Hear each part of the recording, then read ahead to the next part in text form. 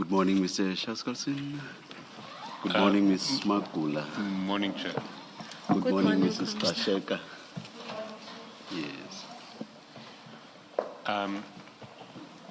Chair, I'm not sure if we are ready to begin at this stage. I understand that there was a request for a possible postponement. I don't know where we stand. Ms. Magula. Thank you, Mr. Chairman. Mr. Chairman and Commissioners,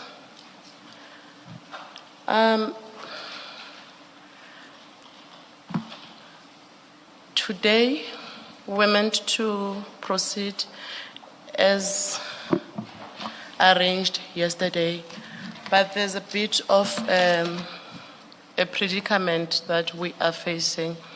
So I am requesting that, it's my humble request that the matter be rolled over until the 2nd of March, because there are documents which were received during midnight, and when we perused those documents, we found that we have to give a thorough attention to them before Ms. Gxasheka can proceed, and they are voluminous.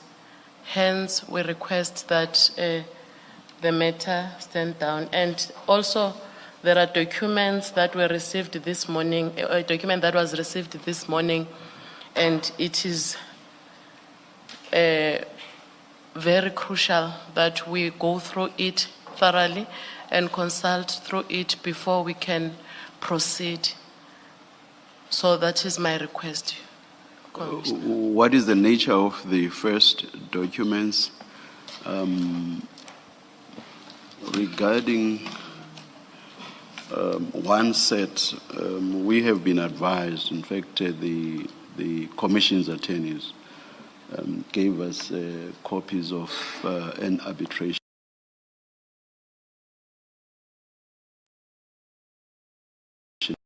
reverse peace.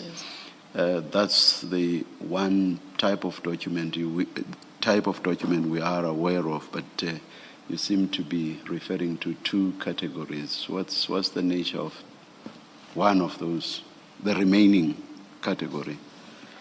The first one is the one that was received yesterday, mid or early hours of the morning. What's the nature? What's the nature? That's my question. The nature of it is it's tender documents, and they're in a very big volume. They have about, it's 411 pages, if I'm not mistaken. Is that not the tender itself? Because if it's the tender itself, I don't know how Mr. Shaskal, I'm still going to ask him to respond.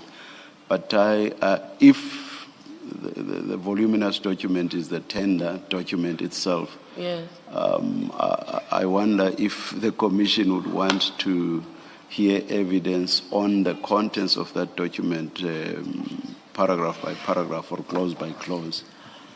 It's not, Commissioner, it's not only the Yes. tender documents. Yes. There are also transcripts of Dr. Mashazi in the very same volume of documents, and some spreadsheets in that document, of which it needs to be thoroughly, when I need to thoroughly go through them and thoroughly consult with my client and make sure that we have everything, we don't leave anything that is required from us to assist the Commission in finalization of her testimony. So it's those documents and the other 3 emails that were received this morning. We received 1, and the other 2 were received late last night. Yes. Mr. Commissioner, those are the documents that I'm referring to. Okay. And in order for her to proceed, we need to go through, yes, we've consulted from yesterday, from the time that we were offered, we've consulted, but we are not yet finished due to the bulkiness of the documents, Mr. Commissioner. It is my humble submission that we are not willing to waste any time of the commission. We want to assist the commission as much, as soon as possible as we can, so that we can reach at least to the finality of of Ms. Gxasheka's testimony. So, Mr. Chairman, on the last occasion when the matter was postponed, it came to my mind that we were given the dates, that is the 26th of yesterday, the 27th, and the 2nd. So my request is, can we fall off at least to the 2nd of March to proceed with the testimony so that we can expedite, because she has already started and we just need to sort this issue out, then we swiftly proceed with her evidence, if the commission can allow us that opportunity. Thank you, Mr. Commissioner. Thank you, Ms. Magula. Mr. Shaskalson? Chair, we have a difficulty with this request. I think one needs to get clarity on what documents were provided when. The tender bundle was provided on a late Wednesday night. That was the document. That was the bundle of documents that I agreed not to ask questions on yesterday, and in respect of which we stopped early yesterday so that Ms. Gxasheka and her legal team could work through them. Those documents are not, well, they're not new in the sense that nothing has changed in relation to those documents since we agreed to start this morning. Yesterday, Commissioner Khumalo asked a question in relation to the evidence of Dr. Mashazi, and we said we would extract the relevant passages of the evidence of Dr. Mashazi and make them available so that the witness could look at them overnight. The transcripts of Dr. Mashazi have been there for weeks. They've always been in the possession of the witness. What we did yesterday is we specifically extracted 6 pages from a bundle of documents that has already been there for a long time and said, these are the 6 pages that are relevant to Commissioner Khumalo's question. There are 2 additional documents that are new documents. The first is a 2-page letter written by the witness herself that was emailed that relates to the rules in respect of the retirement fund and taking early retirement and medical benefits. That was made available to us after the hearing yesterday, and as soon as it was made available to us, we had it forwarded to our learned friends. This morning, we were given a copy of an arbitration award in the arbitration between Mr. Spiss and the municipality. The arbitration award itself is date stamped 23 February. I don't know, we received it from Mr. Spiss this morning. I don't know when he received it, but we received it this morning. We made it available. It's not a particularly voluminous document. The commissioners have seen it themselves. And there are a few short questions to be asked in relation to it. The award speaks for itself. This is not a matter that requires much answer. So and we can't just roll over onto Monday. We have another witness scheduled for Monday. And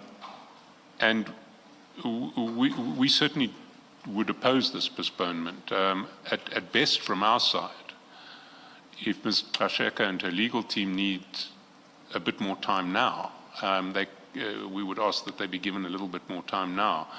But we can't waste a day.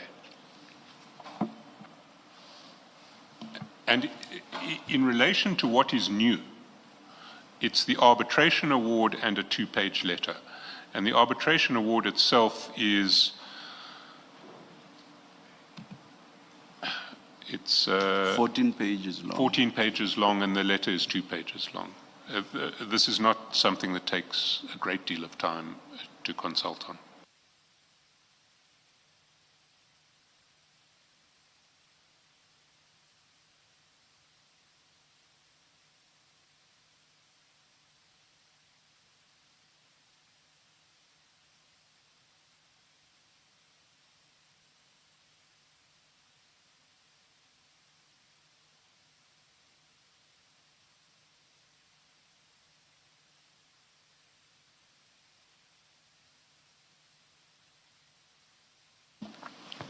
Ms. Makula, do you agree with Mr.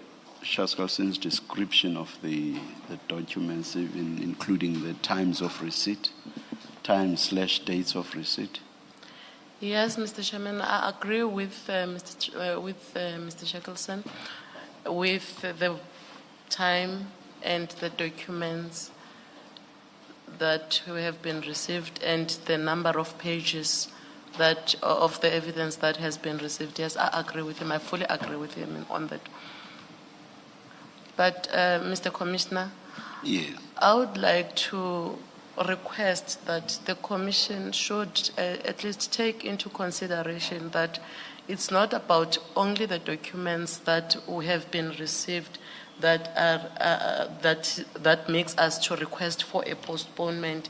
In these documents, she has to answer on them. The client has, Ms. Gxasheka has to answer on them. And for her to answer on them, there are annexures maybe that she will need that will support maybe her. You say maybe. Let me remove the maybe corrections. There are annexures that she may need to support her answer, and that will assist the Commission. That is the request. That is the reason why we are requesting that we stand at least the matter down until Monday. Ms. Makula, the only voluminous document is the tender document, on Yes. my understanding. Yes, Mr. And Mr. Shaskalson says that that's been with you and Mrs. Gxasheka from Wednesday already. Yes. So, insofar as that document is concerned, I would not understand the request at all. In fact, I should not say I would not. I do not. I do not understand the request at all. So why would you not be ready if you've had the document from Wednesday already? Not that we are not completely ready, Mr. Commissioner. We are partially. Are you the completely? I don't understand. Not that we are not completely ready. We are partially ready. If maybe we can then be afforded an opportunity that the matter stand down for at least some time, then. Why are you not ready from Wednesday if you've had that document from Wednesday? We started with the document. We consulted, as I've already explained to Mr. Chairperson, that to me, it was very crucial, and for my client, it was very, very crucial that we go through each and every item that is in You the mean document. clause by clause? Go through that tender document clause by clause? Yes, Mr. Chairperson. Let me just quickly, I'm still going to come back to you because I've not dealt with all the documents. Thank you. Mr. Shaskalsin, are you proposing dealing with the tender document clause by clause? I would be surprised. Not clause by clause, but I can provide a list of pages to which I will refer. Perhaps, yeah, please do that. Then let's go on to the document, the transcript, pages of the transcript that were provided pursuant to a question by Commissioner Khumalo. That's only 6 pages long. Surely that cannot detain you. No, it cannot. So that's not an issue. That's not an issue. Okay. Then there's a 2-page letter by Mrs. Gxasheka. That too. That's not an issue. All right. And then the arbitration award is only 14 pages long. That too, I think, should not detain you. That won't be an issue. So we are left with only the tender document.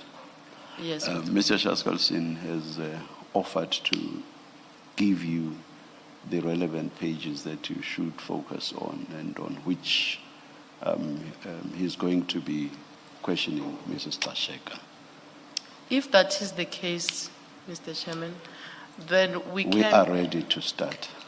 Yes, if that is the case, we can stand down a matter for a while. Then we will... I propose that we start. Then what we will rather do, let us see during the tea break what we should do, whether we should extend the tea break or we'll decide. Thank you. Let us start now. Thank you for Is that in order? It's fine. It's fine, Mr. Thank you very much. Yes, Mr. Shaskalsin. Thank you, Chair. There was an issue of my... there was a possibility that there would be a supplementary witness statement dealing with the emails in relation to the tender. Sorry, in relation to the issue of vetting of EMPD members, because there were emails that were relevant. Now, those emails have been provided to us, and I understand the request is that I take the witness through the emails. And can I just check that the commissioners have copies of those emails? Sorry, the commissioners won't have copies of those emails, but they're about to be handed up. And can I just see the pagination, if any? Okay. It's not paginated. Okay.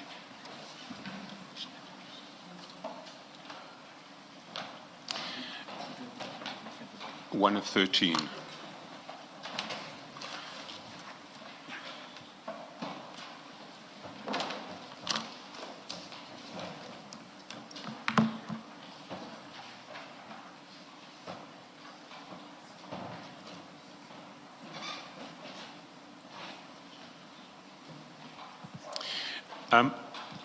Chair, these documents rightly belong in the main annexure file because they are an annexure to the witness statement itself that ought to have been included. Can I suggest that we actually paginate them at the end of volume 6 so that they would start on page 2062? And if we start at page 2062 and just continue. Thank you, Mr. Shaskalsin. We request the attorneys to do the pagination for us and appropriately marking the documents for us. You'll just identify the documents so that we are able to follow Mr. Shaskalsin. The problem is that they are sequenced in a way where it will be quite tricky to do that. Can I make a suggestion? Yes, yes. In view of the fact that we are... there's been a request for extra time. We're going to have to paginate before I can start this. Might I suggest that we stand down until tea time now, and then so we take the break now rather than at an extended tea time?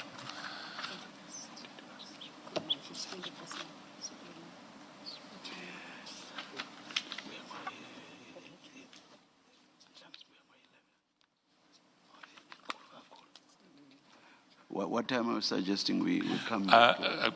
11 o'clock, 11:15, whatever the Commission deems appropriate. But in that period, that time can be taken advantage of. I will give the list of the page references in the tender document. We'll get your documents paginated, and we'll move much more smoothly afterwards. Thank you very much. Let's adjourn So and resume at 11.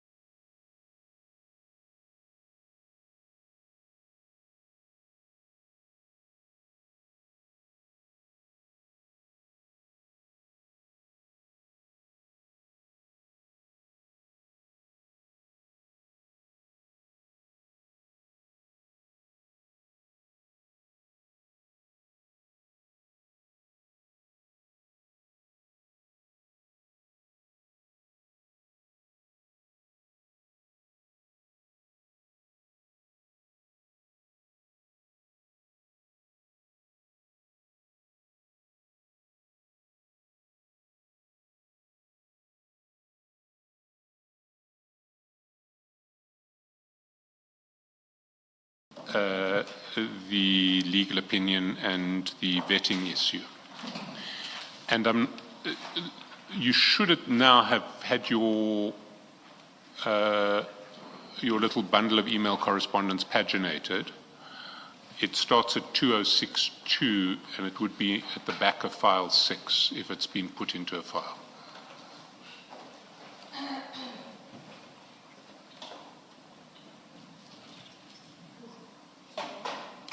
(2062).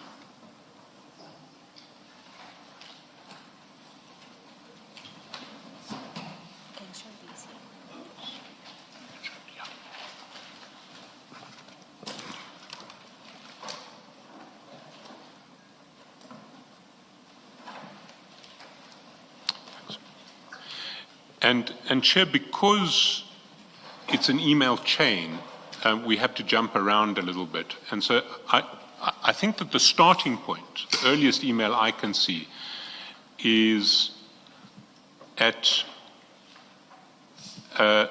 page at 2070. If one goes to the foot of 2070, which is page 9 of 11, the chain starts with an email from Chief Mapiyeye. It's to Mrs. Gxasheka, and it's on the 26th of March 2024, just before 3 p.m. And if we go down, essentially, Mrs. Gxasheka, the Chief was asking you for a meeting, was he not? To deal with, inter alia, the issue of criminal records.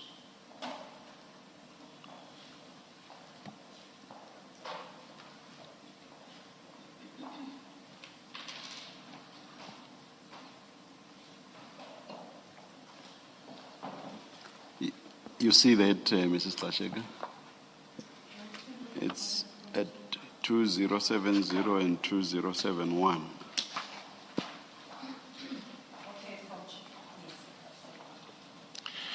And one of the people who was copied on that email is Lifu Makhoba, or Makoba, I'm not sure how to pronounce it.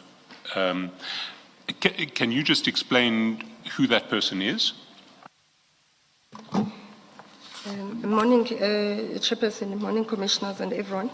Thank you, Evidence Leader. Lefu Makoba was the acting divisional head for employee relations. Thank you.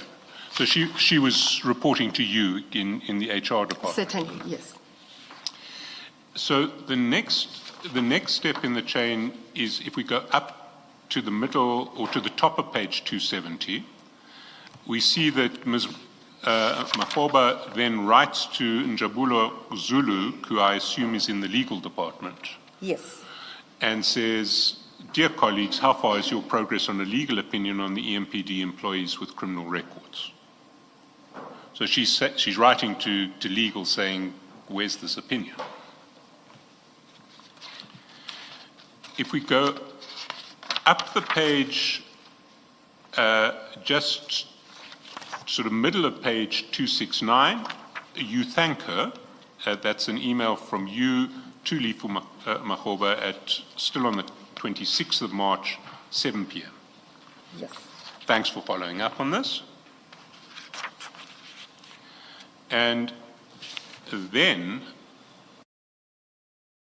68, a response is received from Thabo Makwiting, who I assume is in legal, and he says, "Good evening, colleagues. I've signed off on the comments today. Advocate Zulu will send to you first thing tomorrow. Please accept my apology."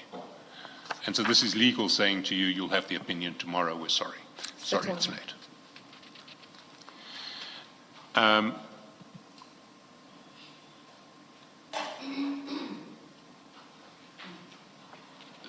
Then, late the following day, the tomorrow, which is the 27th of March, we see at the top of page 2068, Mr. Zulu of legal emails you saying, "Dear colleagues, Please find attached legal comments on the EMPD matter. Regards, Njabulu. And was that the email that actually attached the opinion? Yes.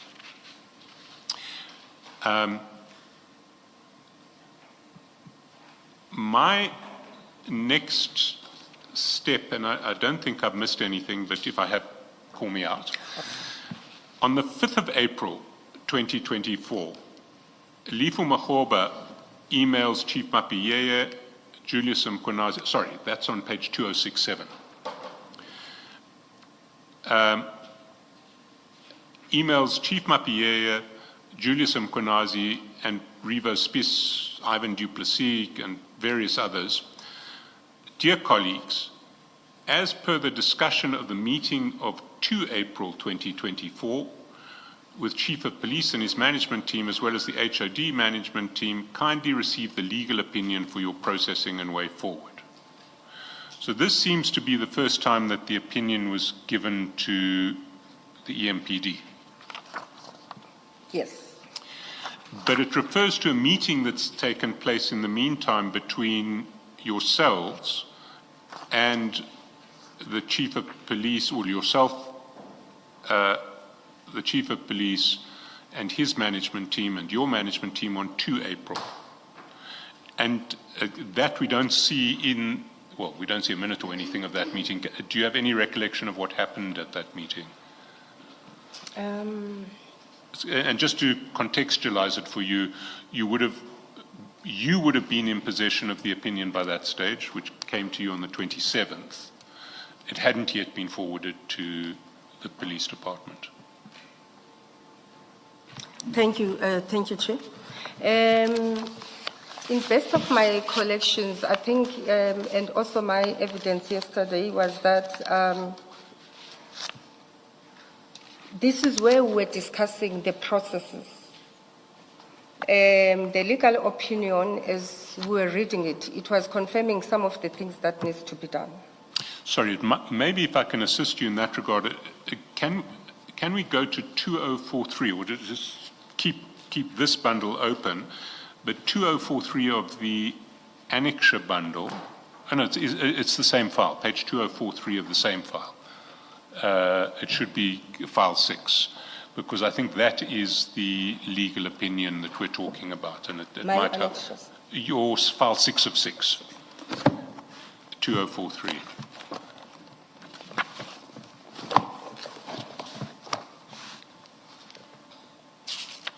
Yes, we were summarizing the issues that were discussed regarding that, the legal opinion, which it talked to, I think in page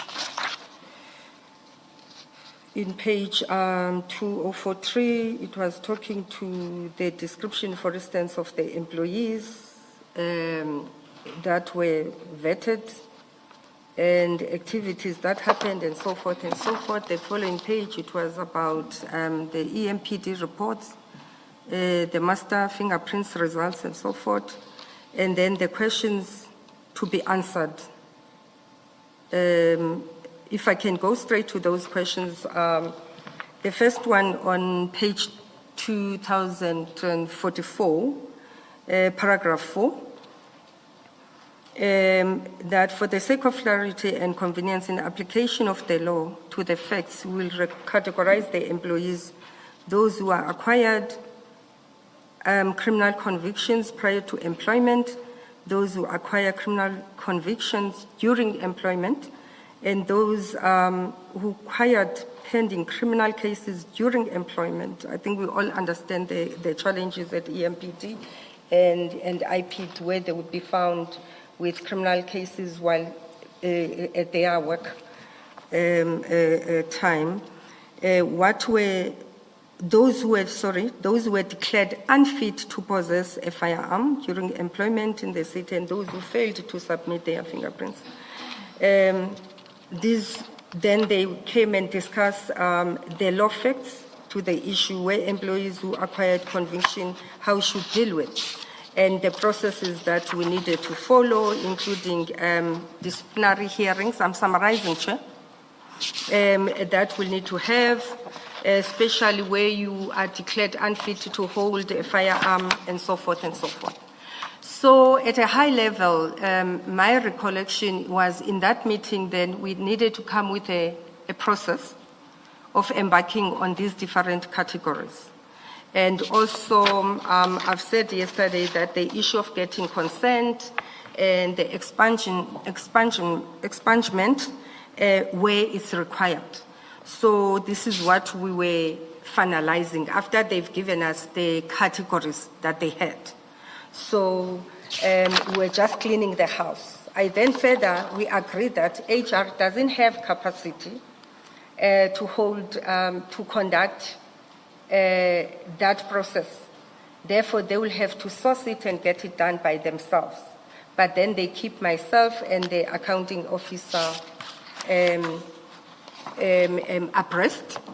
And as I said yesterday, again in the meeting, you could find the back and forth among themselves, back and forth. Others are suggesting this process, others are suggesting that process.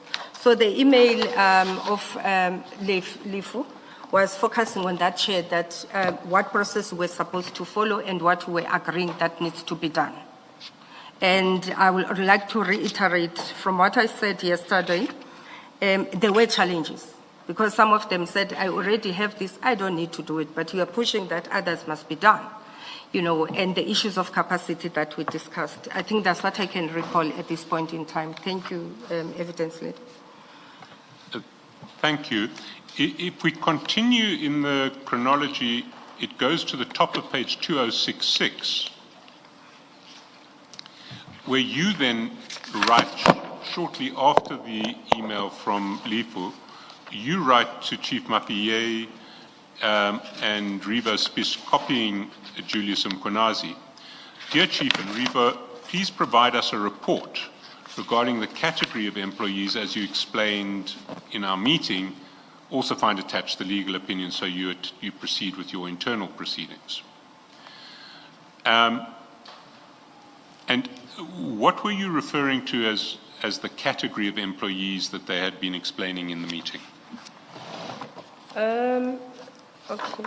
Can you take me back to the annexure now? I just closed it. The annexure is LLG I've got it. I think I did read in terms of the description of how it should be done, the types of employees, the types of employees that they need to categorize. I've read that in terms of the legal opinion. So we're referring to that basically. That they need to redo their... Can you please just restate that category for clarity?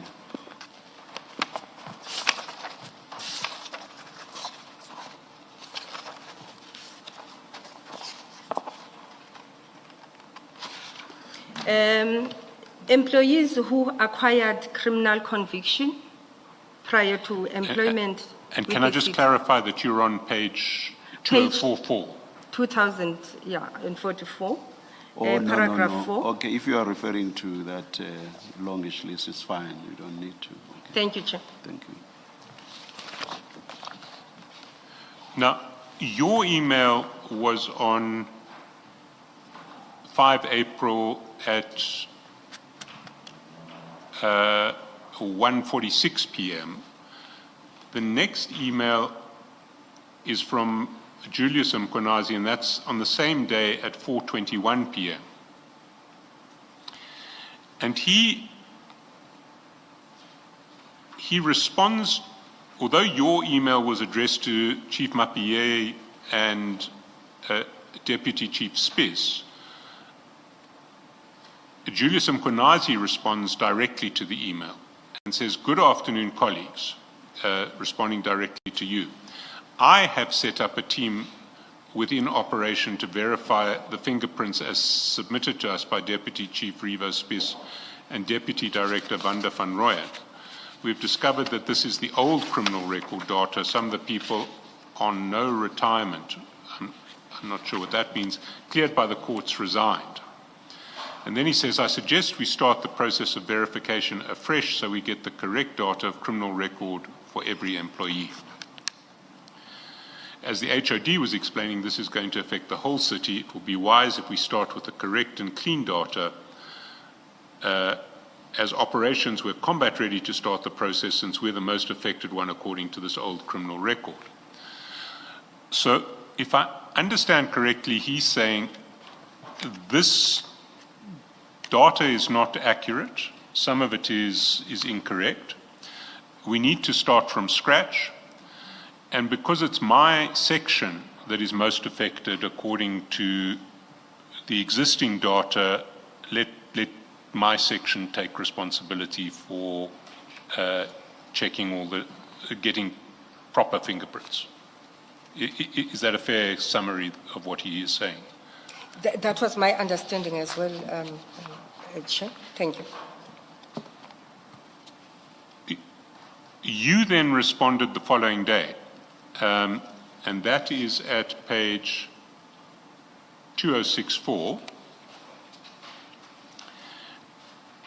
And you respond to his letter on Saturday, the 6th of April, 7 in the morning. Please note this is your EMPD process and concur that it must be done seamlessly. To ensure accuracy at all times, employees must be vetted and a final outcomes report must ensure that the data provided is correct, current, accurate, valid and reliable and legally and relevant. Legally, all the correct processes and SOPs must be observed and adhered to. Please keep the accounting officer and HR informed of the process to embark upon and timeframes by rather providing a comprehensive report to this whole process where possible. So do you want to explain your response here? Thank you, Chair. My response is exactly what I've said yesterday and today, Chair, that I've said in our meeting, it's their process. They've got capacity, they assist the city anyway. They must run with it. And we already provided guidance in terms of how it should be done and so forth. And all we need is a seamless process. And obviously, Chief is leading the department. And my communique specifically talks to the Chief and the senior management, but specifically to the Chief. And eventually, based on our agreement previously, was that it keep us informed as we embark on the process, because once it's concluded, then it also determines the labor relations processes that we must commence with, and be able to assist them where HR gets to start to be involved. Thank you. Then there seems to have been a delay of a full year, because the next email in the chain is at page 2063, the middle of the page, and it's Sunday, April the 6th, but now it's 2025, not 2024. And you write to Julius Mkonazi saying, "Dear Acting Chief, this is the issue the councillor is referring to. We need to act on this before they use it against HR and EMPD." And below, what you're doing is you are forwarding your last email of 6 April 2024, exactly a year ago. The "Dear colleagues, please note this is your EMPD process." So it seems to me, and again, correct me if I'm wrong, that what had happened is that the matter had sometime later been raised in council closer to April the 6th, 2025. And at that point you went back to Julius Mkonazi and said, "We need to act on this. If we don't, they're going to use it against our departments. The councillors are going to take action against our departments." Is that correct? If I recall events, it might not have necessarily been the council meeting, but where we report majority of our issues is at OCMOL. So it might have been the OCMOL, the structure I've discussed yesterday. Sorry, can you just explain that structure? Is the oversight of the executive mayor and legislature offices committee. So they've been following up on majority of EMPD issues. I think that's where we get to engage about EMPD issues. I think it could have been Councillor Bach. It was where it was discussed. And it was not for the first time. They kept on discussing these issues.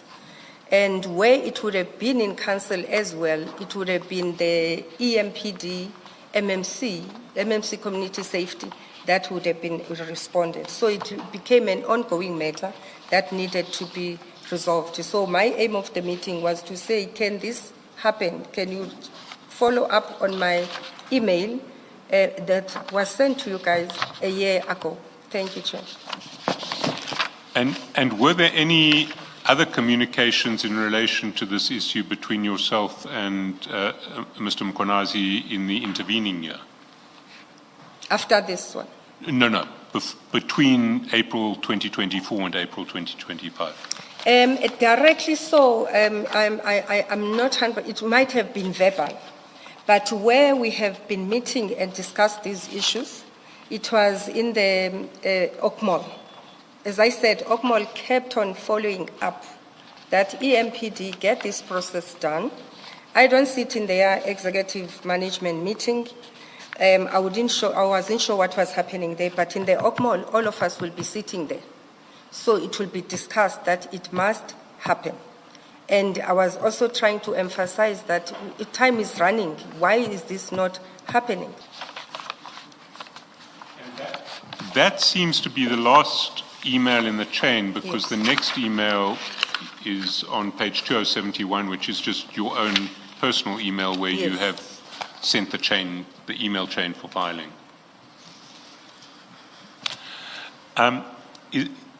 Is there anything you would want to add further in relation to this topic? Because from my side, I'm happy. Well, I mean, I will come back to ask you questions, but that from my side seems to conclude the initial process of just taking you through the emails. I'm comfortable so far. Thank you, Chair. Chair, that concludes the process of leading the witness. So I'm afraid now the questions get a bit more intrusive. And maybe we can start. So maybe before you start, there was also the issue of the tender. What has been decided about that? And Because you haven't led. I've given a list of references that I'm Okay, going so to you'll refer to. still And in come fact, back. I'm proposing to start right there. So, can I ask you to go to page 168 of the supplementary?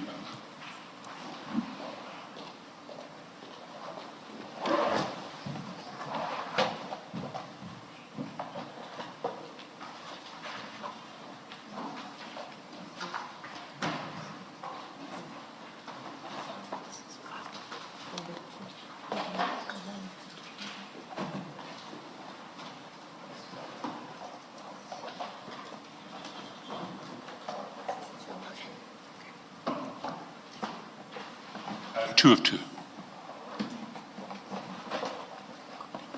Thank you so much. 168.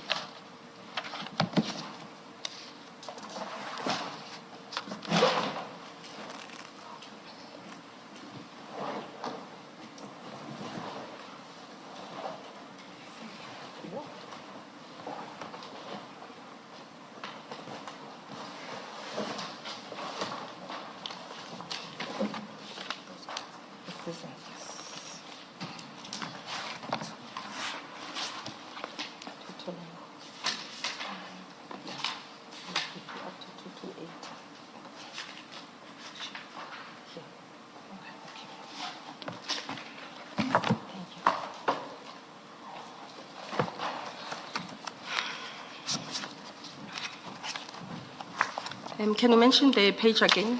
168. Apologies for that. 168. 6168. 168. Thank you, Chair. And there you'll see a document saying bids are hereby invited for the following: Human Resources Department, Strategic HR and Talent Management, contract PSHR 13 of 2023, the appointment of accredited skills development providers to implement various qualification and skills programs on an as and when required basis from date of award till 30 June 2026. And the closing date is 24 July 2023. The foot of the page, you'll see that that invitation is issued in the name of Dr. Mashazi. Did she play any role in this process? In its entirety, or the advertising process? Well, in advertising the bid or the bid more broadly? I don't think so, because the advertising from the process, my understanding, the HR will draft the specification, and then the specification will be taken to the bid specification committee for endorsement. The only role that the city manager will play is to appoint the committee. In fact, all the committees, the bid specification committee, the bid evaluation committee, and the bid education committee, that's her role. And the main stakeholders, it will be the chairperson and the whole committee of the bid specification committee. I wouldn't know 100% of the supply chain processes, Chair, if it goes to her for signing or not. Normally, HODs, they don't get involved in the tender processes, so it would be very difficult to give every detail. One area I think should be involved is to appoint the committee. Thank you so much. If we go up to 162, which is the bid document itself, or the start of the bid, it says that it's prepared by the HR Department, Division Strategic HR and Talent Management, and it's prepared for the Department of Human Resources Head Office, and in fact your name is given there. And it says, if anyone gives the email address of Makosi Makamba on both prepared by and prepared for. So what role did you play in relation to the preparation of this bid? Chair, as much as my name is put there, as you can see, the email, it's not my email. The role that I will probably play, because I say these documents are, HODs are not involved. It will be the agreement, maybe on how the spec will be, just to look at the documents. Because in terms of technical expertise, it's the divisions, training and development, who will understand what are the requirements. And my understanding, this specification should have remained the same for the longest time. I did make comments at some point that their current tender, because it has been following the same process all along, it doesn't cover everything. I said, where preferable, I would love us to see having formal education as part of the tender, where we do have challenges, Ekurhuleni, of formal qualifications. I think as I speak now, it can be verified. I'm not 100% sure. I know we have media space here. Even at EMPD, if I'm sure, there might be no acting chief now. It will be only the acting HOD because of lacking of qualifications at those levels. I can't recall if they included it on the tender, but I know that the appointment of service provider with formal qualifications, it did not happen. And what is your distinction between formal qualifications and informal qualifications? Are you I talking think what I degrees and meant- diplomas versus other NQF qualifications? Please repeat the part referring to degrees and diplomas because you spoke at the same time, Mr. Shaskalsi. To by formal qualifications, is it a distinction between degrees and diplomas on the one hand and other NQF qualifications on the other? Thank you, Chair. Yes, exactly. That's what I wanted to confirm, that majority of the time, our tenders are focusing on unit standards. And that's what is confusing the institution, because unit standards, it basically means you would have done certain modules with certain credits, and majority of the time, it's very difficult to consolidate and translate it into a formal qualification, especially timeously. So, but if you take a route of having a formal certificate, diploma, degree, honors, masters, it will then assist to improve in our qualification profile of the city. Then you accumulate those unit standards over a longest time.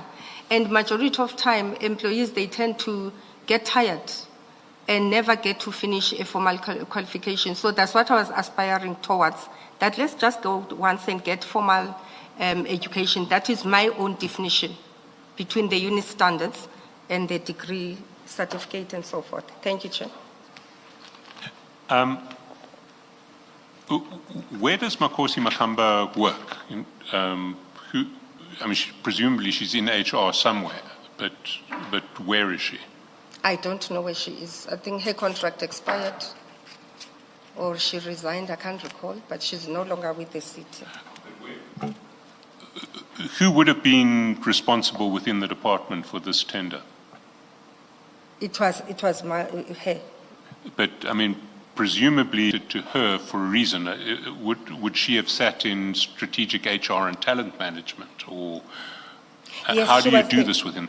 She was the divisional head for strategic HR and talent management, and the training and development was falling under her. It was a subdivision in in the strategic HR and talent management division.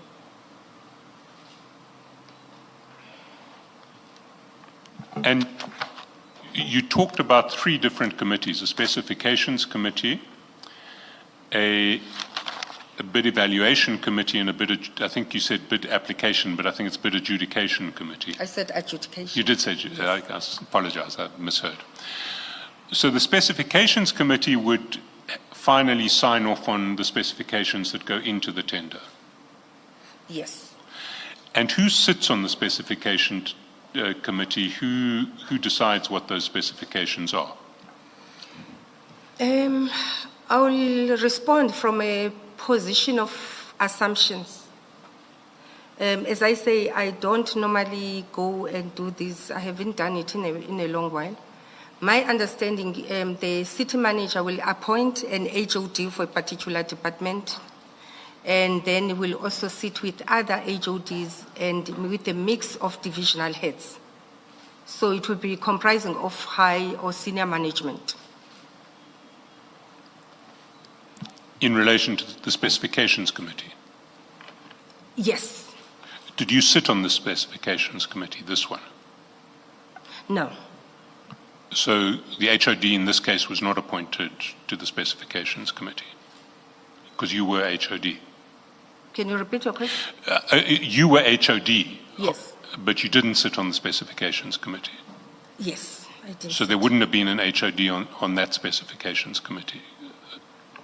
If I were to go and sit there, I'll sit to go and present it, to present the item. But what I'm saying, the committee comprises of different HODs and divisional heads from different departments. I understand now. What about the bid evaluation committee? Who sits in that? HODs and divisional heads. Drawn across all departments? Yes. But presumably if you if you have an HR tender, and I mean, the bid evaluation committee is checking for compliance with the requirements of the tender, is it not? Yes. Before you get to 90-10 or 80-20. You need HR people in there who will understand what is being asked for. The divisional head would have sat in that as well. I think she will sit in the bid specification, and she will also sit in the bid evaluation committee. And that would have been Makosi Makamba. Yes. And again, on the adjudication, who sits? My understanding on that one, it will be the group chief financial officer, who might be the chair, if I'm not mistaken. It will be the HOD legal, and then it will be other HODs as well. I'm not sure if you'll find a divisional head in that particular committee. Thank you, Chair. And the bid adjudication committee is the one that makes the final recommendation of an award. Yes, Chair, thank you.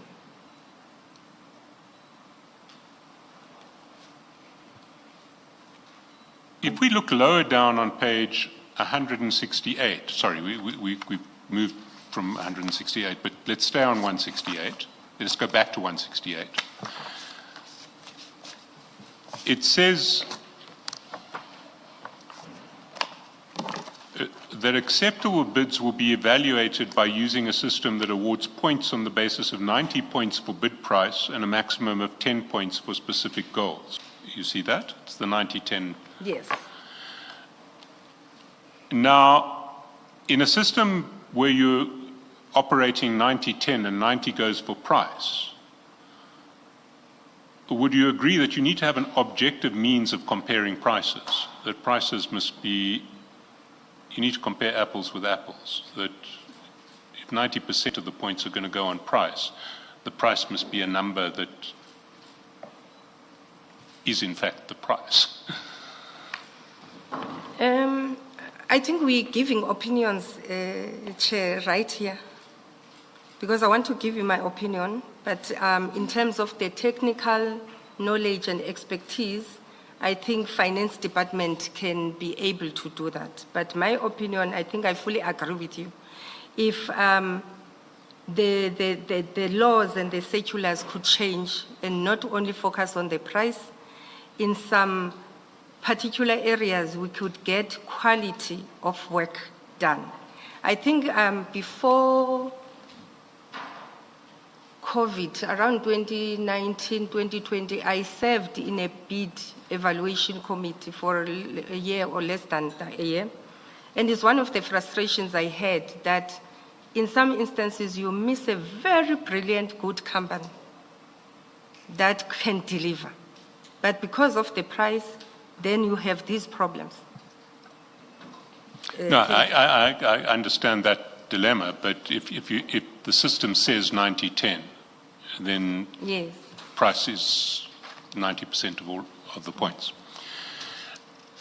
Now, one of the successful bidders here was a company, and we see that they were one of the successful bidders in a document that is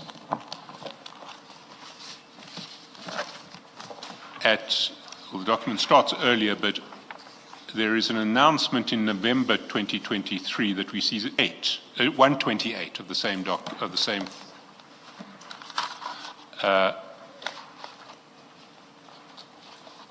folder.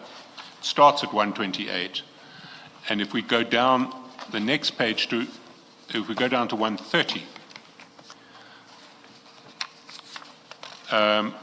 we will see that the second from last item, row on that item, says PSHR 13 of 2023, the appointment of a panel of accredited skills development providers to implement various qualifications and skills programs on as and when required basis from the date of appointment till 30 June 2026, Buena Vista Learning Academy.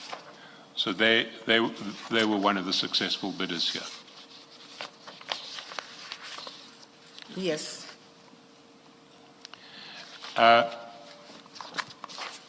Buena Vista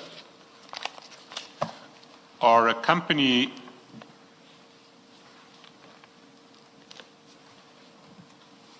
which are controlled by the partner of Mr. Kat Matlala, a woman called Tsakani Baloy. And if you go to page 168,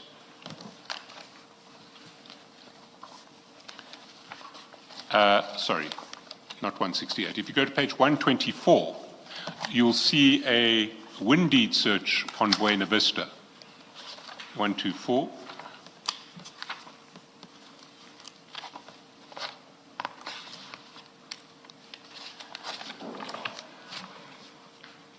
And you'll see under company information that starts at the foot of 123, on 124 it says that the registered address is 23, well, I won't give the address, it's a registered address. And that registered address, if we go down to the next item, just is the same address as the residential address of Tsakani Baloy. You see that? Yes. And if we go down to page 123, we'll see that at the time of the bid, there was only one director in Buena Vista, and that was Tsakani Baloy. Both of the other two previous directors had resigned.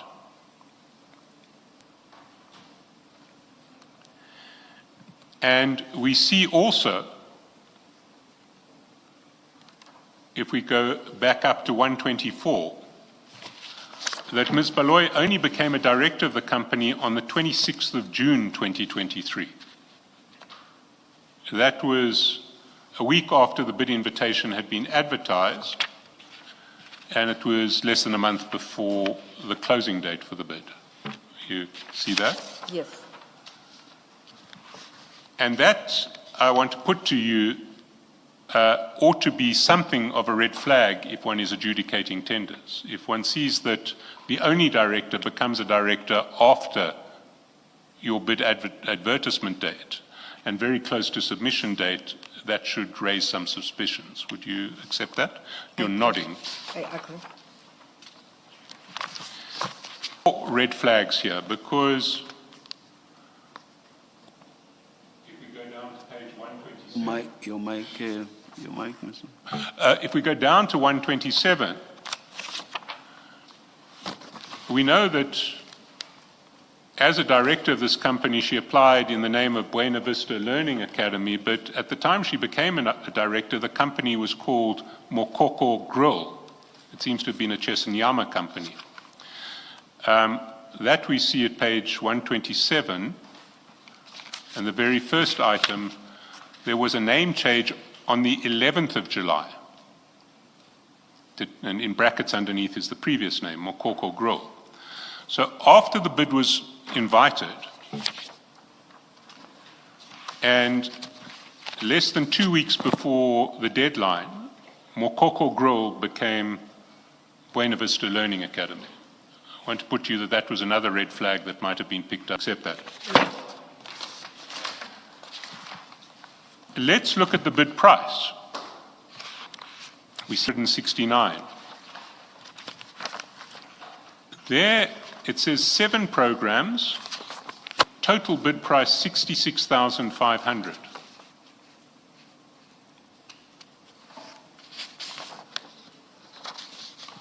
But if we go to page 158, we see a spreadsheet that the municipality have provided to us of the payments to Buena Vista Learning Academy on this contract. And although they bid with a total bid price of 66,500, in the period from 23 July 2024 to 5 September 2025, they were paid 3,484,987. Do you know how that could have happened? Okay, I want to understand that you're going to tender for 6,600, for 66,000 for the whole tender. I want to have clarity on that, Chair. As I say, I'm not an expert on that. But on the spreadsheet, it will be the allocation of training as required by departments, where she will then go and train. So these are payments that are made, and I think I remember recalling in your statement you said that HR itself doesn't have a budget for training. Yes. Is that correct? So you can't pay for training, but the line function departments will pay for training. I've said they are also battling to pay for training. Majority of the time, the training will be paid by the SETA. And the Ekurhuleni, we're still striving to get our own budget. So when you refer to the city, it's not clear to me what you mean. I mean, technically every department's part of the city, but who do you mean when you say it will be paid for by the city? The SETA. Oh, by the SETA? Yes. We receive grants from the SETA on an annual basis. There will be an indication, then they submit money in the city on a quarterly basis. So when it says departmental, if we look at page 158, when it says departmental cost center description, projects, HOD's office, projects, management, HOD roads and stormwater, what does that reflect? Surely that reflects payments from particular departments. It means it's the money allocated. The departments, they will ask for a particular training, and then we'll allocate that training for that department. And once they are done with the training, it will be paid from the SETA's grants. So where it says departments, it means training, it happened in those departments. So what you're saying, if I understand you correctly, is that the city has access to SETA funds, Yes. or funds that it can use out of its skill development levy payments and the like, and it will allocate from those funds, or certain departments will have a claim on those funds for training. Yes. And so the money is ultimately paid for by the city, albeit what it results in is a credit on skills development levies, the funds that the city would otherwise pay to the SETA. Yes, technically you can say that.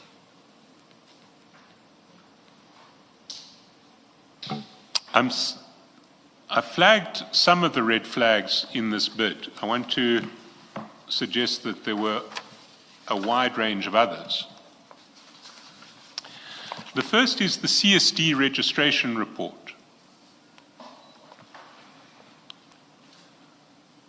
And that one sees at page 311.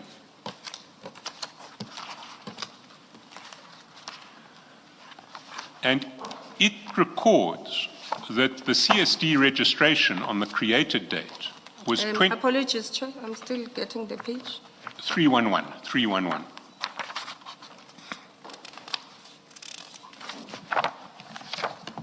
Thank you. It records under created date, which is when the CSD registration takes place, that CSD registration took place on 20 July 2023. So this company was registered with the CSD 4 days before it submitted. Yes. It also obtained its BEE certificate 4 days before it submitted, its first BEE certificate. One sees that on page 311. You see BEE certificate issue date, 20 July 2023. Yes. We've already seen that the only director was appointed on 26 June 2023. If one goes down to 389, one sees that the bank account was only opened on the 17th of July 2023.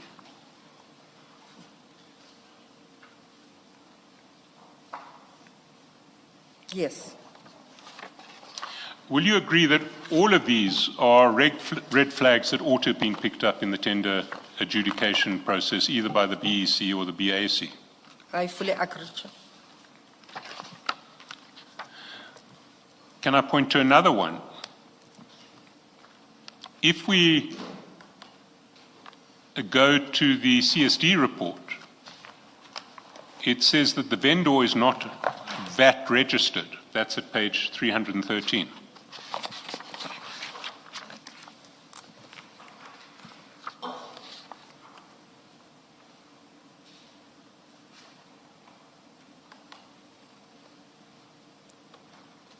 Okay, I don't see that part.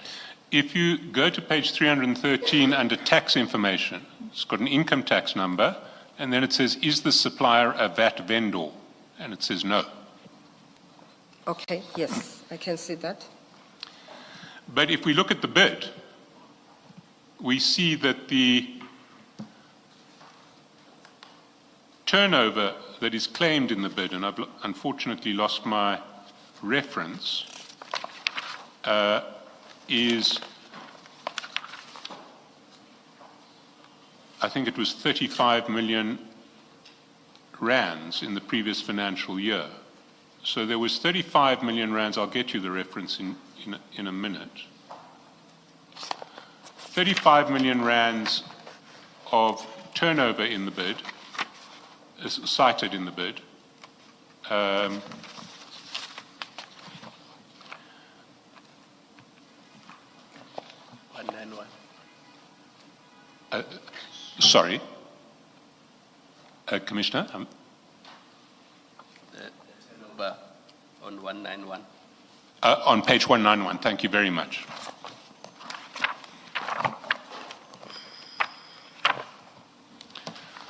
What was your turnover in the previous financial year? It says 35,174,600 rands.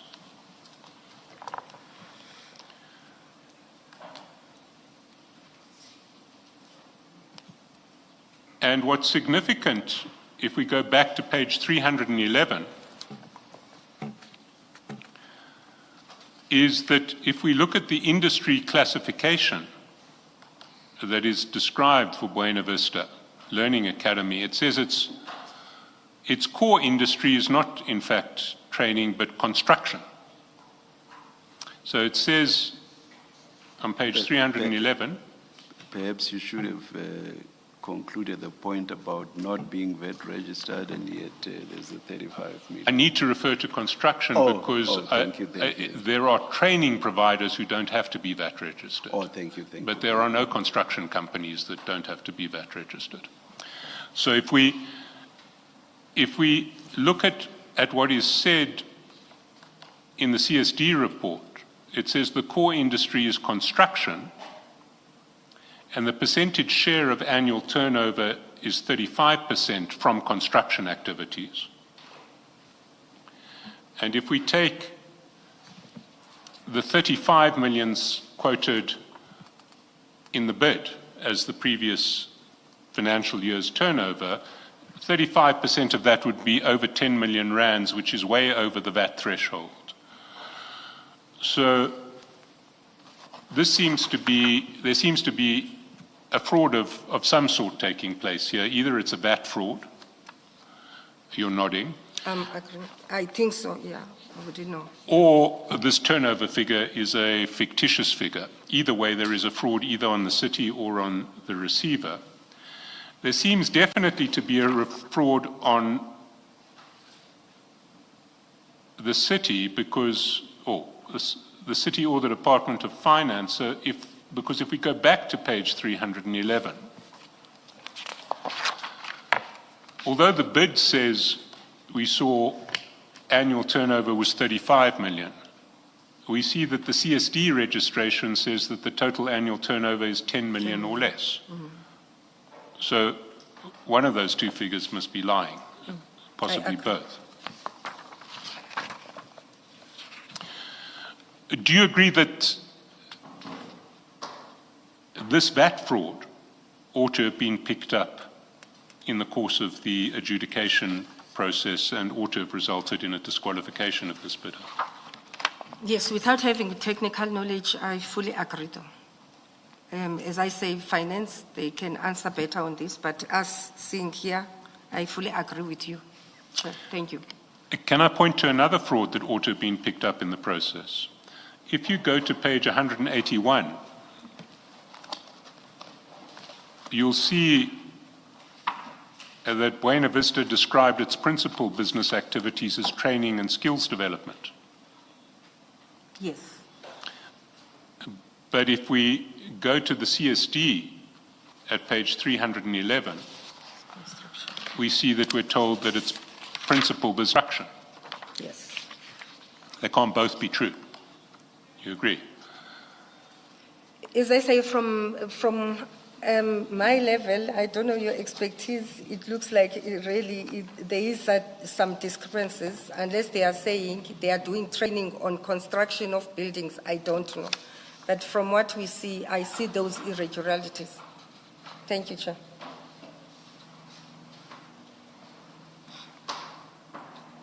Mr. Chaskalson, what do we do with industry classification 2? Because there they do mention that it's education. Indeed, but if one looks at principal activity, 35% is for construction. I think it was a 25% for education. 35 for construction, is a 25 for education. So the principal activity of this company, according to the CSD report, is construction.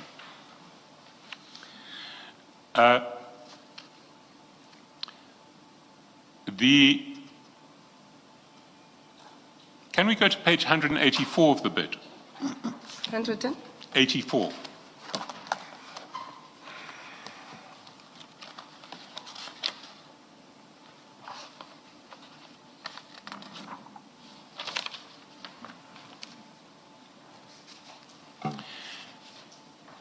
There it says that the legal entity is a company, not a joint venture. You see that? Yes.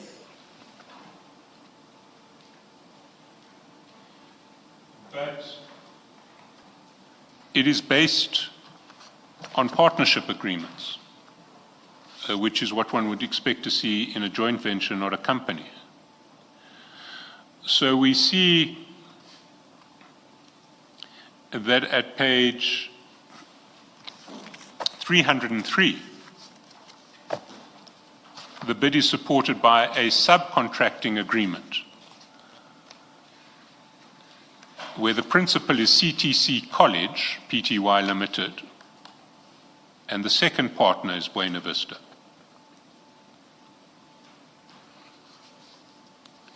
And I'd ask you to note that CTC College is represented by MJ Madzibadela.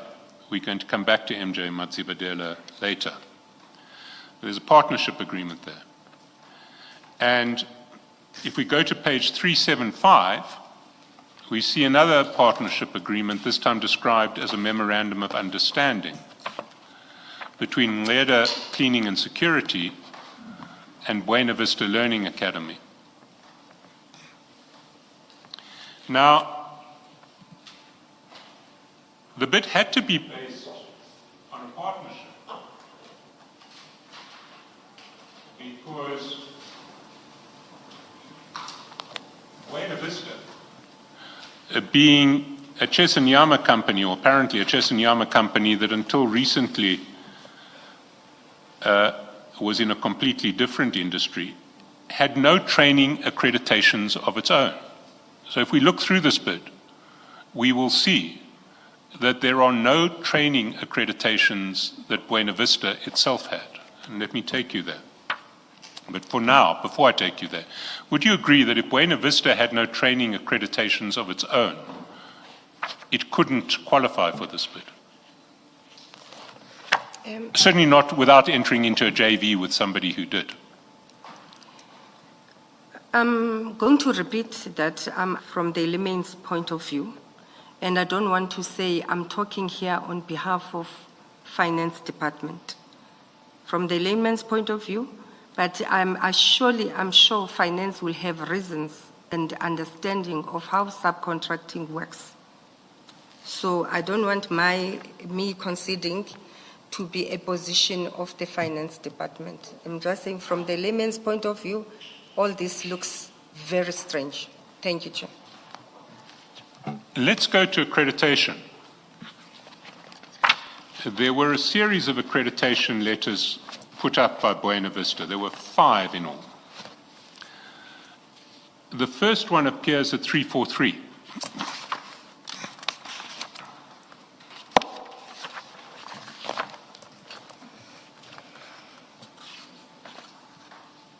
Sorry, the first one appears at page 332.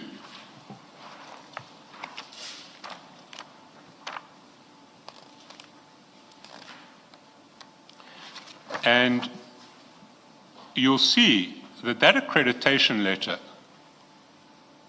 is issued to a company with a similar name, but a different company, a company called Buena Vista 143 Pty Limited.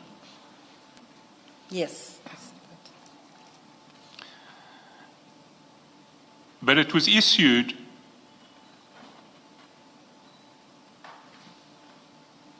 if one looks at the print date, on 5 April 2023. Yes. When this company wasn't called Buena Vista Learning Academy, it was called Mokoko Grill. You recall that? Yes, I recall that, the name of my. So it had to have been issued to a different company altogether, because if it was issued to this company, it would have been addressed to Mokoko Grill. The name only changed in July 2023.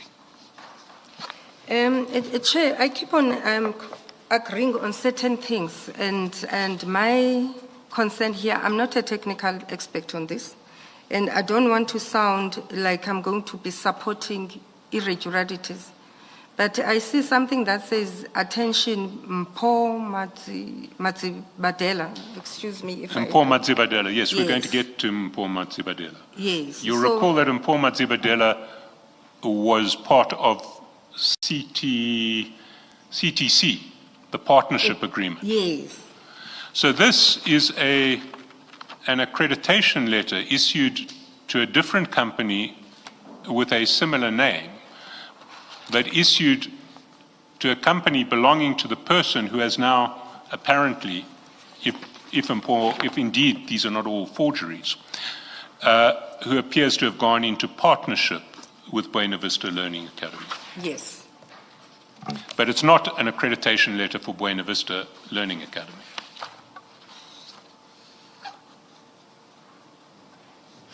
Well, it says here Buena Vista 143 Pty. I don't know what that means, or it's another company of Buena Vista. Yeah, but I agree with you. It's not the same name on the tender. Indeed, it's not the same, and it couldn't have been the same, because Yes. at the time that this letter was issued, if this letter is not an entire forgery, 5 April 2023. The company hadn't changed its name to Buena Vista Learning Academy Pty Limited. It was still called Mokoko Grill Pty Limited. It Yes. only changed its name 4 months later. Yes. Now, the fact that an accreditation letter to a company with a similar but different name is included in a bid for Buena Vista Learning Academy strikes me as an attempt fraudulently to pass off this accreditation letter as an accreditation letter of Buena Vista Learning Academy. Do you have any comment of that? I'll repeat, in some areas I sort of agree with you where I see irregularities, but I will not make deductions on behalf of another department. Thank you. Well, I also want to put to you that this attempted fraud ought to have been picked up, and it should have resulted in the disqualification of Buena Vista Learning Academy. You're nodding. I'm nodding. As I said, from our layman's point of view on my side, it should have been picked up. I agree with you, Chair. Thank you. The second accreditation letter is at page 343. That's an accreditation letter issued to CTC College Pty Limited.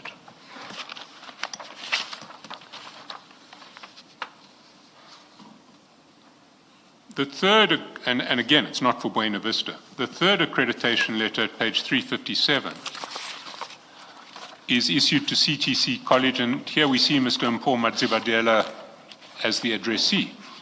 Again, it's an accreditation not to Buena Vista but to another entity.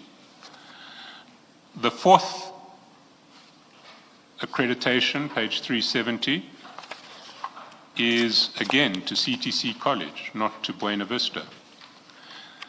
The fifth accreditation is to Ngeda Cleaning, and you'll remember that Ngeda Cleaning were the second entity with whom there was a partnership agreement.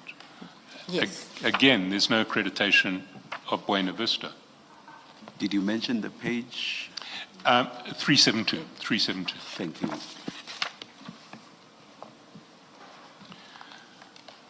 So Buena Vista produced no evidence of any accreditation that would have qualified it for this contract. Do you accept that? Yes, from the layman's point of view, I accept that. Thank you. What do you mean by that? I mean, this one does nothing because in respect of everything else you've been saying, you lack the necessary expertise.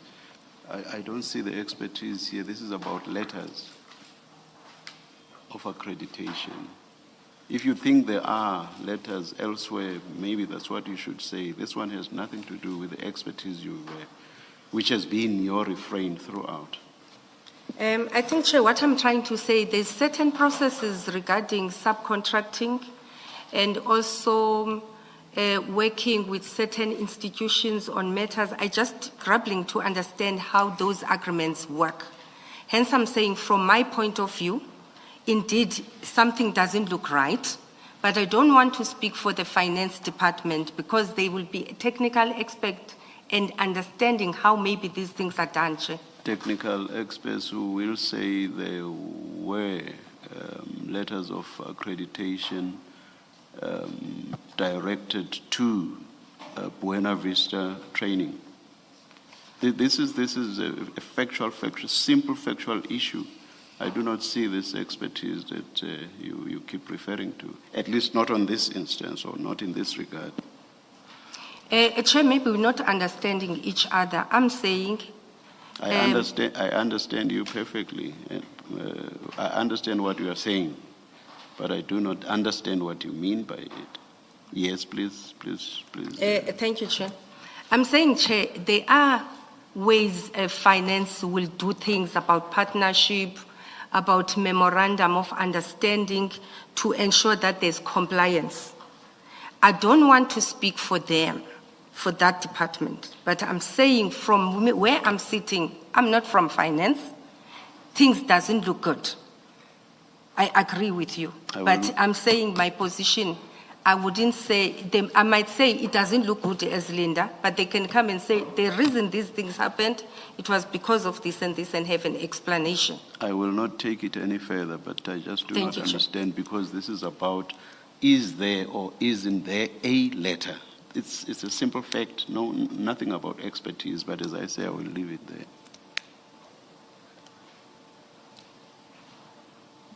One of the other requirements of the bid was letters of reference. There was a letter of reference at page 317. It came from the city of Johannesburg, but it was a reference in support not of Buena Vista, but of CTC College.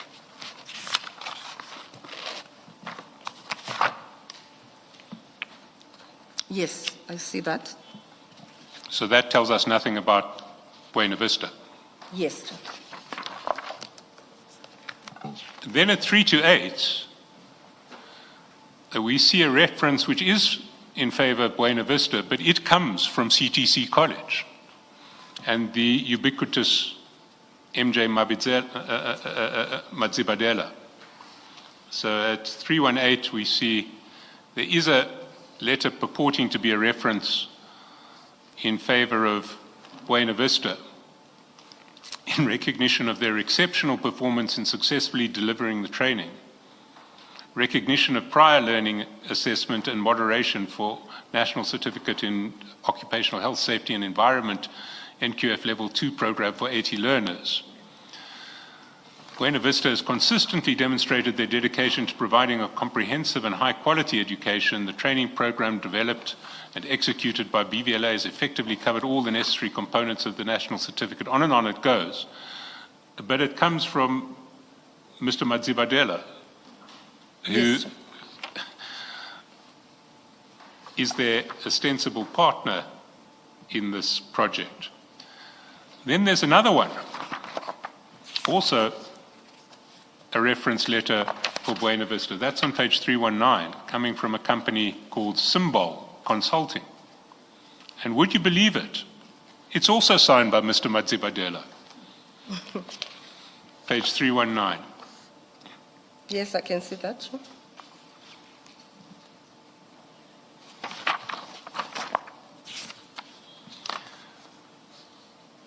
And just to complete the picture in relation to Mr. Madzibadela, he also pops up in the bid at page 357, where he is, and I think we've actually been there already. Yes, this is the third accreditation letter, which is for CTC, and which is addressed to him personally.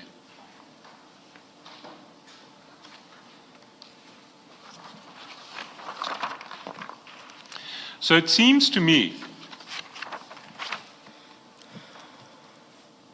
that what's taking place here is definitely a fraud, and it may or may not involve Mr. Madzibadela. It may be done completely without his knowledge. All of these things may be being put up without his knowledge. Or he may be colluding in it, we just don't know. But what we do know is that Ms. Baloyi and Buena Vista Learning Academy have, in this application, perpetrated a fraud on the city and have taken almost 3.5 million rands out of the city as a result of that fraud. Would you agree with that? From the deductions that are made, I agree with you, Chair. Thank you.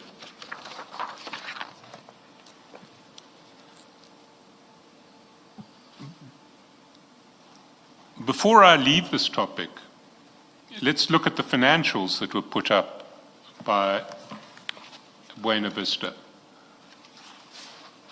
Page 395 is where we find the 2023 financials. And they purport to be certified by an accountant. I won't mention his name, but we are going to call him, because if he did certify these financials, he has something to answer for. If he didn't, then we need to know that his name has been used fraudulently. On the following page, page 396, there is a signature of Ms. Baloyi as director. And what you'll notice about both of these pages is neither of the signatures is dated. One doesn't see a date on any of this, which I want to put to you ought to have been another red flag. One doesn't see financials that are signed without a date in the ordinary course of business. I fully agree, Chair. There is another fraud, which is that if one looks at page 403 of the financials, and bear in mind that these are financials for the year ending February 2023, we see there is a note in relation to directors' remuneration, which says that a salary of over R1 million was paid to the director Tsakani Baloyi, or T. Baloyi. But of course, in the year ending February 2023, Ms. Baloyi was not a director of this company. I agree, Chair.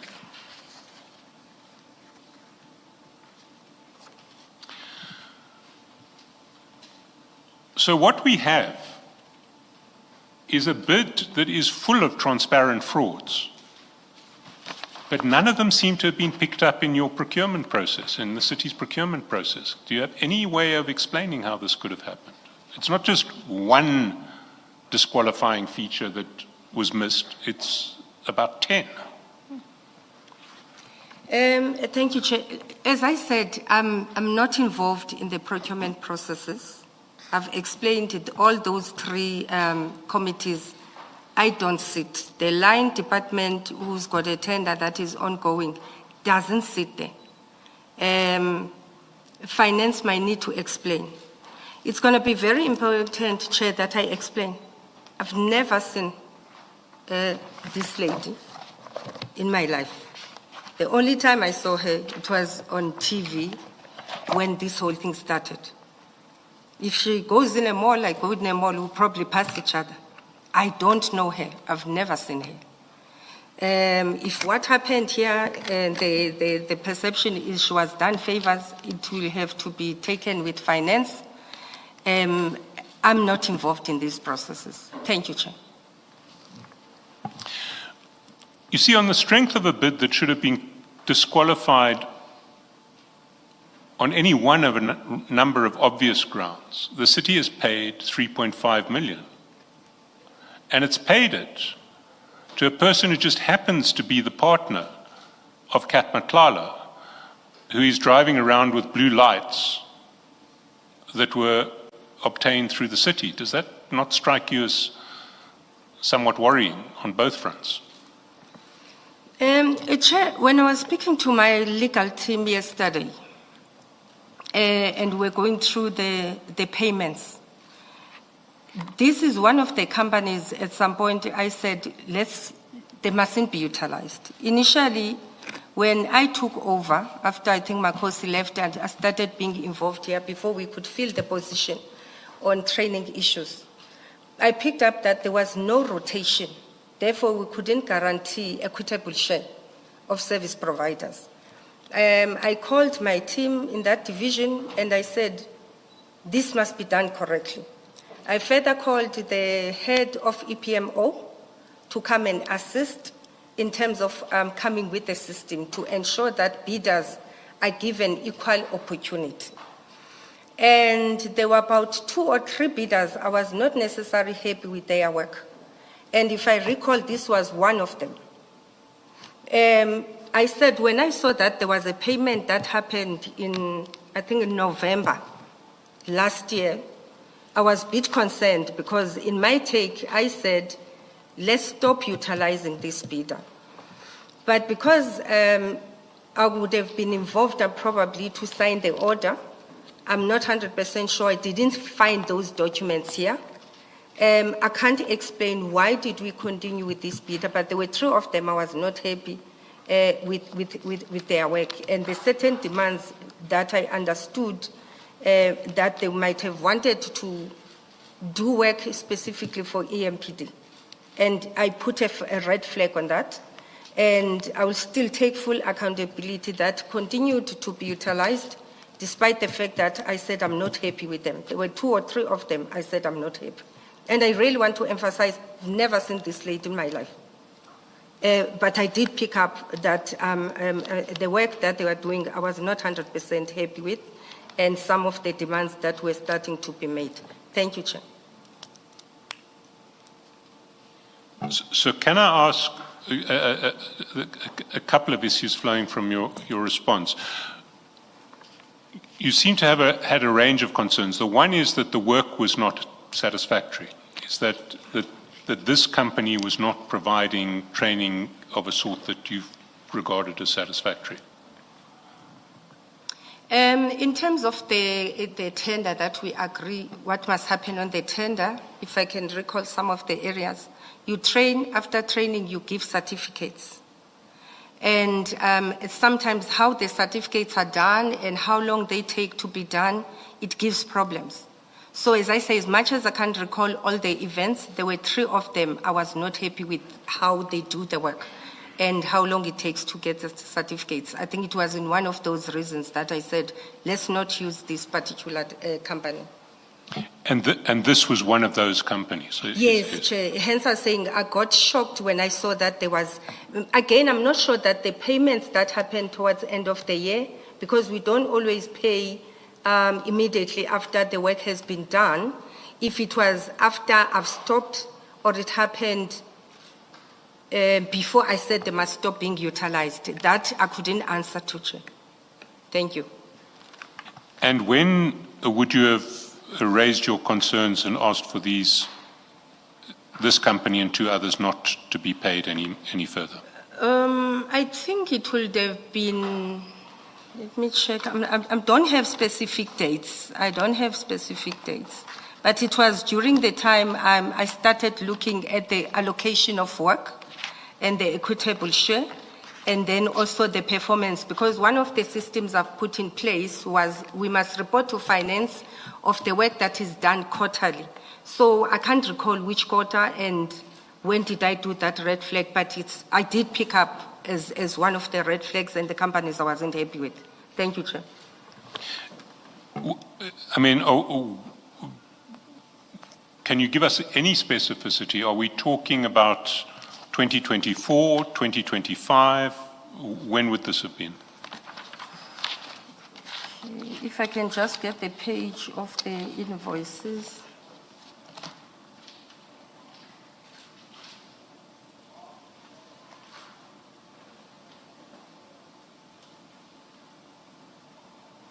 I think it would have been towards the end of 2024 or early 2025, Chair. I think, yeah, towards the end. It would have been maybe, let's say, around that April 2025, maybe.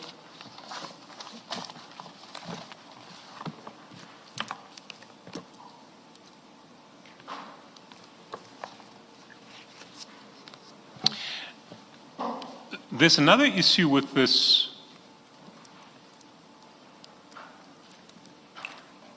payment schedule that, well, before we get to the payment schedule, can I ask you, you said that there was an allocation issue that concerned you.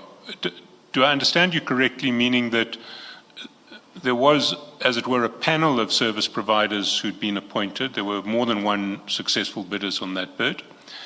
And this service provider was getting more than their fair share. Is that what the concern was? It might not be this one in particular would have got more share. There would have been more others that would have got more than she would have. So when I was talking about equitable share, I wasn't specifically focusing on this particular one. I was just talking in general for the whole panel that has been appointed. So that was one of the issues you were addressing. You were addressing 2 issues. You were addressing allocation and you were addressing quality of work. Yes. And you recall that this provider was flagged for one or both of those issues. Yes. Thank you, Chair. Who did you raise these issues with? And where would there be a documentary record of it? The documents, it will be the allocation schedule. And I raised it with and the lady was assisting after Makosi left. But in terms of records, what records you can get in the city is the allocation schedule. Thank you, Chair.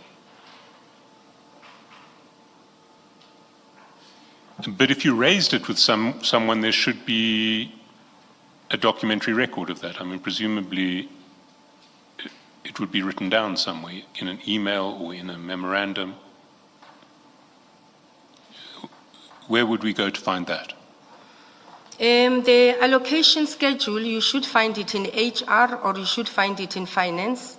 As I say, if I recall, we also submit quarterly reports. So between, I wouldn't know the name specifically in finance, but in HR, from the training team, I think the acting HOD will be able to assist where the team can collate the documents and make them available.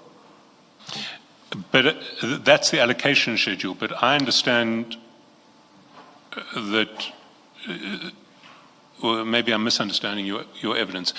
Did you issue any instruction to someone saying, don't allocate work to this service provider, either they've got too much already or they're not giving us certificates? Will we find an email or a memorandum to that effect? I'm not 100% sure if there will be an email, Chair. When my team raised the issue, their concerns, and I follow up those concerns, I then made that decision there and there that don't allocate this person work. Sometimes when they do bring the allocation schedule, I do make comments, but I can't recall. Hence I'm saying I think in the allocation schedule, you should get some of the answers you're looking for. But I'm still trying to understand the process here. There must be written records of decisions of this nature. Where will we find them?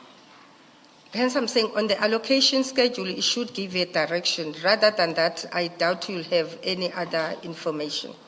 But I can check the emails. I will ask the city, or they can assist you, because I think they do have access to my emails, to check if there would be any discussions of that nature. Who produced the allocation schedules? It's the divisions, talent, HR strategic and talent division. There's two ladies. There's a gentleman and the lady. There's Zama, and the gentleman, I think is called Ngozi, I forgot his name. They will be the ones that will bring the schedules. Mr. Shaskalson is asking for proof of you having queried the allocations, and you referred to the allocation schedules, which you say were produced by other people, not by you. Yes. So he wants to understand how you referred to that if it was not your document. As I say, Chair, I would normally make comments. I'm hoping that those comments can be found. And another way, it will be seeing the pattern. There should have been a change from beginning of when we started allocating and how the tender started going. You know, I can't recall all the events now, but sometimes, for instance, I wouldn't sign a document. I'll just return it and say I'm not happy. So that's why it becomes difficult to get all the evidence. But I'm sure the lady is very helpful. Uzama can be able to assist. Thank you. Thank you, Chair. Just to clarify, I had understood your evidence earlier to be that when purchase orders were brought to you, you refused to sign them. So you are surprised that subsequent to that, there were payments made to this company. Did I understand that part correctly? I said, Chair, I was shocked that there was a continuity up to towards the end of 2025. And I said, I take full accountability. That's what I said to the legal team. I should have picked it up. So, you know, so I'm taking full accountability. But surely, I know for sure that I was not happy with their work. But what did you say something about purchase orders and the fact that you had to sign them and you refused to sign them? No, I said, Chair, I made a note and maybe an instruction that says, let's stop utilizing this company because of the challenges they brought to me. And however, sorry to interrupt you, where would we find that, where you made a note that we should not use this company anymore? I said we might not have that. The only thing that can assist is the schedule, because sometimes I do make comments. I'm hoping that we can able to find that. Number two, you will see in the schedule that I don't think it's the worst company, it's the best company we paid, the highest. It's probably the lowest of the lowest. That you'll able to see that panel can guarantee you. So to me, what lacked in this evidence was that schedule. Or looking at all other companies, instead of focusing on this one, it will tell you how the funding was allocated. It will really assist this commission. Thank you. Mr. Scott. Mr. Gxasheka, just to understand about the purchase orders, were you responsible or were you in the chain of signing purchase orders? I would have been a chain, Chair. As I say that it's the work will start at that division and then ultimately come to me. Even that evidence will be important because I would like to know, was I signing everything? If I did not, maybe might find that I didn't even sign the last ones. So I would really like us to find that Would information. any payments be approved if they did not have if the purchase order, there was no purchase order with your signature on it? It might be if the signing document, the purchase order doesn't need my signature. But if it needs my signature, it can't be paid. So hence I'm saying I'm not 100% sure if I was signing after I said they must stop or I did not. I would like to see those documents for me to comment. Yeah, I'm not asking a question about before or after. I'm trying to understand how the system works. This is a service for your department. You're the HOD. You said something about purchase orders and you signing, and I'm trying to clarify that evidence that in the normal course, do you as HOD, if things are done regularly and properly, do you as HOD sign purchase orders? Yes. Okay. And would they be paid in the normal course? If in the normal course you sign purchase orders, would they be paid without your signature? In fact, the payment doesn't happen after purchase order, Chairperson, through you, Chair. It happens after the invoice Yes. has been signed off by the department and my team and say that the work has been done. Yes. Then, under normal circumstances, I must sign that invoice before finance pays. Yes. Yes. So unless there was any irregularity, as in removing your name as one of the signatories or someone forging your signature or representing that they are you, payment would not be made unless you have also signed off. Yes, it should be like that. Thank you. Thank you, Chair. Thank you. I propose to move to a different topic at this stage unless there are further questions from the Commission on the issue of this tender. Just ask. I'm not sure how that I understood. No, I know I didn't understand what your answer is. If you gave it, Mr. Chaskalson asked you about your role and involvement with this procurement process, and somewhere in your answer you said I would have made a presentation to the bid specification committee. Correct me. You will correct me if I misheard you, or you were just speaking generally. That's one. Keep note that. And then the second one was you were explaining who sits in the BAC, the Bid Adjudication Committee. You said the CFO, and then you said HOD. According to my note, you said CFO, HOD, and other HODs. Can you just explain that? So clarify first whether I heard you properly to say you would have made a presentation, and then the second is who in fact are the other HODs. When you say HODs, how do they get selected? Thank you, Chair. I said at the beginning, Chair, my role on the bid specification process. I commented on a document that is crafted by Makosi. And I said they've been doing these kind of documents for years now. My only concern was that it doesn't have formal qualifications like a degree or honors and postgrad. If I'm not mistaken, let me correct myself, they might have a few diplomas and certificates, but a degree, and majority of our adverts and they want a degree. That was my comment. Going to the bid specification committee, I need to be understood. There's about 20-something HODs. So the city manager will appoint committees, bid specification committee, bid evaluation committee, and bid education committee. And those committees comprises of HODs and divisional heads. Then on the BAC committee, it will comprise of, you correct, I did say, I think the chairperson is the group CFO, and then he will sit with other HODs from the city. And my understanding, once a document, a tender has been adjudicated, it then goes to the city manager for the final signature. But the adjudicating committee would have made a recommendation. So that is my understanding of how these processes go. I think what I wanted to understand is the other HODs. When you say HODs, who sits there? Does the client department, such as you, for example, in this contract that we are talking about, or in this bid we are talking about, so you are the client, you are procuring the service. Do you get as HOD to sit in the BAC? No.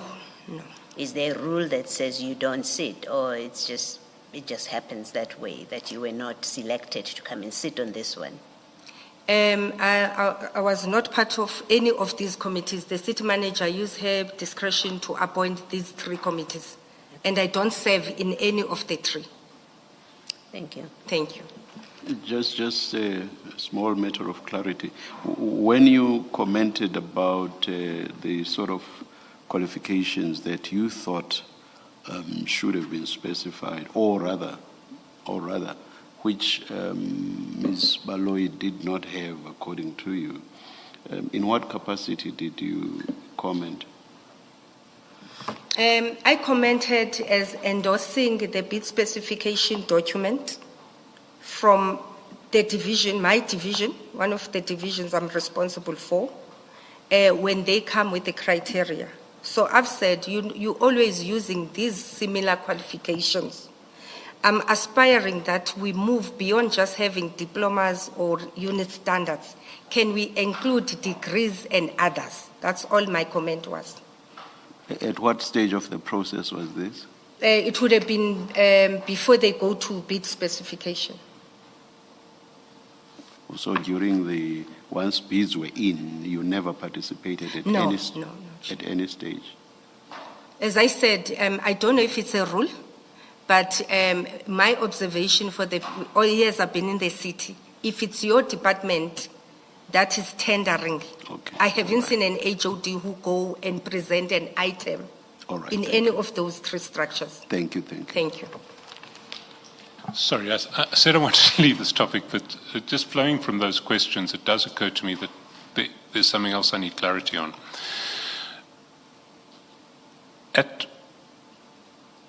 At what stage before the bid, or how long does it take before the bid goes out for public invitation for the bid to be finalized for the bid specifications to be finalized in committee?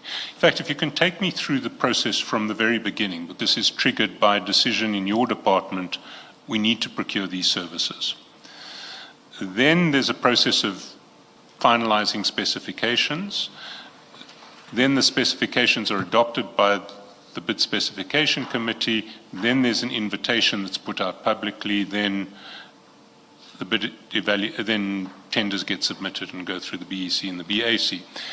I'm interested in understanding the length of the process before the invitation.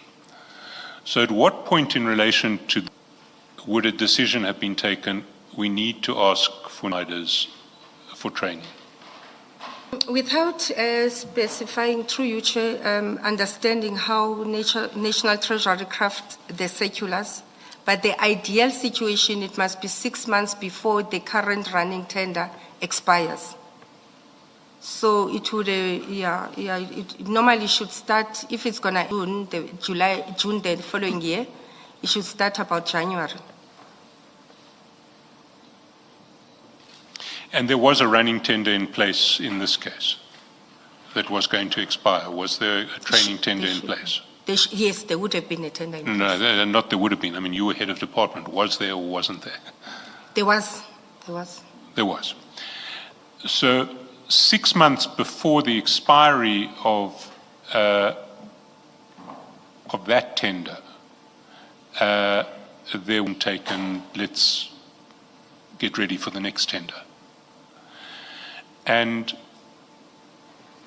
do you know when that tender expired? because the closing date for this bid was the 24th of July. So you wouldn't have, I would imagine you would have wanted to leave some time for the bid to be awarded rather than having a period where your old tender expired, your new one hadn't been awarded, and you then had to extend or find some other solution. And what's your question? So when would the old tender have expired? It would have been, normally it expires end of June. So it would have been end of June 2023 or 2024. Our financial year ends in June. So it would have been June between those two, 2023 or 2024. But the closing date for this tender was 24 July.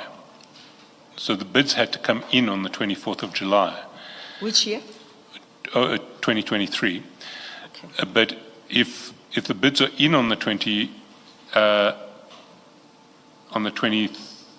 of the 24th of July 2023,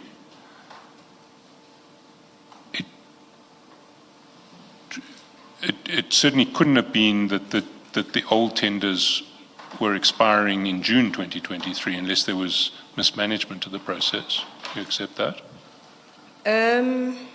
It happens sometimes, and the reason being, hence even a National Treasury standard says start 6 months before, but sometimes you'll find out between the department and the bid specification committee, there's left and right, and eventually they find each other, then endorsed, then gets advertised. Then after being advertised, it goes to evaluation processes. Even there, sometimes there will be back and forth, and the aim is to identify these irregularities we identified here today. And in those instances, it doesn't always happen. There might be an extension of the previous tender. So you can't tell us exactly when the old tender would have expired, but you think it is likely that it would have expired either in June 2023 or in June 2024. Thank you. That clarifies that for me. The next topic that I want to move to is very briefly just to deal with two issues relating to Mr. Spies, and I don't want to spend too much time, but the first relates to your allegation yesterday that what Mr. Spies did in respect of I think it was the Sintel tender, was misconduct, and you slightly backed off from the allegation that this was fraud. But were you aware yesterday that Mr. Spies's challenge to his suspension in that regard has gone to arbitration, and an arbitration award has been made in favor of Mr. Spies against the city? Were you aware of that? No, I wasn't aware. In fact, I was shocked when I saw it, because when it was supposed to have happened, the next appearance date, I think it was a month ago, we had an understanding with the city's lawyers that they will allow me to appear here at Madlanga Commission, and then thereafter I will go and present my case there. So I wasn't aware. I only saw it when you sent to the legal team I work with. Thank you. Because there are certain features of this arbitration award I want quickly to run through with you, because it's not just an award in favor of Mr. Spies, it is a truly emphatic award in favor of Mr. Spies. On page 421 of the bundle,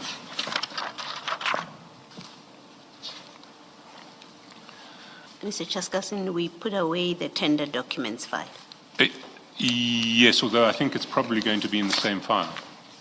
It's page 421 of the same file. Oh, yes. The award. 418 of file 2 of 2. It should have been filed at the back of your. Yes. Is it? It is. Yeah, in the supplementary. Sorry, yes. So at page 421,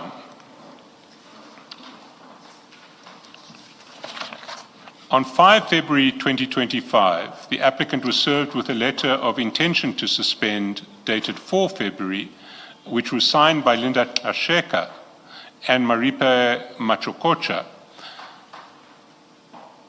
The applicant stated that he had handed in his uniform, equipment, etc. on 6 and 7 January because he was leaving the city already. Is that correct? I don't know. Apologies, I wouldn't know. You would hand over to, if it's in case that's how they work, you don't work your notice, then you would have handed over to EMPD. Apologies, Well, I don't have but knowledge. isn't that something that you ought to have investigated before you decided to issue a notice of suspension? Because if he, in fact, had already handed in his uniform and equipment and was not working off his notice because he had accrued leave or whatever, then what on earth was the point of a suspension?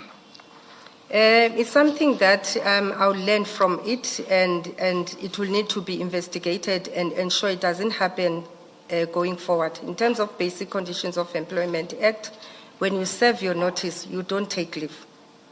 So if it happened in that department, they will need to correct it. But if he had handed, I mean, surely this is something you ought to have investigated before you decided to suspend someone. You suspended someone who, at least on the factual finding in this arbitration, wasn't going to be at work for any period of the suspension anyway. As I said, Chair, I wouldn't think that the department won't comply with Basic Conditions of Employment Act. In your last working months, or your last working month specifically, you don't take leave. So I wouldn't proactively think that, let me investigate that an employee who's serving a notice is not at work, because it's not supposed to be like that. But now that we learn from here, in the future is something that a person would look at. Thank you, Chair. But isn't it something that you should have investigated? I mean, one of the reasons this suspension was set aside is that you didn't afford Mr. Spies any hearing whatsoever before deciding to suspend him. Isn't this an illustration of what purpose a hearing might have served? If you'd heard him, he'd have said, well, look, I'm not going to be here anyway, so why suspend me? As I said, I expected that if you're serving a notice, you should be at work. Now that we know that he was not at work, it's something that I would look in the future. That wasn't my question. My question was, if you had given him a hearing, this would have come out and you would have understood that a suspension would have served no purpose. But you didn't give him a hearing. What happens, you get a notice of the intention to suspend, you respond to that, and then the suspension happens. And after that suspension happened, there was an investigation report that was done. So the process was followed. I'm not 100% sure when you say we must have given him a hearing. Maybe I'm missing you, Chair. Through you, Chair. Well, let me leave that one. Can I take you to... Can I just ask, the process that we have come to know works at EMPD is you first give an intention, a notice of intention to suspend. That's what Mr. Chaskasan is discussing with you, that there's an intention to suspend before you say, I have suspended you now. And that hearing is they respond to your intention to suspend and say why they should not be suspended. That did not happen here. In fact, what Commissioner Spies said is the same time as he got his intention to suspend, he actually was told you are suspended. And you are responsible for that process. Chair, I would have to go through the document thoroughly. I think we're speaking the same thing, that my understanding of the process is it will be a notice to suspend, you reply, and then we suspend. If there was an irregularity on that, I will need to investigate. It shouldn't have happened that way. And as I say, I have not had enough time to thoroughly go through these documents and get the award. Maybe after lunch, can I respond to that? But ideally, the process is we suspend. Where we normally differ, it's when we say, while you are being served, then bring the documents. But normally you respond, after responding, then the determination is made. But when we come back from lunch, I would like you to provide an explanation of what happened here. Thank you, Mr. Chair. There's another significant finding here. If we go to paragraph 12 on page 423,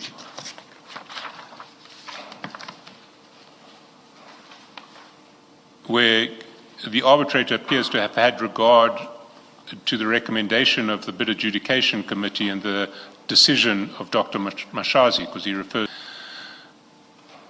The Sintel contract was extended from 1 July 2024 after the contract was re-evaluated by the Bid Evaluation Committee.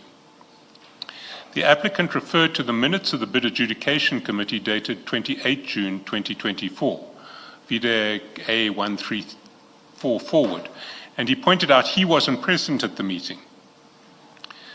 The Bid Adjudication Committee inter alia recommended to the city manager on 28 June that the appointment of Sintel be extended to 31 December 2024, and he cites page 170. On 30 June 2024, the city manager, Mashazi, approved the extension of the Sintel contract 1 December 2024, A171. What is your comment to that? Have you ever seen the Bid Adjudication recommendation and the decision of Dr. Mashazi? I've seen, thank you, Chair, I've seen them, but I will just need to check again in terms of the dates where there was a discrepancy. After, in the documents and the mail properly that I read, it said it was approved for 90 days. But then, after the 90 days expired, it continues beyond the 90 days. I will just try and find that document. But the issue was the discrepancy in terms of the additional 3 months. We have an arbitrator saying that there is a recommendation that is approved that says the appointment of Sintel Pty Limited ... be extended to 31 December 2024. Are you sure? I will have to check, Chair.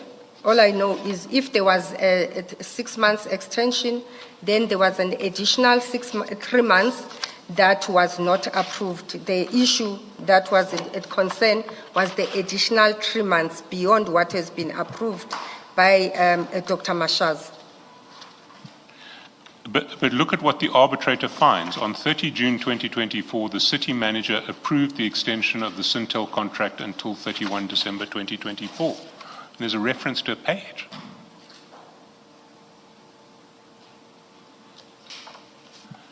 Can I take you to another document that actually reinforces this? It's page 256 of your annexure bundle, not the evidence bundle, so it will be file 2 of 6.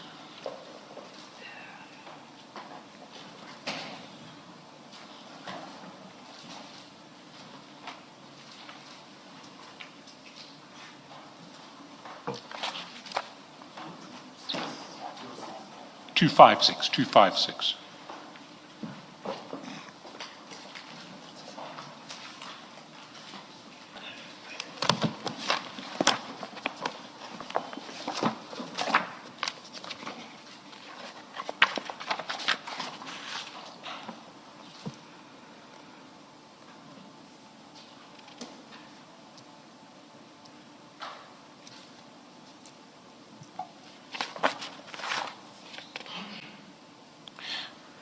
This is a letter from Sintel to the city.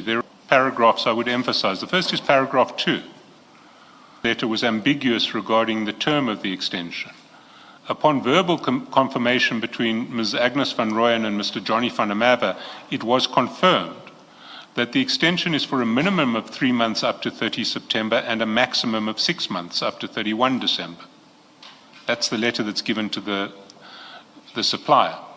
And then, paragraph 3, over the past 3 months, we received various informal communications, since neither WhatsApp or email communication constitutes an official notice to terminate the contract, from Colonel van Rooyen and DCOP Spies, that the contract terminated in September. So here is the supplier saying, Chief Spies has told us that the contract terminates in September, but in fact, the letter of appointment says it runs to December. And you are taking disciplinary action against Chief Spies for allowing a contract which an arbitrator finds runs to December to run beyond September when he has written to the supplier saying this contract terminates in September. Do you have a comment on that? The issue, Chair, is exactly that there were verbal discussions that were taking place, and there were also understanding was the 30th of September. And putting somebody on suspension, Chair, it's not being punitive. It's for us to investigate. So in this instance, we needed to ensure that River Spies and John van der Merwe are accounting for the confusion. The intention was not to punish anybody. So the disciplinary process started because we needed a clarity that there's verbal discussions versus what the contract might have ran. And decisions were made by EMPD. And our role as HR was to just assist them to ensure that there's clarity with this tender. Yes, I agree with you, the tender would have said up to 3 months and a maximum of 6 months. But the decision to ensure it's maximum of 6 months, it was the decision of EMPD. And we were assisting EMPD with the investigation. This letter says is the opposite of that. It says that Mr. Spies has written to them, either on WhatsApp or email, saying this contract terminated in September. Did you do any process of investigating whether that had taken place and whether Mr. Spies was totally innocent of the alleged misconduct that it seems Mr. Mkonazi and yourself wanted to lay at his door? The reason for putting him on suspension was to conduct that investigation, exactly that, Chair. If maybe he did not leave the city, we could have even exonerated him. But we all know the intention of putting somebody on suspension is to ensure that you investigate further without the interference of that witness. And that's the approach and the support we're providing from HR. But you knew he was already leaving the city. You knew already in January that he was leaving the city. He'd given notice of early retirement in January. And he was going to leave the city with effect from the end of February. So you, in the first week of February, knowing that he's going at the end of the month, put him on suspension. Can you explain why? And if I may add to that, he's already at home because he's serving 1 month notice. So he's saying, my 1 month leave, which I'm owed, my notice period, I will serve it while I'm at home. So already he's not at work. What's the reason for suspending him when he's at home and not at work? As I said, Chair, the suspension is to investigate. The issue that an employee is sitting at home and serving notice at home, it should not have happened. A notice you serve at home. And the issue of suspension, let's say he was at work serving a notice. It was for him to be away from the process, but I was not aware he was already at home from the side of the HR because I would have stopped that and said he was supposed to be at home. And just because you're serving a notice, Chair, it doesn't mean you cannot be investigated.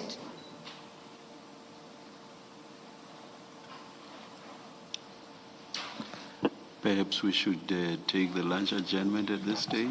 Can I just make one last comment? If you look at paragraph 28 of this arbitration award, the arbitrator makes an extraordinarily far-reaching finding. He says, I am not satisfied that the respondent ever believed that there was a prima facie case of misconduct against the applicant, either regarding his alleged appointment of Syntel or regarding his extension of the Syntel contract. When an employer suspends an employee without having any reasonable basis to do so, it is axiomatic that the suspension of the employee constitutes unfair disciplinary action, short of dismissal. Essentially, you have an arbitrator finding that the city has acted in bad faith towards Mr. Spies. And that is in a process that you appear to have driven. What's your comment on that? Chair, an arbitrator will always make its own judgment, and based on the evidence that is provided in front of that arbitrator. And awards that are made are always subject to review. And what is shocking in this matter is that it was concluded without my evidence, where I would have fully prepared and go and testify on this matter. So every arbitration is subject to review. I'm not in the city now. The city can decide that they want to review or they want to pay Mr. Rivospis. Really, my comment is that every award is subjected to a review. And without me participating in that arbitration process, I will not take accountability for. Those who went and embark on this process, they must take accountability. At least if they waited for me to prepare after coming here next week, I would have been there and I would have put my story and then the arbitrator make a final decision. At this point in time, all I can say, every arbitration award is subject to a review and is subject to the facts that were put in front of the arbitrator at that point in time. And Chair, I want to agree that I've seen that there's things that we could have done better. I want to agree on that. We could have done things better. And I've gone through that document. I didn't even browse. I just slid just through it. And I think if I can put my detail into it and go through it, and if I was given an opportunity, I don't know what the arbitration outcome would have been. Thank you, Chair. What I do want to say is that in your statement, you accused Mr. Spies in this regard of fraud. Now, do you want to withdraw that allegation at this point? Do you want to apologize to Mr. Spies? Chair, I already spoke yesterday about issues of fraud. And I think Commissioner Baloyi, we discussed that thoroughly. And I said... it was in a different context. I was about to say... It was about the pension payout. Yes. You're being asked about these charges, this charge of disciplinary. I need to respond to that. Yes. The issue, Chair, we discussed about fraud yesterday and was asked to withdraw. It was exactly the issue of pension fund. And the issue of the extension of the contract is something else. And what I'm saying, I don't know if my statement, I spoke about fraud when it comes to the Syntel issue, or I was referring to the process that we embarked upon in terms of the allegations that were brought to the fore. If they are, I will go through my statement and I will come and give another answer if there is need to have another answer after lunch. But I don't recall talking about fraud issues on this particular matter. Let me help you. Paragraph 104 of your statement. He was suspended for the fraud and related extension of the service provider contract. Page 35, paragraph 104. Yes, hence I've said that the issues of fraud, I'll come and clarify after lunch, the issues of fraud that we embarked upon, it was in relation to how the retirement was embarked upon. No. You say he was suspended for the fraud related matters of the extension of the service provider contract. You say that in paragraph 104 of your statement. Okay. Do you want to look at paragraph? 104, page 35.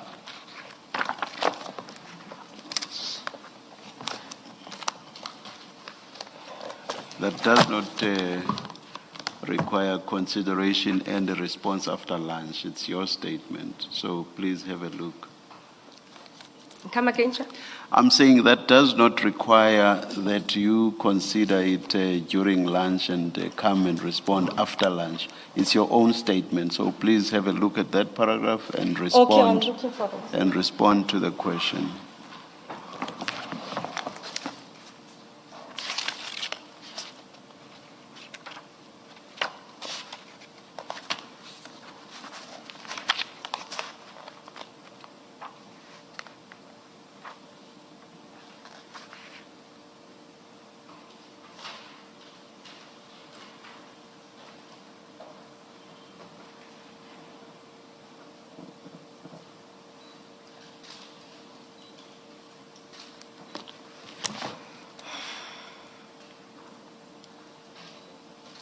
Okay, in terms of the disciplinary action, paragraph 62, reverse disciplinary proceedings emanating from an unauthorized extension of a service provider's contract beyond the BAC, Bid Adjudication Committee, agreed 3 months. Reverse Peace informed the Commission that he has retired and he Mrs. still... Gxasheka, page 35 of your statement, paragraph 104, in line 5. Okay, maybe I'm reading. Okay. On the supplementary, maybe I'm reading Yes, the wrong sorry, one. are you in the original, in the supplementary? Oh, okay.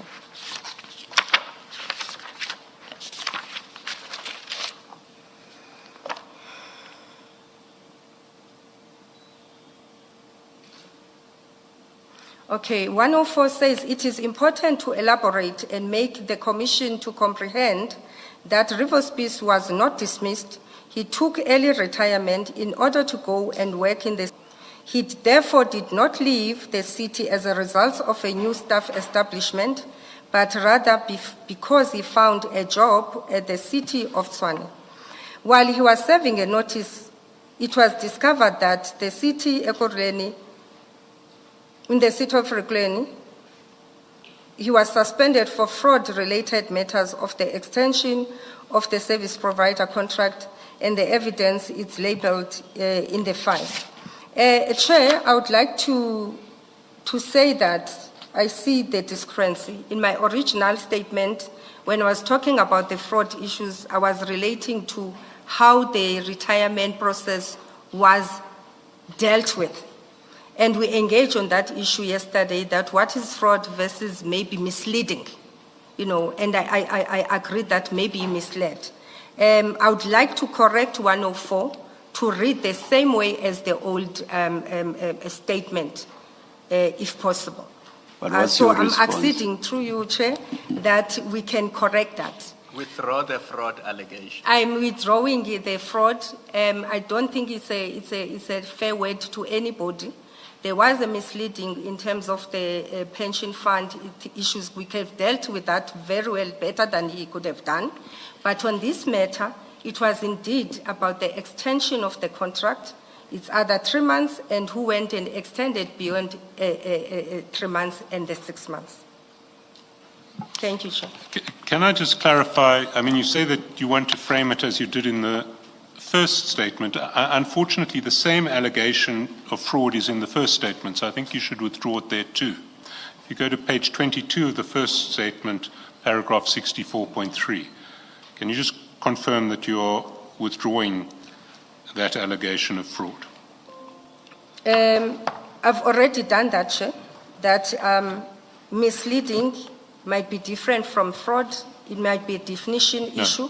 But on the issue... If you go to 64.3, fraud is mentioned twice. 64.3 at the foot of page 22. I'm responding to that, Chair, that it was an issue of an extension of a contract between 3 months and It's a, 6 months. Mrs. Gxasheka, it's a Yes, sir. simple point. Are you withdrawing the reference to fraud even in respect of the original statement, yes or no? I did withdraw it, sir. I'm No, we're withdrawing talking it. about the original statement now. I'm withdrawing it. Thank you, thank you. Thanks, Chair. Can we resume after lunch at this point? Let us adjourn and resume at 2:10.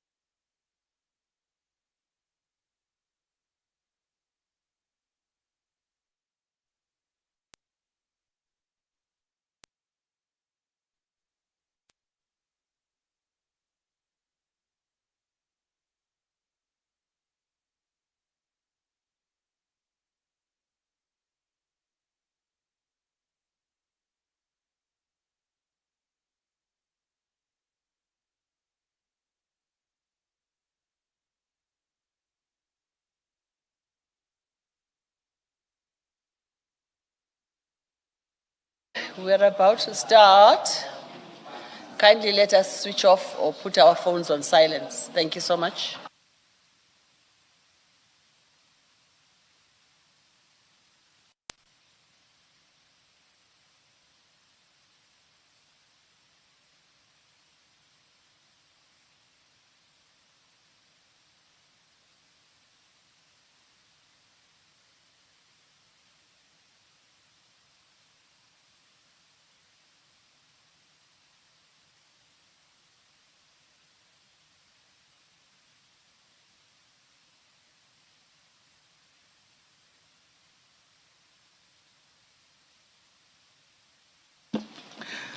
Yes, Mr. Shaskelson.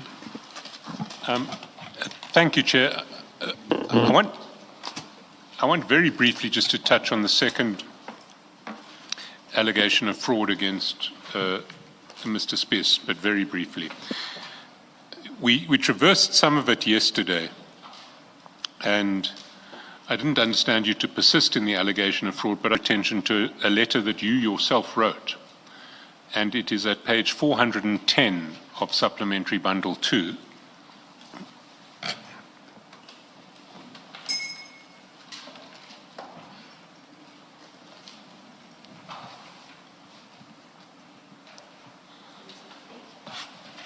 .410.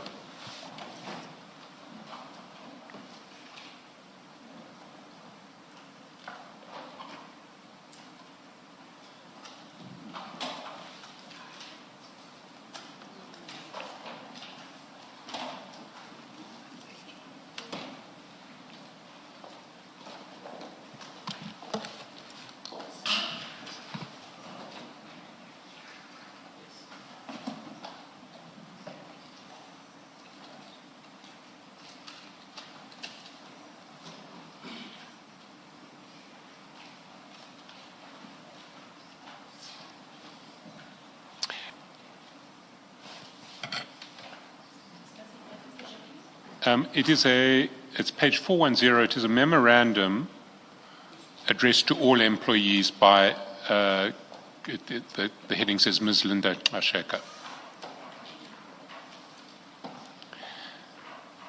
It's dated 16 August 2022. It's extended medical aid membership. It says this memo serves to confirm that employees who retire from council service in terms of the provisions of their respective approved pension or provident fund rules will be eligible for extended medical fund membership and an extended medical contribution benefit from the council. And then it's in paragraph A, it indicates who it covers, and A says retire on pension. Employees who've reached their retirement age as per their pension scheme rules and retire from the city's employment qualify to participate in the extended medical aid membership. Then in paragraph 2, it says the term retirement also includes early retirement as contained in the rules of the respective pension provident fund. So would you accept that Mr. Spies was entitled to take early retirement and claim the extended medical fund membership in terms of your own letter? Thank you, Chair. If an employee takes early retirement to the benefit, thank you.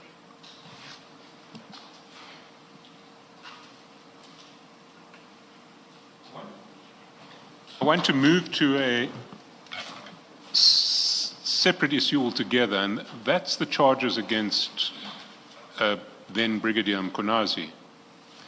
And those charges are in the annexure bundle to your statement. That would be file 2 of 6. And it's annexure LLG 18 on page 90 of that file 2 of 6.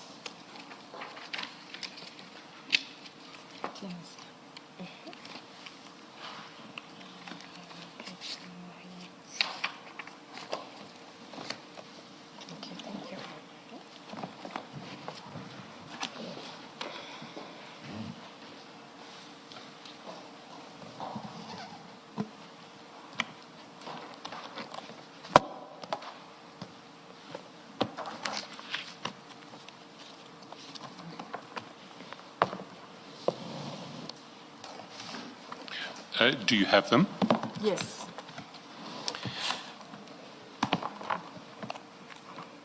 Are you familiar with these charges? Yes, I am. And you'll agree with me that they are very serious charges. I agree. And if we look at charge 4 in particular, it seems to me that this is the most serious of the lot. Charge 4 reads, on or about the period 2021 and 2022, you directly / alternatively indirectly allowed third parties to impersonate police officers through the memorandum which was contained on the letterhead of the city of Ekurhuleni Metro Police, and furthermore allowed third parties to unlawfully use blue dash lights, knowing very well that the said third parties were not allowed to impersonate police officers by using blue dash lights. Will you agree with me that that is a particularly allowing people to impersonate police officers unlawfully? Certainly. And we now know with hindsight that the people who are alleged to have been allowed so to impersonate police officers are people under the control of someone who is currently standing trial for charges of attempted murder, kidnapping, and other serious offences. We know that. Will you accept that? Can you repeat that, through you, Chair? That the people who were allowed to impersonate police officers, people working for CAT security, were people who were working for someone, Cat Matlala, who is now facing charges of attempted murder, kidnapping, and the like. I'm really battling, through you, Chair. I'm really battling. Well, let me break it up. Who is it alleged did Brigadier Mkonazi allow to impersonate police officers? I don't know. Surely, surely you do know. It is, well, to whom were these blue lights made available? From what I've heard and seen in terms of the video clips, it was made to Mama Cats or something like that. Have you consulted the investigation file in relation to these charges ever in the course of the last 3 years during which they've been pending or potentially pending? Remember, I've instituted a forensic investigation, so I'm fully aware. I think initially I couldn't hear your question. You've done a forensic investigation, but have you read the allegations that gave rise to these charges? Yes, I have. So you say it was Mama Cat who is alleged to have driven with blue lights. Who else is alleged to have driven with blue lights? As you read, that they were furthermore allowed third parties to use or flash blue lights. I don't know who are those third parties. You don't know? No. You don't know that they are allegedly people working for CAT security, that it is CAT security vehicles on which these blue lights were installed? As I say, I don't know. I've never seen them. I don't even know how they look like. But from what you're saying, I agree that there were third parties that were allowed to use blue lights. Are you saying here today that you're not aware of the fact that these allegations relate to the use of blue lights by CAT security? No. You're not aware that... How can that be? I don't think we're getting each other here, Chair. I think we're missing each other a lot this afternoon. I'm saying I'm aware of the charges and I'm aware of what transpired. But the question that says, do you know these people? I'm saying I don't know these people. That's all I'm saying. So you're aware that the charges are Yes. that CAT security was allowed to use blue light vehicles that were registered through the EMPD? Yes. Yes. Please don't nod, please speak. Are you saying Yes, yes? yes, Chair. Yes, all right. And That's you're aware... What, Mrs. Gxasheka, that's what the question was throughout. Yes. You're aware that Cat Security is a company controlled by Mr. Cat Matlala? Yes. And you're aware that Mr. Cat Matlala is currently facing charges of attempted murder, kidnapping, and the like? I saw that on TV. I was shocked. Yes. Sorry, you were shocked? Yes. What shocked you about it? Everything that I saw on TV that was said about him, the attempted murder and all. And it shocked you, did it shock you because you knew him and were surprised that these charges were being laid against him, or did it shock you for another reason? Okay, can you ask one question at a time? Well, why did it shock you? That there was allegations against him of an attempted murder of a lady, a former girlfriend. Yes. Why did that shock you? Why did it come to you as a shock that Mr. Matlala was alleged to have attempted to kill his former girlfriend? I think every attempted murder in terms of gender-based violence concerning to a woman, it will shock anybody. I'm not expected to have it normal. So it's not specific, you don't have no personal knowledge of Mr. Matlala that caused the shock. It was just the nature of the alleged offence. I've seen Mr. Matlale. I've met Mr. Matlale 2 or 3 times in my life. When I met Mr. Matlale, he raised a complaint of a woman who was pregnant and who was beaten up by the senior member of EMPD. And number 2, he raised other issues that, through you, Chair, I will not be comfortable to discuss here. Hence, when I asked for what is this, a risk threat analysis, I was serious about. When he was complaining that Ekurhuleni were protecting these 2 senior members, who, as I said, the first one he sent a complaint of a woman who was beaten up while she was pregnant. And the second one, it was that we were about to appoint a city manager and there were favors that were done. When this was brought to me, the complainants, I don't have details. He then said, I'm protecting those 2 people, and because I'm protecting those people, it's going to take us to a public protector. In one of my last conversations with Mr. Matlala, I said, I'm going to say it in Xhosa, I'm not sure how I'm going to translate in English because I said it in Xhosa. I said, if you've got issues, go and report them where they are relevant. When I saw him in December or January on TV, that's why I was shocked that a person who wanted to complain about another person, he can also do violence. And I told my husband, and I said, I've met this guy before.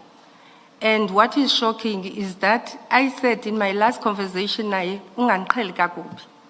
so even maybe let me not get there, but I won't lie, I started panicking. That's the last time. And I'm going to reiterate, because I can see I'm being associated with him there. I'm going to reiterate, I've never met his wife. I don't know them, 2 of them. All I know, I met him about 2 incidents. Every incident of Ekurhuleni is going to be discussed here, Chair. Because it's going to implicate, with due respect, you are in effect finding strategy, and we're here to assist you. But I've said to Ekurhuleni before they suspended me, in the OCMOL, have your own task team and deal with other issues that the Madlanga Commission will not be able to. Thank you, Chair.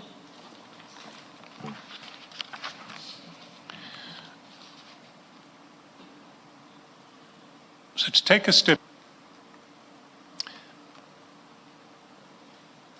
we have charges that a company owned by Mr. Matlala is allowed to pass itself off as, or people employed by that company are allowed to pass themselves off as police officers because someone inside the EMPD has unlawfully given them access to blue light vehicles through the offices of EMPD. Those are the charges. Those charges are sufficiently substantiated that independent attorneys engaged by the city have said, there is a case here, let us proceed with disciplinary action against the man who created this situation, Brigadier Mkhwanazi. You agree? Yes. That took place in the first half of 2023, that charges were formulated and that the attorneys were ready to proceed. And we sit now 2.5 years later, and nothing appears to have been done about this case.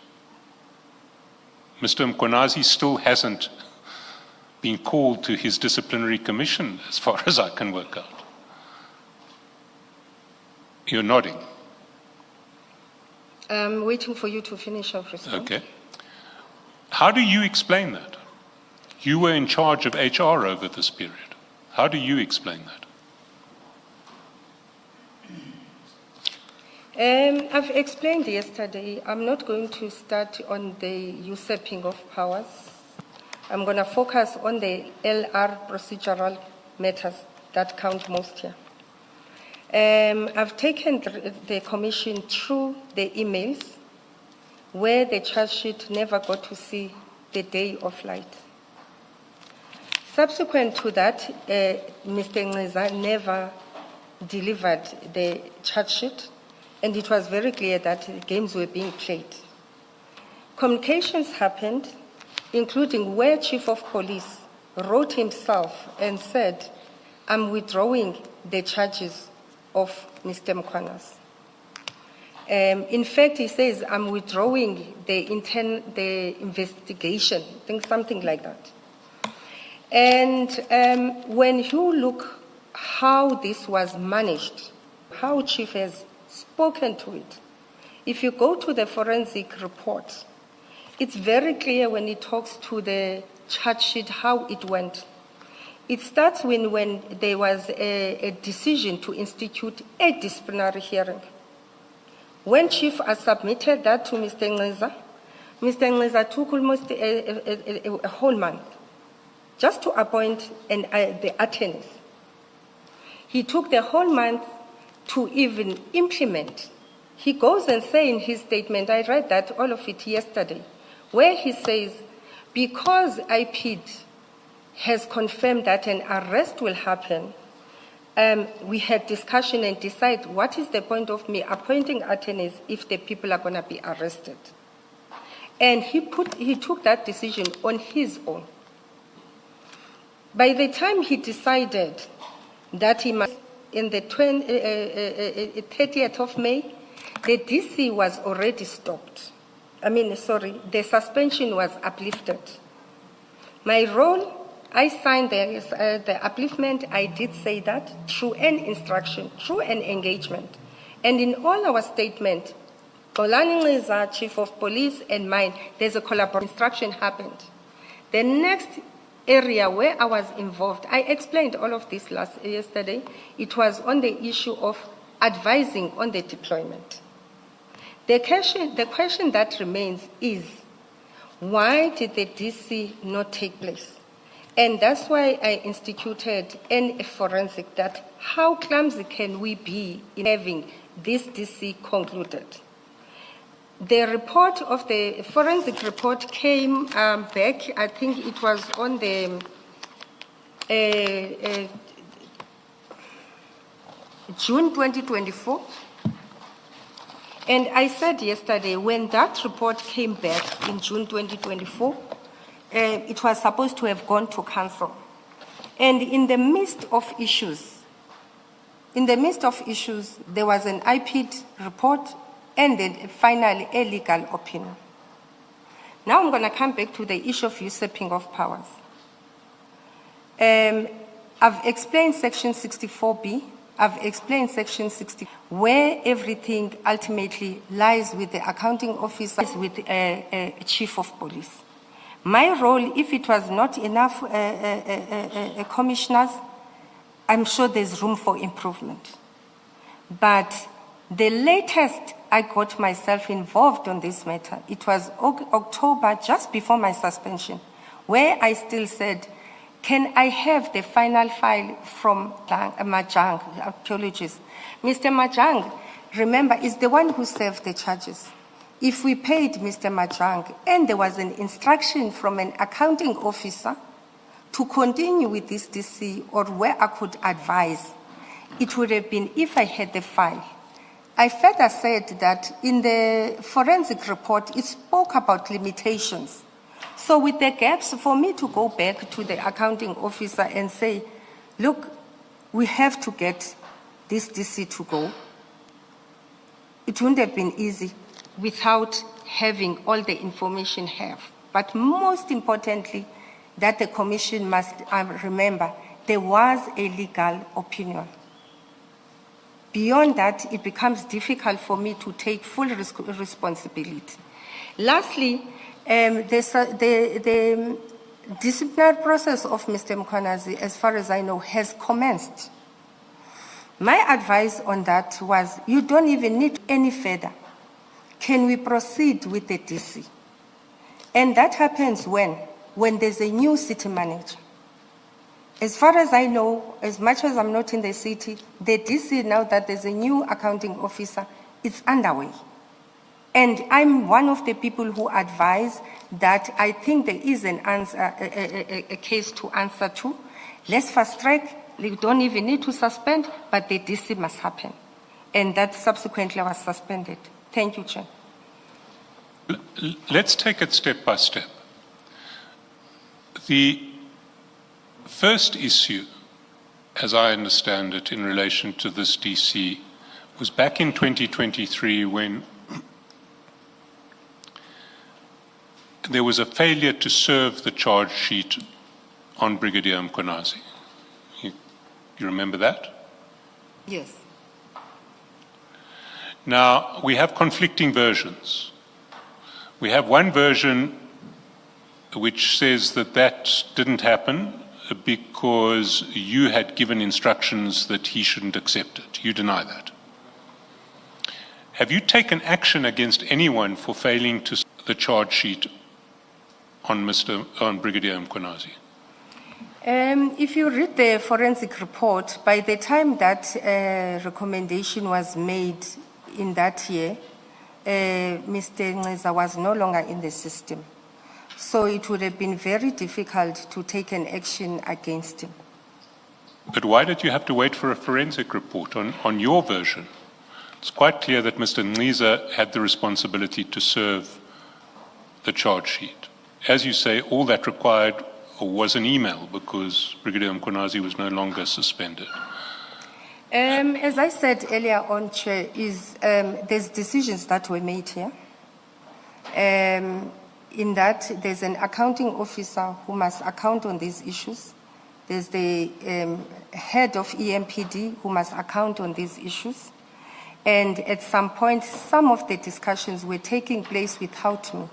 When I got to fully focus on this particular matter on its own, it's after the email, the anonymous email, where I said, can we get to the bottom of this and understand what happened? In between, majority of issues were discussed between officers. When Chief said, I'm stopping this process, he then says to me, let's go and talk about it outside the institution. I said, I don't do talking outside the institution. It's your discussion with the accounting officer.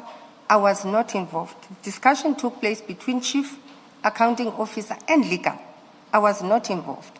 And if they decided amongst three of them to stop the DC by allowing, saying the investigation is stopped, there was nothing I can do. Where I started having interest, it's when it got to public space and we realized that there were irregularities. Gxasheka, what are the irregularities that you now realize there are? As I said, Chair, firstly, we took long to deal with the matter. And my understanding, I think even when the chief of police wanted to meet with me, probably wanted to raise his frustrations. Because you can see that he signed this institution to discipline in April. You know, Come in June, still nothing has happened. I think that's where his frustrations were. That's number one. And number two is when decisions are made, I'm not going to discipline or I'll discipline. I'm still making my mind. It's the second irregularity that we can improve from. And the third one is we appoint attorneys. After appointing attorneys, the process is stopped. It also becomes an irregularity, both on the procedure and also financial. And the issue is, I think the legal opinion, we could have done much better on the legal opinion. And I think we've all learned from that. I'm trying to understand your evidence and the chronology or sequence that you put. You became involved with this matter, and you became aware that Chief Mapia has written a letter where he says the investigation is withdrawn or something to that effect. You became aware of that. So at which point do you recognize there are irregularities? That's why I'm asking you, what are the irregularities you're referring to? And at which, maybe let me add a second thing, at which point do you say you became aware of irregularities? I became aware of all the irregularities after we've done the forensic, that indeed we could have managed this matter better. Hold on about managing it better. When is that? That after the forensic report, when is that? It was in June 2024, but Chair, maybe let me rephrase this. When I said let's have a forensic report done, surely we did something wrong. I agree that with the current charges that we have, you could not just say, I'm stopping the process. And understanding that the chief stopped the process based on frustrations, that's number one. Number two, there's also a legal opinion. No, he didn't stop the investigation. That's not his evidence. Let's not restate his evidence incorrectly. His evidence is he stopped because he was instructed, not because of frustrations. He says, I was instructed to stop. Yes, I'm correcting myself. In his letter, though, he did say, I, Chief Mapia, I'm stopping. But you correct in other evidence, he did say he was instructed. Yes. Yes. Okay. Yes, I'm still interested in, or I still need to hear you.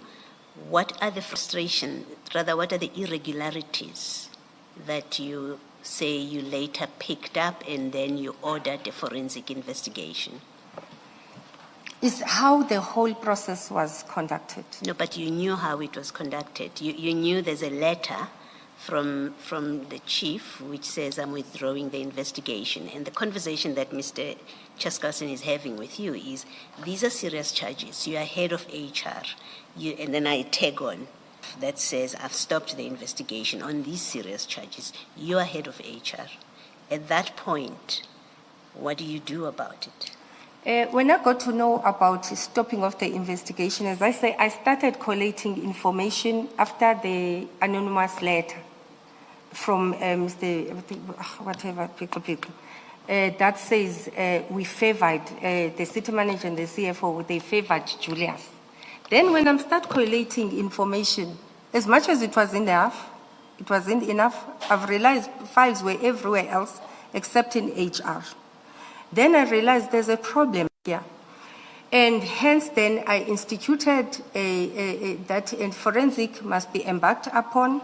Number two, in the meeting we had with this accounting officer, we also felt that let's change even the disciplinary procedure so that HR and legal take full accountability. Remember before that, I was not fully accountable. The main responsibility I had was more suspensions. Before and after that, other people are involved. In Mr. Ngiza's statement, he also confirms that certain things were happening at an EMPD space without him being involved. However, there are decisions between Mr. Ngiza and myself that we've made. Let me stop you, Ms. Gxasheka. The matter is now with human resources. It's now with human resources. That's why Mr. Ngiza is there. That's your department.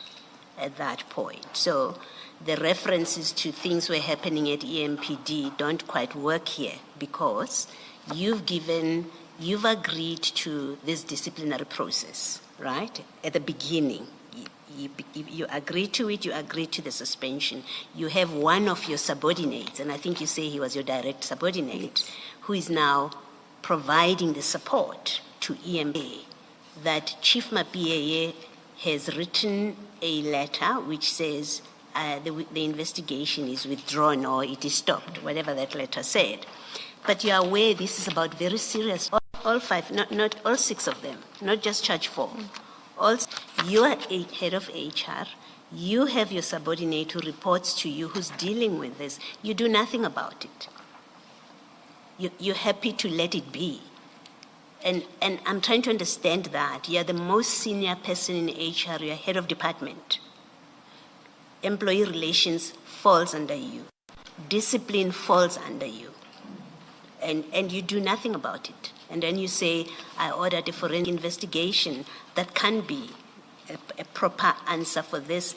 If it was because you were instructed not to do anything about it, it would be a different conversation with you.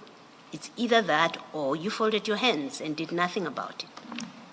Thank you, Chair. I hope we'll find each other, Commissioner Baloyi. As I said that the minute this matter came, I'll try and be slow.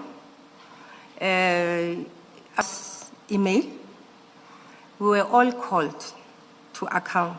I think if you read my statement, you read Chief Mapiye's statement and Xolani, we're all called and say, answer, what happened? Roughly, things were explained. That is in August, around July, August. And immediately after that, the same day, if I'm not mistaken, to show how serious I was with this, I've changed the delegations based on the discussion we had with Dr. Mashazi. After that, I instituted a forensic.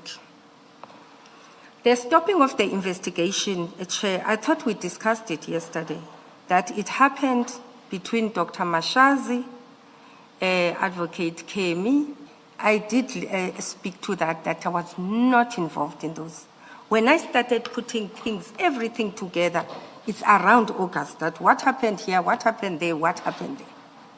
I don't know if I'm answering you. No, for now I'll leave it at that. You haven't answered. You haven't explained why you did nothing after you became aware that Chief Mapiyeye has written that letter.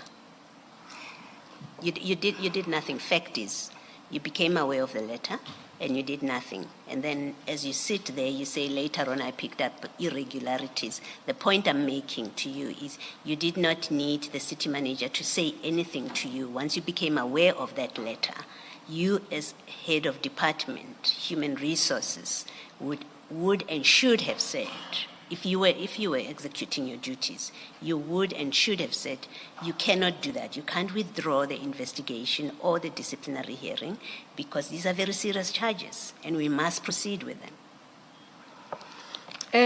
Chair, as I say, what happened, the discussion took place between Chief Mapiyeye, Advocate Kemi, and the city manager. They made that decision without HR. And subsequent to that, there was a legal opinion that says stopped. I even said, if I recall yesterday, even when they went you said there was a legal opinion that said stop. That says we cannot discipline Mkhwanas. What legal opinion is that? It was from legal to IPID. No, that opinion doesn't say you can't discipline at all. We can pull it out if you want to. That opinion does not say to you, you can't discipline. It speaks to a different issue, that there is no fraud, it's not properly justified, and it requires IPID to write back and explain themselves. It doesn't speak at all to, in fact, it doesn't say don't discipline. Okay, let me rephrase then. It was saying that there's not enough evidence that for the city to conduct a disciplinary hearing. No, it doesn't say that. It doesn't speak to discipline at all. It doesn't say there's not enough evidence to discipline. It says there's no fraud that has been committed. It says nothing about discipline. So you could not have been relying on it. The point I'm making is you could not have properly, if you relied on it at all, you could not have properly relied on that opinion because that opinion doesn't speak to the disciplinary action. Chair, I said I'm speaking to a holistic process here. Discussions took a decision not to discipline. Chief of Police did speak about this. He said, let's go and discuss this thing outside the city. And I said, I'm not willing to do that. The discussions took place amongst three of them. And when Dr. Mashazi has spoken, it is done. The only reason, remember, even when these discussions... Is your explanation then, which is what I said earlier, you did not do anything because Dr. Mashazi has spoken. If that is your answer, that is your answer. And that became the reason why you don't act. Is that what you're saying? Chair, it's exactly what I'm saying, but there's something I need you to pick up, ma'am. There's something I need to pick you up, and I think you're missing it. While there's these discussions that they made, I continued to try and follow this thing because I always knew it's going to catch up with us. Despite, as I say, officially there's instructions, but there's other ways of managing your boss. Hence, I still said, let's get the what you call this, forensic done. I said, bring back the fund. When ultimately we got the forensic report, yes, it didn't go to council because of the limitations. The minute we had a different accounting officer, I'm one of the people who said, let's continue and proceed with this. So what I wanted the commission to hear is, despite that this process was stopped, from my side as HR, I did not stop. Because the minute, for instance, you change the procedure and say, now, Mr. Ngeza, you're no longer responsible. I'm taking over. Today, I'll be here. You say, why did you decide you're taking over? Because there were a lot of things I couldn't account to because of the previous allegation. I mean, it had nothing to do with Commissioner Mkhwanazi's case, right? Because it had to do with that and more. In your statement, I don't think you say that. I think you speak about there were many unresolved cases, and there was a lot of money that is being spent. And even the briefing of attorneys was an issue because the way they were briefing, work was not being distributed evenly. So it wasn't because of the Mkhwanazi case that you changed the delegation of powers. In fact, I think yesterday you said to us, this has always been an ongoing process within the city. So it's not correct to present it now as if that's about the handling of the Mkhwanazi case. Look at the dates, Chair. Look at the dates. Yes. The dates, remember, every time you are called by your boss, accounting officer, you don't seem to know anything. You can't fully account. I said that yesterday. When the Bikul matter came, the same day, if it's not the following day, which those delegations were changed. Because I'm told you know nothing about these matters. You're not following these matters the way you should. Let me read you something from your statement, Ms. Gxasheka. At paragraph 36, you say, on or about July 2023, after numerous concerns raised by the accounting office. Chair. Para 36 at page 12, your statement. In fact, I'm reading the old statement. Let's look at where this may be in your new statement. It's a different paragraph. I'm told it's 72 in your new statement. Yes. At 71, that's where I wanted to read for you. Are you there? Are you there, Ms. Gxasheka? Yes. Yes. So this is your explanation for this change. You say, on or about July 23, after numerous concerns raised by the accounting officer and HOD Kemi Behari, I revised the financial delegation due to increased labor cases that result in excessive exorbitant labor costs, meaning that the expenditure on labor costs was increasing in an uncontrollable manner and the budget was allocated at legal risk, catering for all COE legal costs.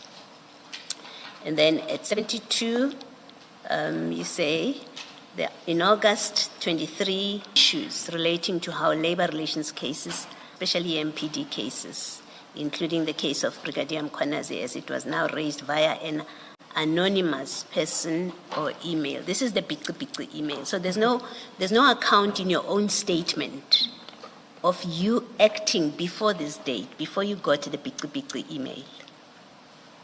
You don't account for steps that you say you took to ensure that the disciplinary hearing doesn't die.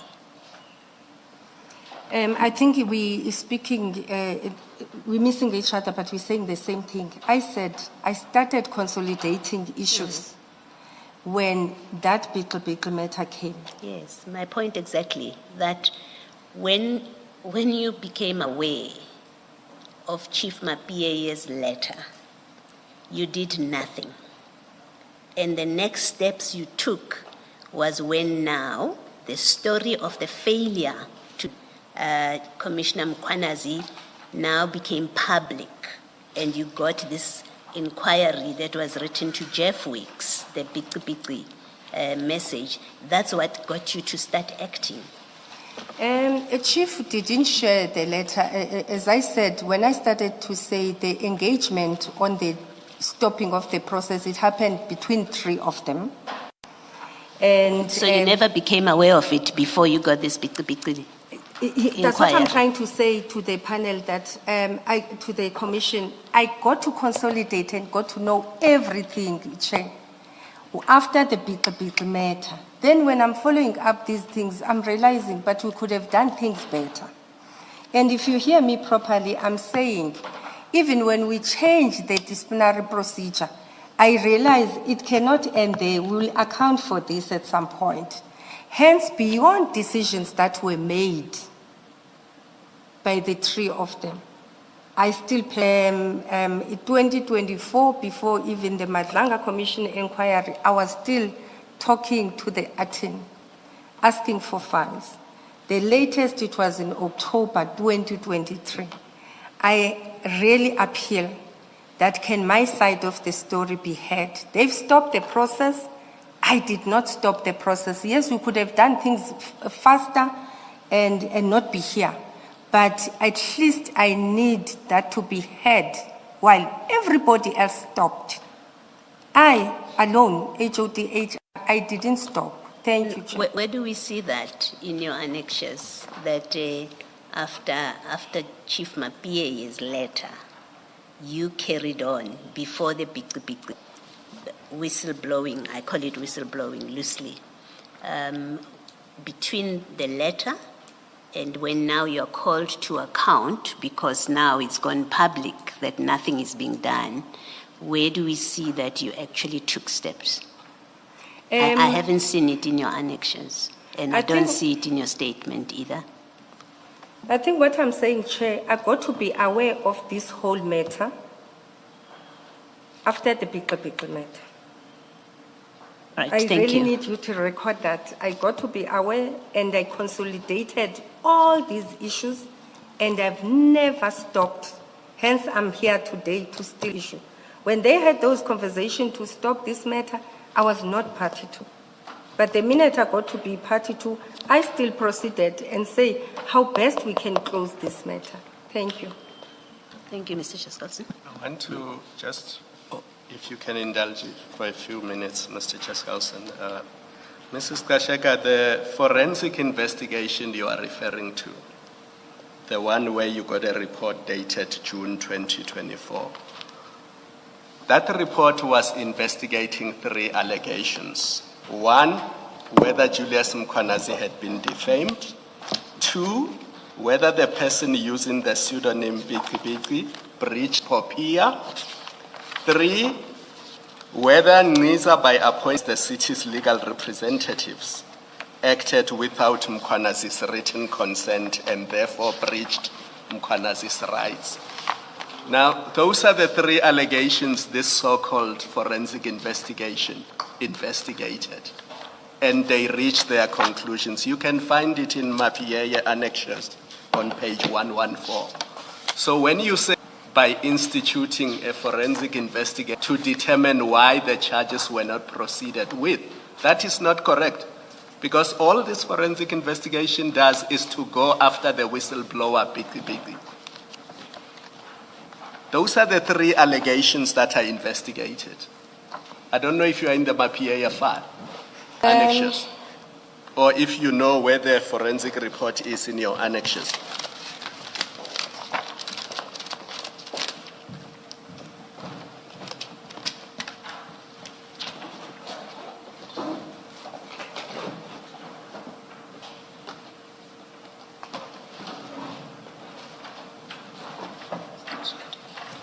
I've got them.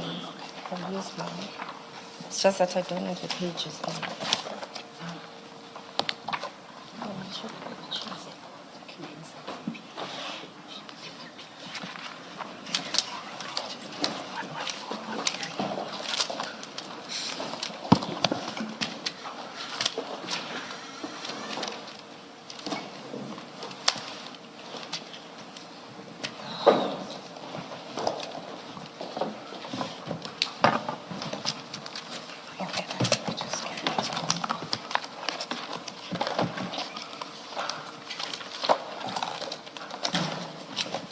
Let's see.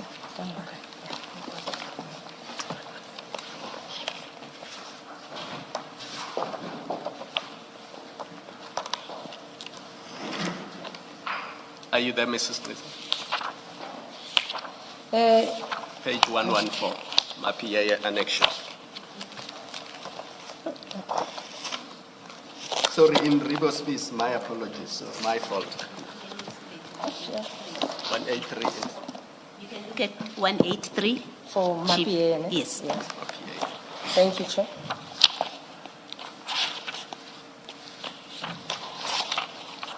Okay, you can, if you may repeat your question, Chair. Thank you. All right, For so your that comment? is the forensic investigation. If you look at 223, the allegations they were investigating and the conclusions.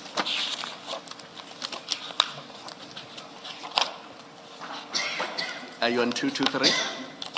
223. 223. Yes. Look at allegation 1, apropos allegation 1, criminal defamation. So they wanted to know whether Julius Mkwanazi has been defamed or whether somebody in the city has been defamed. And then if you go to just before 13.6, allegation 2, whether the person using the pseudonym Biki has breached section 11 of POPIA by, again, disclosing information relating to Mkwanazi. And you go to the next page, 224, allegation 3, whether Ngqiza, by appointing Majang as the city's legal representative in the Mkwanazi matter, acted without obtaining Mkwanazi's written consent, and whether by doing so they have breached agreement. Now, those are the three allegations these forensic investigators were asked to investigate. And they reach conclusions, and that's the sum total of it. Even when you read the front page of the investigation report on page 123, it tells you that it is a forensic investigation into allegations of defamation, breaches of protection of personal information, and appointment and payments to Majang Incorporated. So you can use this as an answer to Commissioner Baloy's question of what did you do when you became aware that the city did not continue with the serious allegations against Julius Mkwanazi. You can't say, I instituted investigation, because this investigation has nothing to do with why the city did not continue. This investigation is investigating three allegations. It is going after the whistleblowers who said what they said in the Biki email. And it says so. Thank you, Chair. Chair, I would like to say that The report, I will prefer if it's written and understood in its entirety. And also beyond the report, my work that to do on this matter, including where we strive to meet with Madlanga, and I wrote to them that give us the files. There were so many things that were discovered, and even on the recommendations, if you go to the recommendations, I think there's about, so many recommendations. Mrs. Gxasheka, you're not going to answer my question because you are avoiding it. Let's just go to the report itself so that I can assist you. They tell us how this came about. Go to page 200, the introduction, on page 20, paragraph 7.6. I don't want you to read us this report. We have read it already. We know what it says.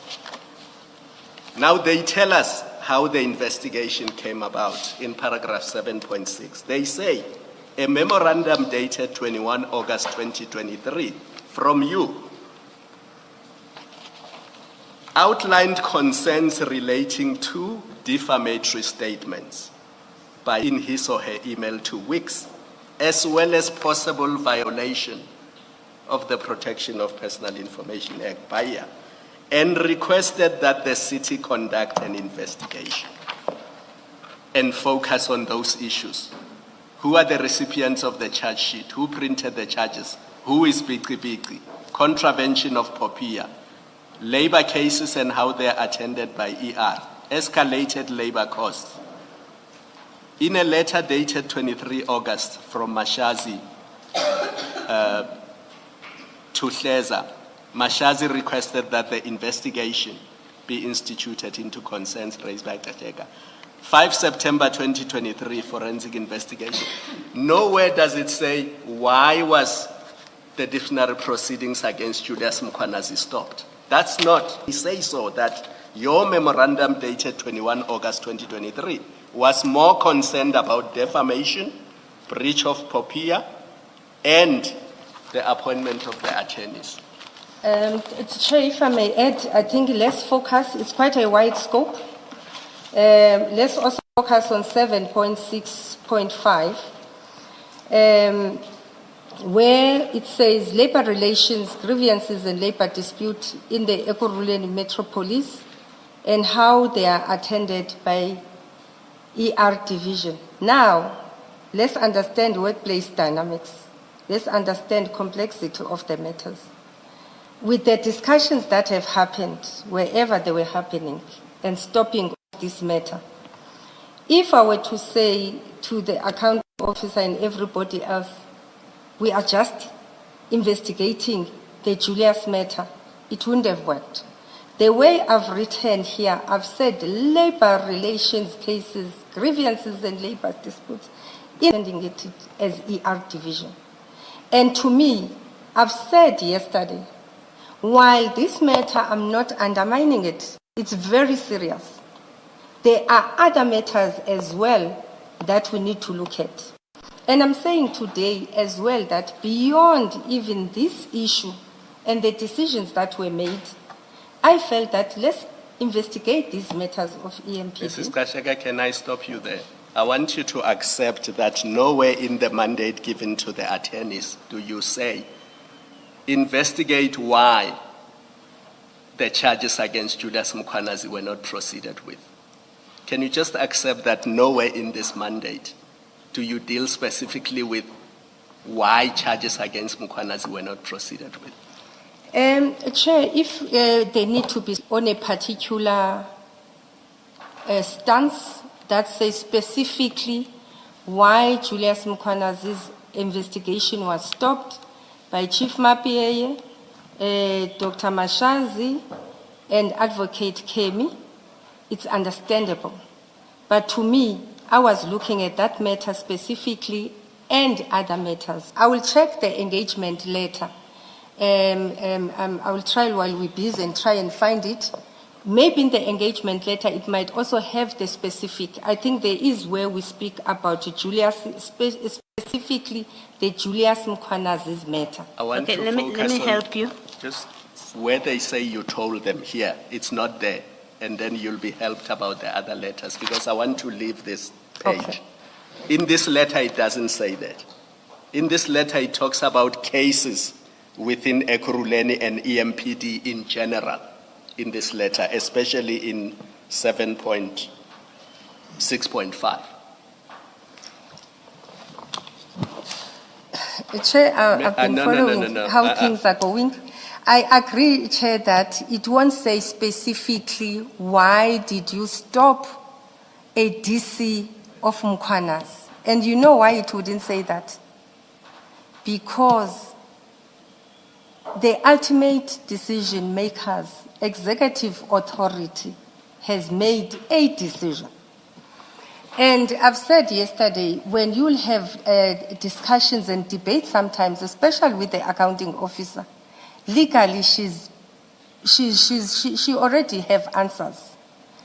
In my situation, Mrs. Gxasheka, we're talking about this document on this page. We're not talking about decisions of Dr. Mashazi. I'm limiting my question now, having accepted, because you said 7.6.5 says that, 7.6.5.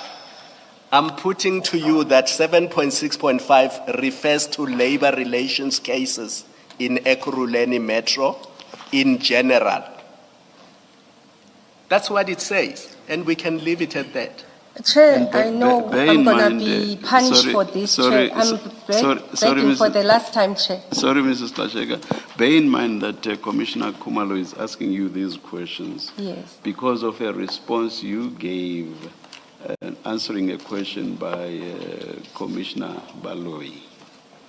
You said that you instituted an inquiry suggesting that that inquiry was instituted in connection with the Mkhwanazi disciplinary process. So is seeking to demonstrate to you that this inquiry had nothing to do with that. That's the context. Do you now wish to respond to the last question? Thank you, Chair. Chair, I'm going to try my last time and I'll give up. And I will take inferences that are made. When you read this report in its entirety, for instance, I'm going to take you, majority of the time the report talks about Mr. Mkhwanazi, even 13.83. For instance, it refers to Mkhwanazi's matter subsequently being withdrawn. It goes further and says recommendations that were made by MAPA and. Even on the recommendations themselves, Chair, on page 26, if you check this matter, it talks about Mr. Mkhwanazi and what we could have been done better, including where we should seek a legal opinion. Where it disturbed this thing, and it disturbed myself, for instance, where I was like, okay, this investigation report is raising other things. 14.4 of the Mr. Mkhwanazi must lodge a complaint against EMPD senior officials. All I'm trying to say, as much as the scope was generic, but ultimately the scope was about the matter of Mr. Mkhwanazi. And as I say, 13.83, it also assists. There are others that are assisting on this matter.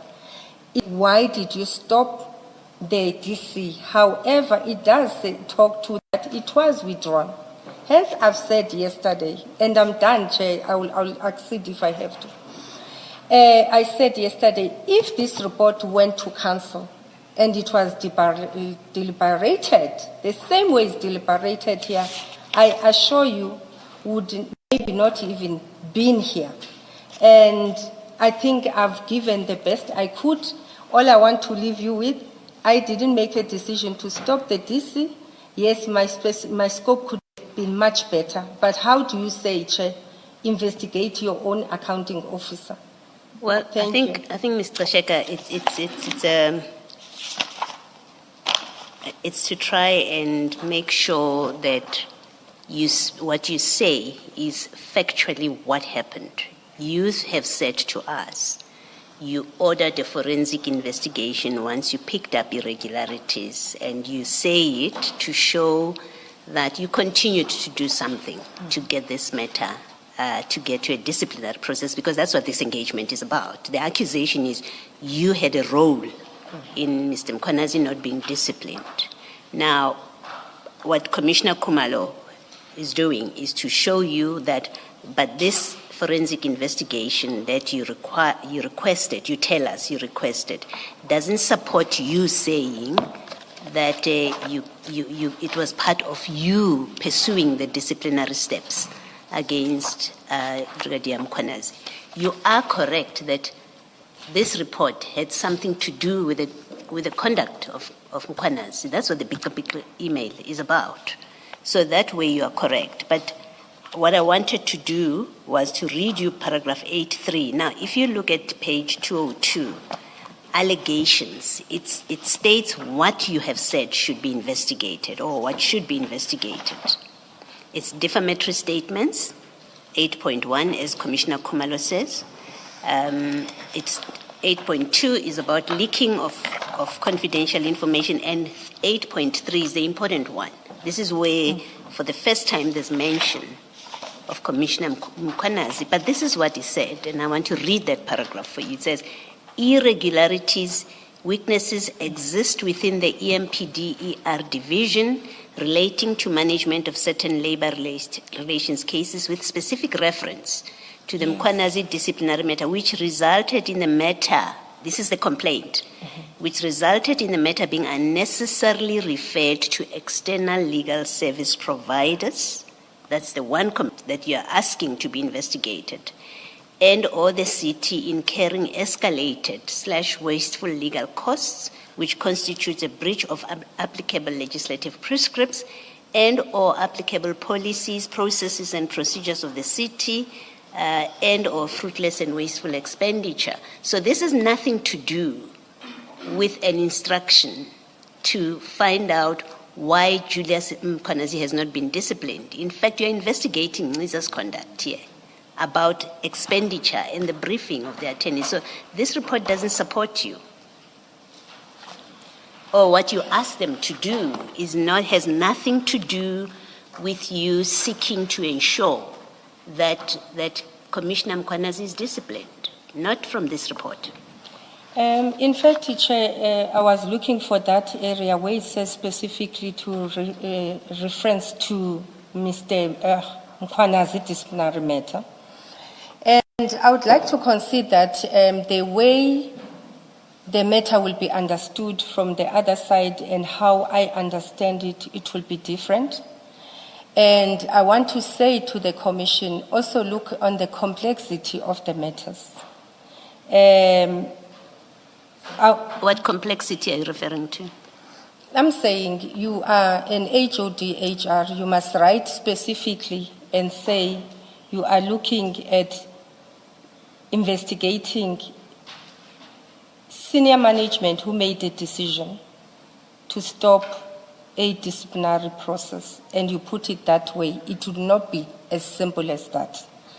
And when you go to our contracts, you even have a clause on termination that says if you don't follow an instruction, that's a misconduct. I'm going to accept, Chair, that it might read differently, but when I said specifically on the disciplinary matter of Mr. Mkhwanazi, the outcome could have been anyway. And one thing I want to leave the Commission with as well. This investigation is sent to an internal audit.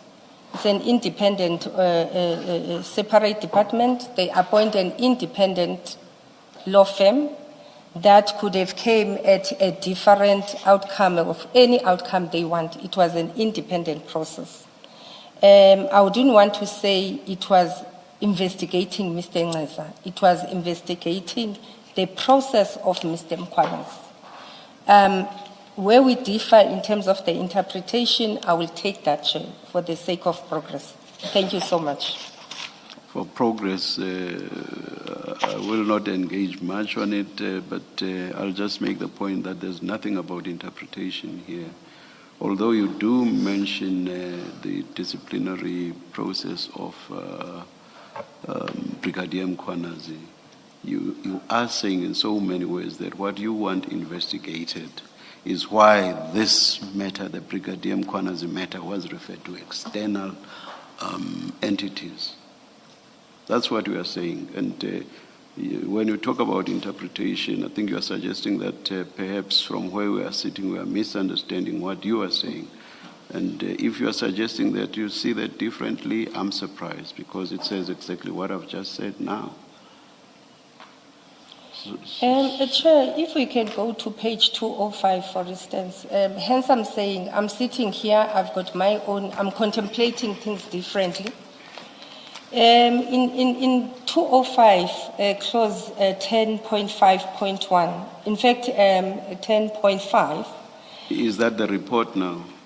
Yes, Chair, I just want to try for the last time so that... You see, earlier, in response to Commissioner Kumalo, you trying to support your point, you referred to the fact that the report refers to Brigadier Kumalo, Brigadier Mkhwanazi a number of times. Obviously, if in your mandate you have referred to Brigadier Mkhwanazi, the report will refer to Brigadier Mkhwanazi. Yes. That's only natural. Yes. And on my reading of what you referred to, that is exactly the context. So your point to me does not make sense. But anyway, let's hear what you want to refer to. Objective, establish the processes followed in the management of employee relations at the EMPD and ER division. Obtain and review the SOP with regards to how labor relations cases are managed. Officials from EMPD and ER division to establish the processes followed in respect of labor relations matters. Which officials are responsible, conduct interviews, to determine above documents and annexure.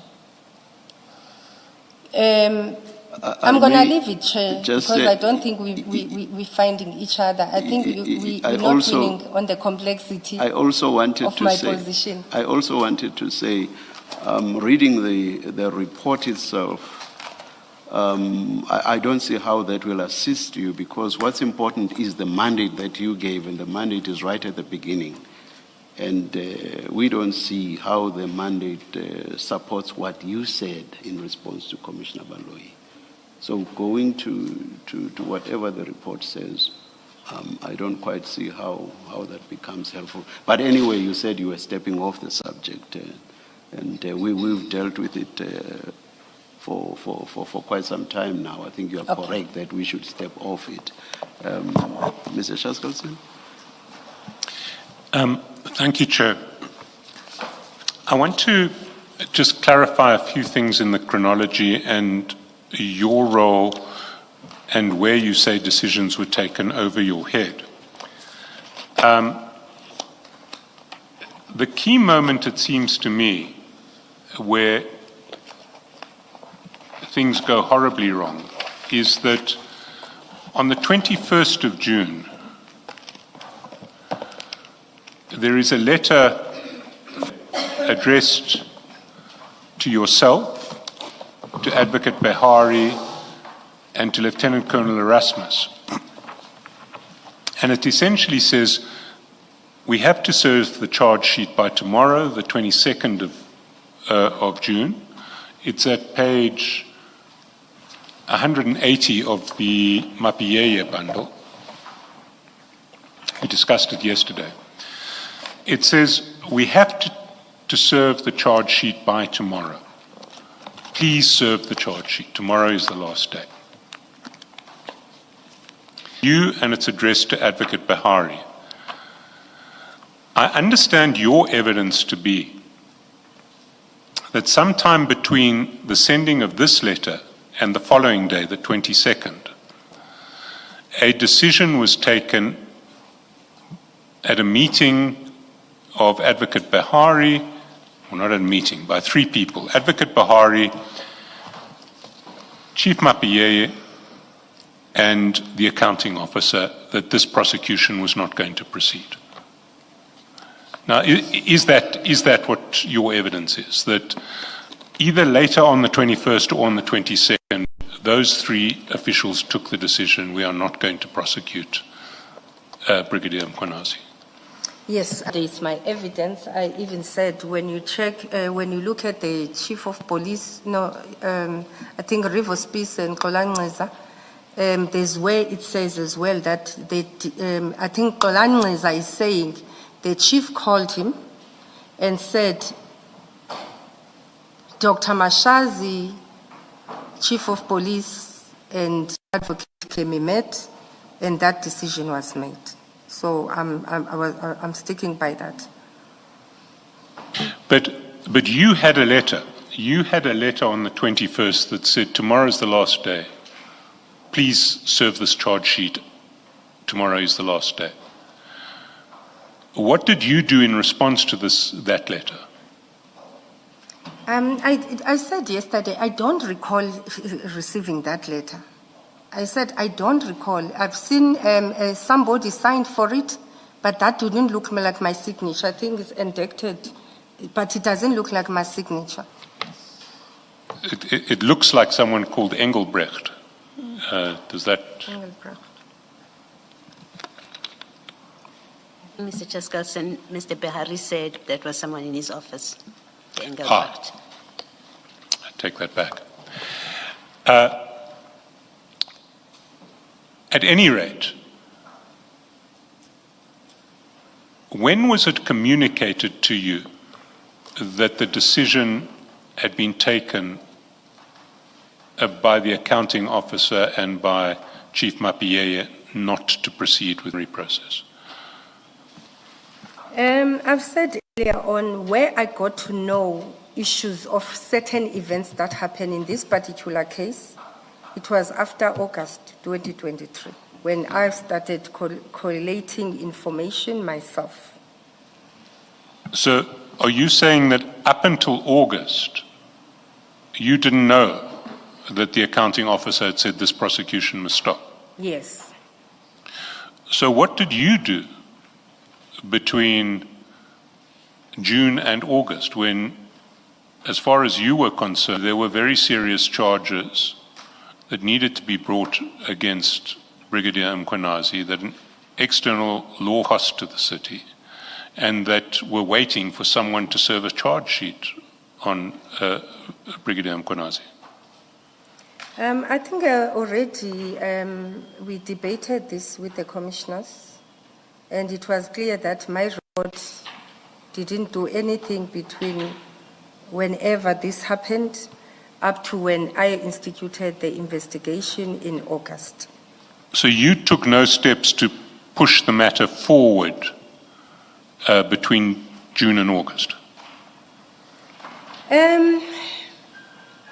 Ekurhuleni is many cases.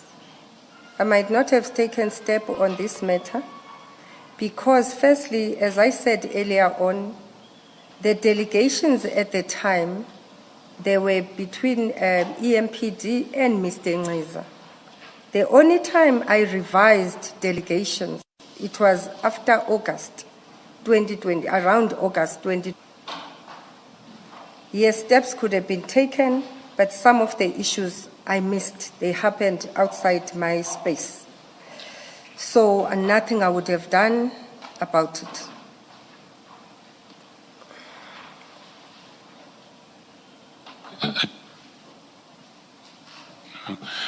I just need clarity in that regard, because it seems to me that the job of serving the charge sheet was always a job of your department. Simply serving a charge sheet to start proceedings was your department's job. We've discussed this yesterday, where in the evidence, in the form of emails, I've said that I've realized there were irregularities. The charge sheet was provided to Mr. Ngiza as early as 15th June 2024. And after that has happened, they were back and forth.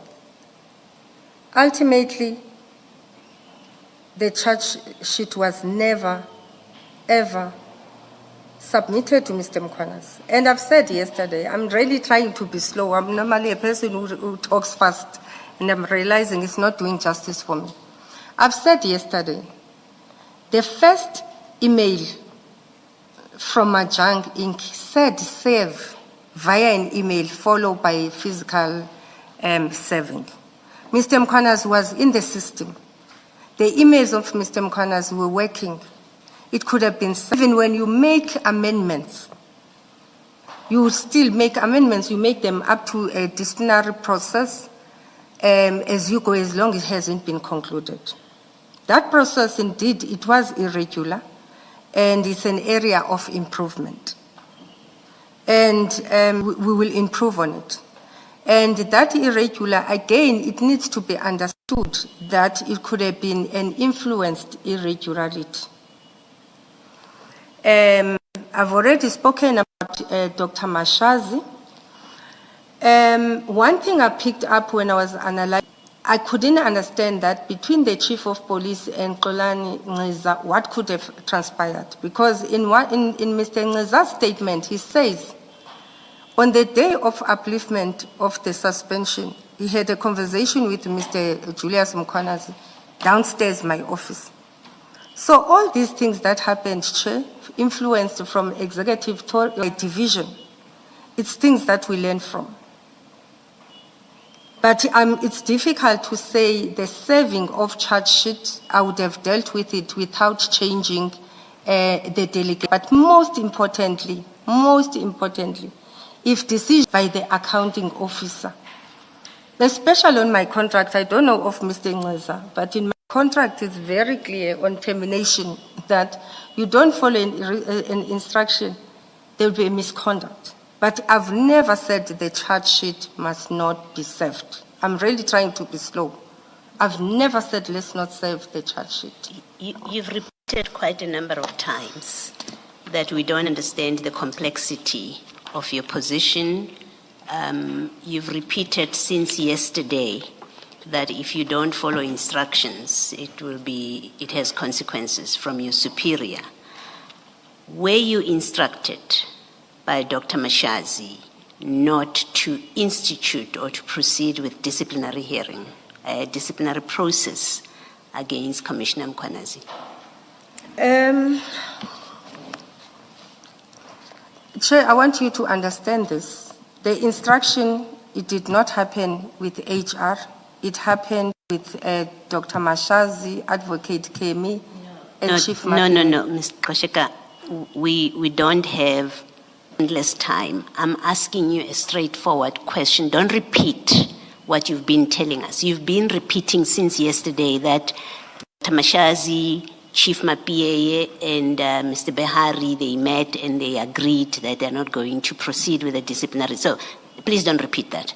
I've asked you a direct question, and I started off by explaining the basis on which I'm asking my question. Since yesterday, including a few seconds ago, you keep saying, if you don't follow instructions of your superior, I think you said you can even be terminated. You said something like that. And all the time you're referring to instructions from your superior, Dr. Mashazi. Hence my question. And my question is simply this.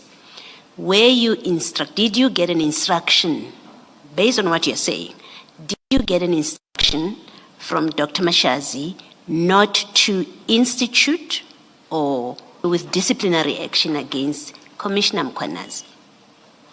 It's either a yes or no answer.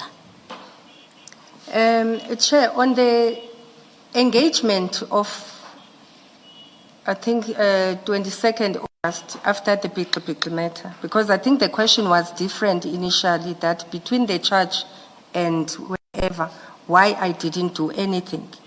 Now I'm asking you a different question, Ms. Gxasheka, please.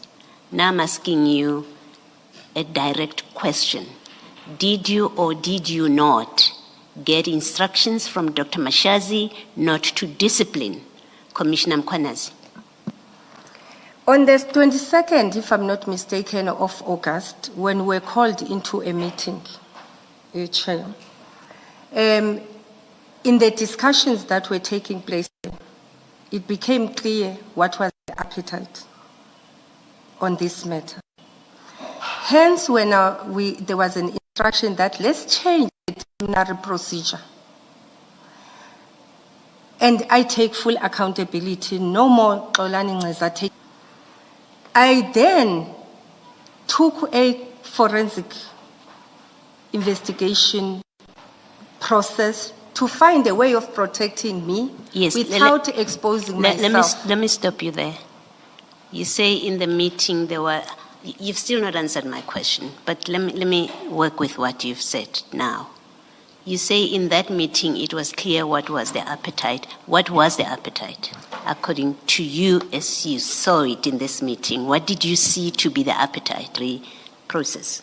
I would want to attest what the Chief of Police has said, that it started to look that certain people are targeting Mr. Mkhwanazi. What was the appetite, Mr. Gxasheka? You formed a view there's a particular appetite, whatever you mean by that, about this matter. What was the appetite? The appetite is the same as the legal opinion. No. Can I finish, Commissioner? No, don't do that. I'm asking you a question it's a second question that I'm asking you that you're not answering. All to do with the instruction from Dr. Mashazi. That's what I'm asking you. Now introduced the appetite, it became clear. That's your language, right? And you say that you've answered my question about whether or not you got an instruction. You choose to speak of an appetite. Now I'm asking you, what was the appetite that you descend out of that meeting to do with disciplining Commissioner Mkhwanazi? Thank you, Commissioner. I am praying that Commissioner Balo, you're going to allow me to finish.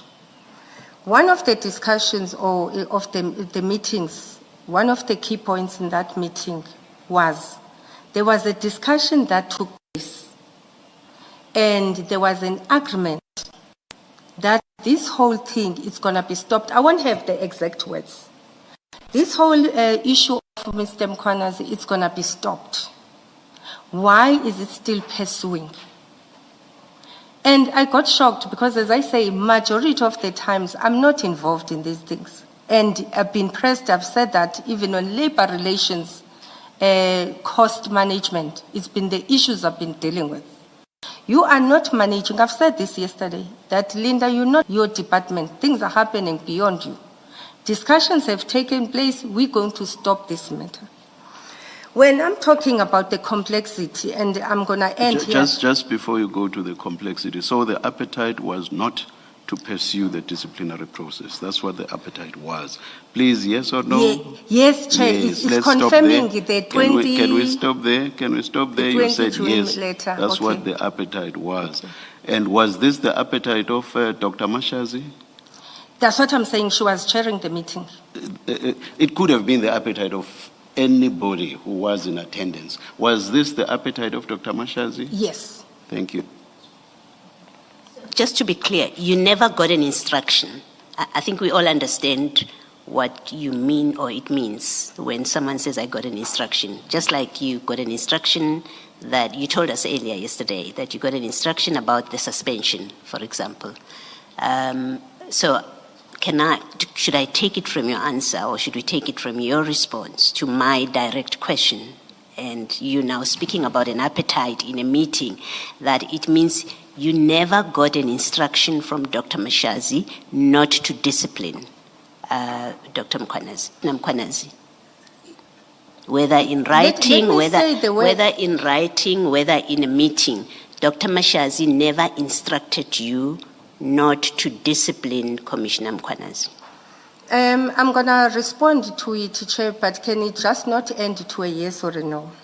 I need to give a context. I'm hoping that at the end of it you will have a yes or no, so you can give the context. Thank you so much. The discussion says, I had a discussion with the other colleagues. We agreed this matter must stop. Why is ER continuing? You are not taking ownership of your department, Linda. We have agreed matter, And why is it still continuing? Why it hasn't stopped? You cannot control your people in your division. It might not have directly said you stop, but it's asking me why you haven't stopped. If it doesn't stop, you're going to account. So I don't know if that means an instruction, but it's a very clear tone that says if you don't stop, you're going to account. You are also not managing the labor relation cost. The labor cases are increasing.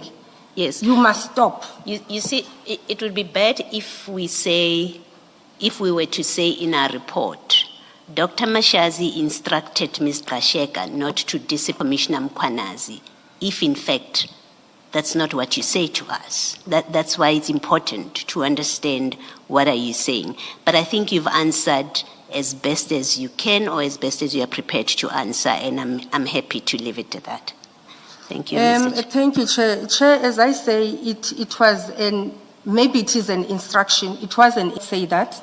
But the way it was said, it wasn't just say, stop this disciplinary hearing. It says, why are you not controlling your department? Why is this matter still continuing? Whereas I've stopped it. You're not managing your department. Hence I'm saying it becomes complex. It wasn't just, it says, stop this hearing, also manage your department. So I wanted to give that context that there was clear that you must stop this hearing. Mrs. Gxasheka, as observed by Commissioner Baloyi, from yesterday to today, you have repeatedly said that the instructions of Dr. Mashazi or the accounting officer must be complied with. Can that be said appropriately by an HR practitioner, especially the highest level like you? Chair, let me also remind you what I said yesterday. When discussions are taking place and instructions are made, we deliberate. And I've said yesterday, majority of the time, I find that she already has a legal position. I'm not sure where she gets to be capacitated. We debate on issues. Ultimately, once I could see that she has her point and it's taken, you can't move. I'm going to make a sensitive example just to give another context. When the matter of a chief came, for instance, saying, let's settle it, I still went. And I said, from the humanitarian point of view, he's left with less than a year. I spoke to the lady who was involved in the matter. She agreed, Dr. Mashazi, and I said, let's settle this matter. She agrees. 30 minutes, 40 minutes later, I'm called again because she now has a different view from the legal side of things. I think that's the complexity I'm trying to explain, that from HR side of things, we'll do things in a particular manner. I will advise in a particular manner. And I've said yesterday consistently that there's HR who will advise. After HR, there's legal. And ultimately, once legal has made a decision for that institution, it's binding and it's got its own risk, and one person can account, it's legal, and the accounting officer. And I'm appealing to the Commission that you hear where I'm coming from. I do advise. I think if you haven't seen my character today, I don't know. I'm a person who will be persistent, who will be advising. But ultimately, when a person has made a decision and is your boss, there's legal you can do. An example that would have happened, maybe it would have been better than coming here. Let's say my report says, investigate of Mr. Mkhwanazi has not happened, but we had a meeting. I won't be here. Maybe it would have been a blessing. I can guarantee you, she would have had a DC on me. Maybe it would have been better than coming here. I'm beyond the stage of you giving advice. I'm at the stage of fraction. Let's assume that this is after the advice that you keep referring to. Then there is an instruction. What you say is, I will refer you in a different context, but it still makes the same point. Different in the sense that it's not in the context of what Commissioner Baloyi was engaging you on. I'll take you to page 22 of your latest statement, paragraph 65, fourth line. There you say, when instructions are given, I will say by, you say at, I'll say by, given by the accounting officer, one has to comply. So my question is a simple one, and I hope you will give a very brief answer. My question is, can something like this be appropriately said by an HR practitioner, especially one at the highest level like you? Can you say that? Once the accounting officer gives an instruction, I just must comply. Can you say that? As a senior HR practitioner. Thank you, Chair. Chair, I've given a context. I think when we write the statement, you won't necessarily put everything with the hope that other things will come and talk to it. I will rephrase my statement, Chair. What I was trying to say is when a reasonable instruction is provided, you must comply. I would like to revise that. And number two, Chair, talk about the character of Dr. Mashaz. I would like you to even, for instance, call the highest authority here. Call the executive. I'm not sure that we want to go there. You've just said what you meant to say, and you are now seeking to revise, is that what must be complied with is a reasonable instruction. I think that's enough. Yes, a reasonable instruction. But Chair, I wanted to say where we didn't do right, the character as well, you might need to call one of the senior people who are beyond here to come and speak about the character itself and the complexity I was talking about. Thank you, Chair. But I will not let you avoid this that easily. How you phrased it appears to have been quite conscious and deliberate. You see, it actually does make reference to reasonable. It's not as if you did not think about reasonable. Let me read the full thing. I stopped midway. You say, when instructions are given by the accounting officer, one has to comply, comma. That's a standalone clause in that entire statement, and it's full and complete in and of itself. And it suggests that you are saying, in fact, it's not even suggesting, it is actually saying that you just must comply under any circumstances, reasonable or unreasonable. Do you agree that that is what that means? Before this idea of you wanting to change this comes in, do you accept that that's the meaning of this up to the comma, comply, comma?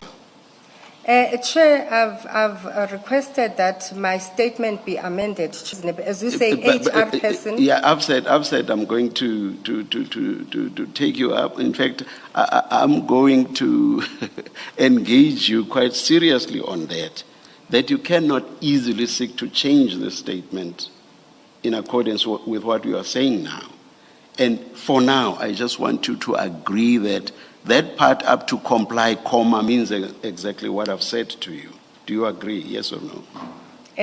Chair, you said I've intentionally wrote that. I'm coming to that. Okay. I'm coming to that. Okay. Do you agree with what I've just said now? Up to comply, comma. Do you agree Yes. that it means what I've said? You It agree? means what, Chair? What I have said to you, I have said, when you say, when instructions are given at the by the accounting officer, one has to comply. So I say to you, I read that to mean you just must comply whether the instruction is reasonable or not reasonable. At this stage, you are not where you want to change that to bring in the idea of reasonableness. But do you agree that as it stands, it means you just must comply whether reasonable or unreasonable? That's my question now. Chair, I've requested that the statement... Yes, I get your request to change and bring in reasonable, but do you agree that No, it means... I don't agree, Chair. What does it mean? Chair, I'm saying there's an error that happened, and I want to take full responsibility of the error. Before the error and wanting to change, do you agree that it means what I've just put to you? The way it's written. Yes, the currently. way it's written. Yes, Chair. Yes, thank you, thank you. Now, my point is, you said what you said here consciously and deliberately because it's not as if the idea of reasonableness was lost to you. You actually do refer to quote-unquote reasonable in this same sentence. You say after the comma, especially if they seem reasonable. So it's not as if you did not think of reasonableness. So first part, you say you must comply under whatever circumstances. But then you make the emphasis that, but you must especially do so if the instruction is reasonable. But you're basically saying otherwise, once an instruction comes from the accounting officer, you comply. Chair, I don't agree with that, Chair. I think, hence I said earlier on, is the interpretation. And I don't like the statement that I'm going to use. I've seen people using it, and it's probably going to be the first time I use it. Yes. I think in the law space, you have to do communications and English as part of your curriculum. In other areas, Chair, we really struggle with English. And what we're learning from this commission and other places, we learn every day, Chair. We need to continuously improve on business English, or language, on legal. Chair, that you do mention it, that after the comma, you do talk about reasonable. And I've learned from that. I had an example where we had a legal opinion on the appointment of the CFO Ekurhuleni. When we met with the lawyers in a particular prescriptive clause that was written, they taught us that where a comma, just putting a comma, it means it changes the whole definition. Where there's a full stop and then there's a continuity, it changes the whole definition. Hence, I say, Chair, we learn every day. But I'm glad you raised it, that I did put reasonable. It could have been the way it was said. And as an HR practitioner, I can do better. I'm not undermining my English, but as I say, legally, in terms of how we write, we can learn from that. But I'm glad you mentioned it, Chair, that there is reasonable. And hence I said yesterday, I do debate with the accounting officer. But majority of the time, you realize that on the legal opinion than an HR opinion. In majority of issues I would have advised, we agree, the following day you are told, no, because legal has spoken. Thank you, Chair. Oh, I thought it was my English that you were suggesting is lacking. So towards the end, I see that you are saying it is yours. I wanted to also, when I said you deliberately and consciously said what you say in paragraph 65, you actually do say the same thing, exactly the same thing in paragraph 30. So there as well, you are basically saying, once an instruction comes from the accounting officer, you just must comply, reasonable or not reasonable. Is it paragraph 30? I hope it is. Sorry. Yes. Chair, paragraph 30 reads, based on the instruction of the accounting officer, my advice and guidance would have been based on that. If the investigation concludes, there is no need to redeploy the employee to any other position. If you remember, I said yesterday, when we started with this conversation, she spoke. Ms. Gxasheka, you're reading 30 from your old statement. Oh, sorry. So maybe let's find it in there, because we've been working off the new statement. Let's find it there. Paragraph 65? 65. Oh, 65. Yeah.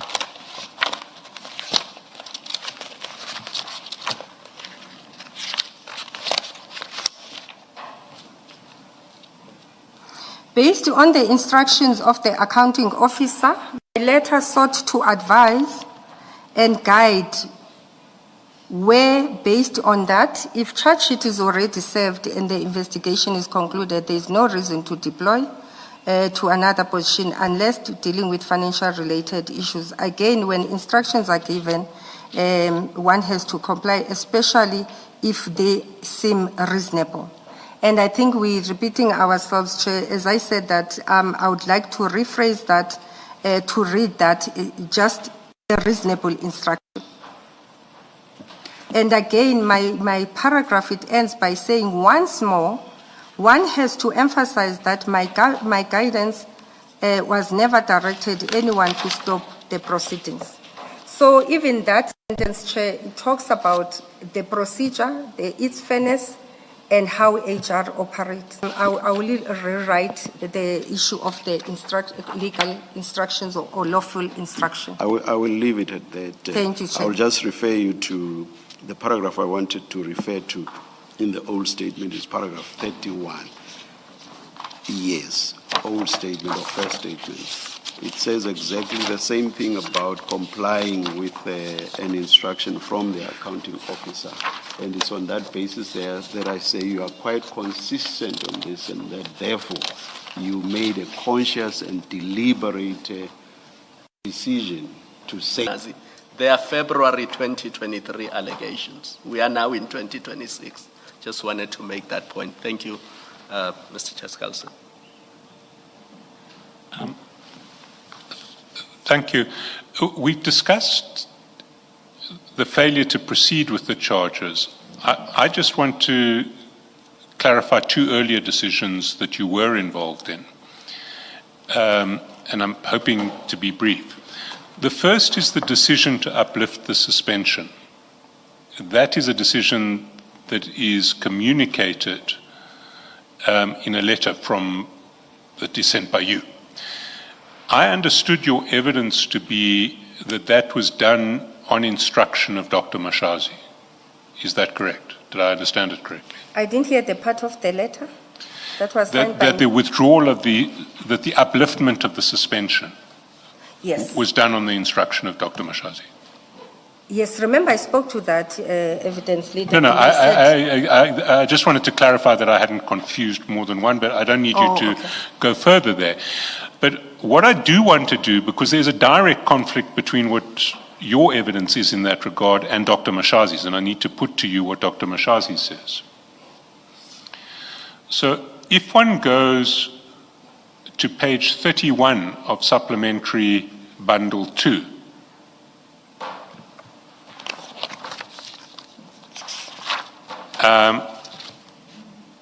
there is an exchange between Commissioner Baloyi and Dr. Mashazi. Do you have? Sorry, yes, it's Supplementary Bundle 1, not Supplementary Bundle 2. I apologize.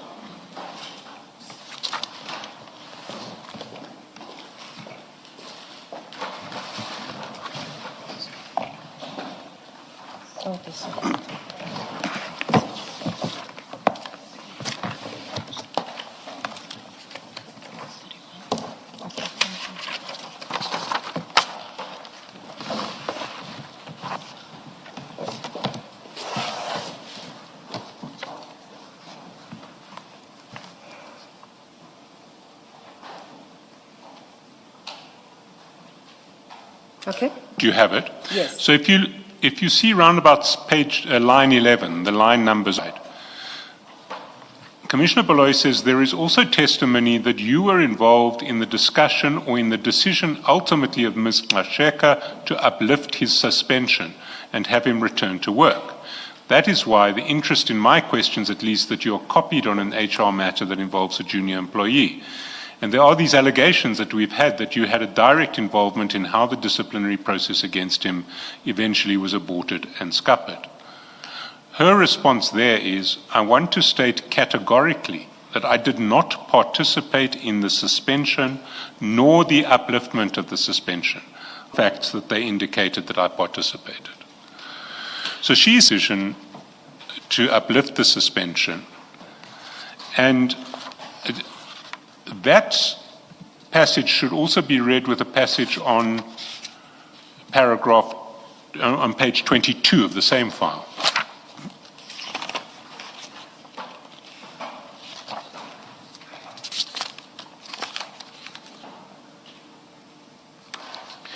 There at the top of the page, Advocate Selo says, your response to that question is reflected in paragraphs 85 and 86. You may summarize for the record what your response is. Dr. Mashazi says, my response is that I did not get involved in this because Julius at that point was a junior official.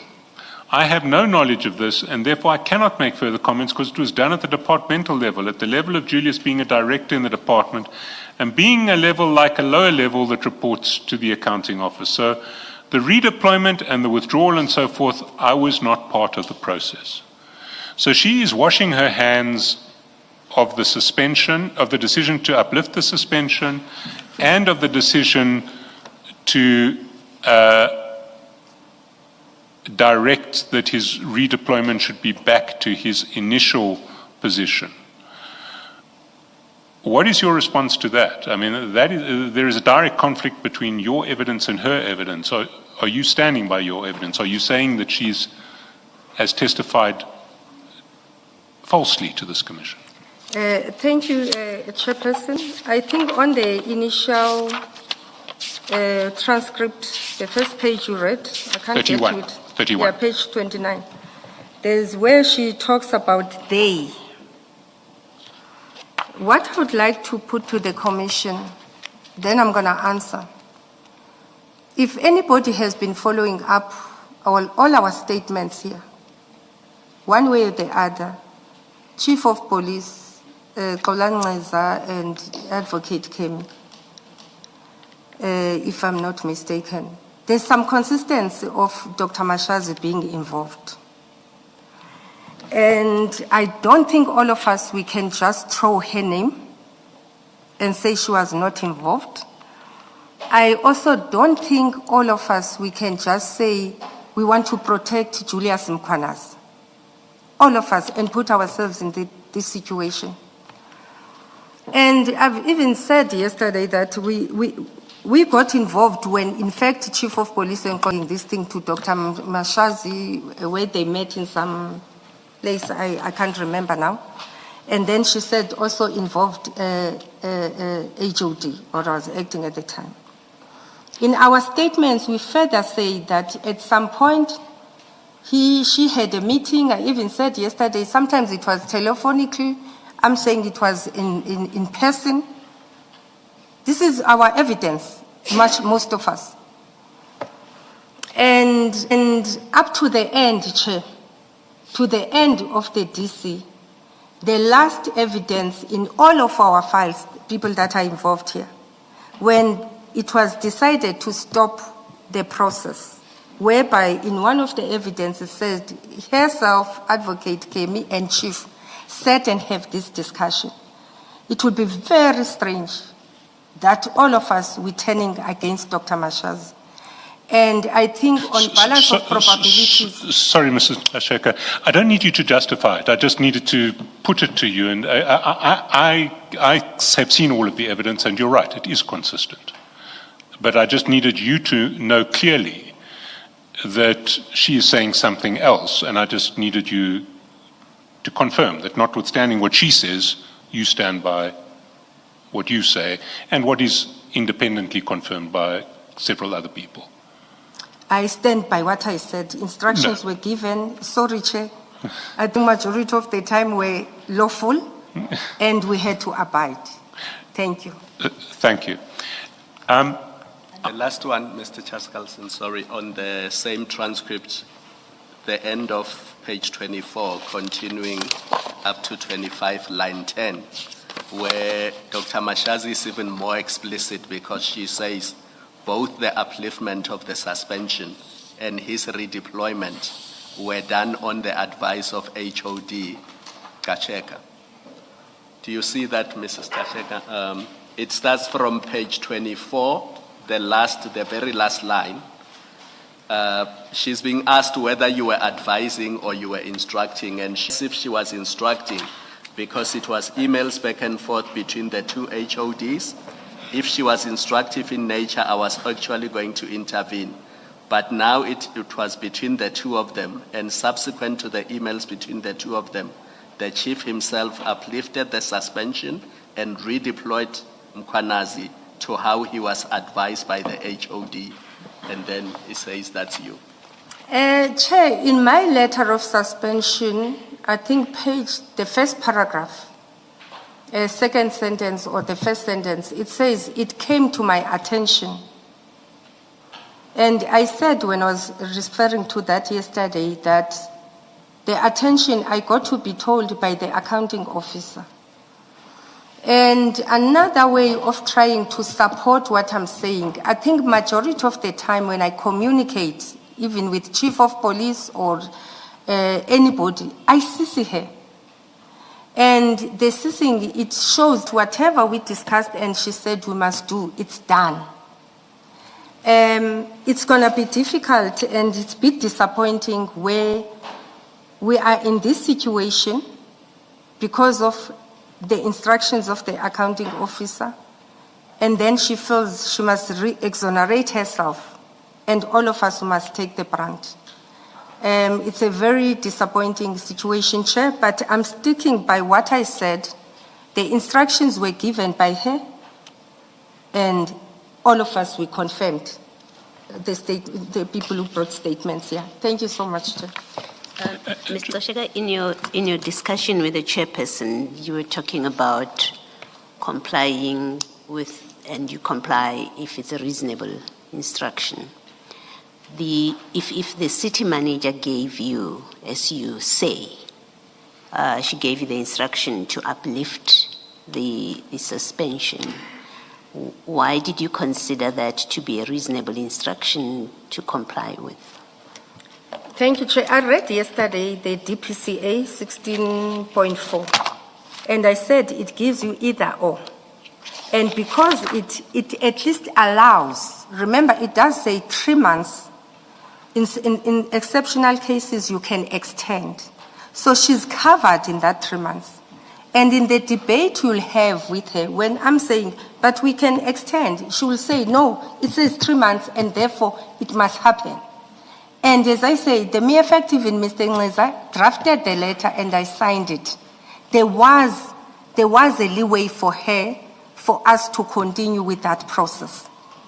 You agreed to extend the suspension, so you obviously would have applied your mind to the request to extend the extension, and you considered it appropriate and within the prescripts. You now get a call from the city manager, who is not an HR person. She's not an HR. You are the HR boss in Ekurhuleni. She's not that. She's your client when it comes to matters of HR, right? You're nodding, yes. You've considered and you found there is merit to extend. That's what you agree with Mr. Ngxeza. You were prepared to do it. The city manager who is a layperson on issues like this, gives you an instruction to not to extend, to actually up extension. You do not even let it lapse. You write a letter, you say it's not being extended. You change your mind because you get an instruction. And my question is, and DPSA has nothing to do with it. She hasn't told us that she looked at the DPSA, as Mr. Chaskalson says. And I accept that you say that's not true. So we know from what she said in testimony that she didn't apply her mind to it at all. According to her, she depended on your advice. What did you consider to make her instruction to be reasonable, that you comply with it? It was the first part of, as I say, our debate and discussion was on the first part of 16.4, that the disciplinary process must take place within 3 months. And at that time... Let me short circuit this. Did you advise the city manager not to extend? Because that's what she says. No. Right, so it can be both. You have to choose that, yes, I advised her that it's okay not to extend, or I was acting on instruction. She ordered me that we will not extend. It's one of the two. Respectfully, Commissioner, I don't think there will be two possibilities in this situation. and I appeal for your indulgence to hear what. I'm saying let's extend and conclude so that MPD can conclude the matter.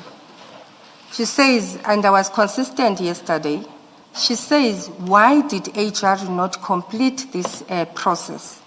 You've concluded the investigation. You are it is at an advanced stage. That's what my statement says. Therefore, there is no need for you, HR, to extend the suspension. Mr. Mkwanazi must come back to work. This is where things went. Which then makes me ask, and again, it's about, I'm going to use the word competence because I can't think of another word now. It then raises questions about your own competence then, that you initially agreed, so you would have considered those things that you now say came from the city manager. You would have considered them, otherwise you're incompetent, that you didn't think, oh, they have conducted the investigation, they're close to finishing. It's actually not necessary to keep the the suspension in place. If you do those factors, then it says something about your competence. If you considered them, and then the city manager simply repeats them to you, you still have to say, why did you consider her to be superior to you in terms of reasoning or factors to be taken into account? And so, yeah, I'm back to, it's one or the other. You considered them and you satisfied yourself that this can be extended. That's why you agreed with Mr. Ngqiza. Something else happens and it cannot be the city manager repeated the same things to you. Something else happened that made you change your mind because you already had a view. She can't repeat the same thing and then you say, yeah, because it comes from the city manager, it's reasonable. Chair, through you, I'm saying there are discussions that are taking place. Initially, I satisfied myself. We do it. We do extend, sometimes we don't extend. That's how it is, based on how far the investigation is. So there was no instruction from the city manager. You had a debate and she persuaded you differently. There was no instruction from her. I think you're battling to hear me. That's why I'm really trying to... I'm not battling to hear you. I understand you are here and I understand you perfectly. You either had an instruction from the city manager or you did not. You now speak about a debate. And I say, well, you either acted because of an instruction, which you say, I must comply with, or you debated. You had formed a view, you debated, and she persuaded you differently. In the latter case, it's not an instruction. If the latter happened, then there was no instruction from the city manager, then she's right when she says, I never gave an instruction. Or she did give you an instruction. And it takes us back to, well, why did you think this was a reasonable instruction? But forget that second part of why do you think it's a reasonable instruction is I'm saying to you, you either were persuaded different, and there's nothing wrong. If you had started with that, without me, if you had started with, yes, I formed a view, but when I had a conversation with the city manager, I actually saw things differently. I think that would have been the end of this debate with you. But that's not what you say. You say you got an instruction and she's not telling the truth when she said she never instructed you.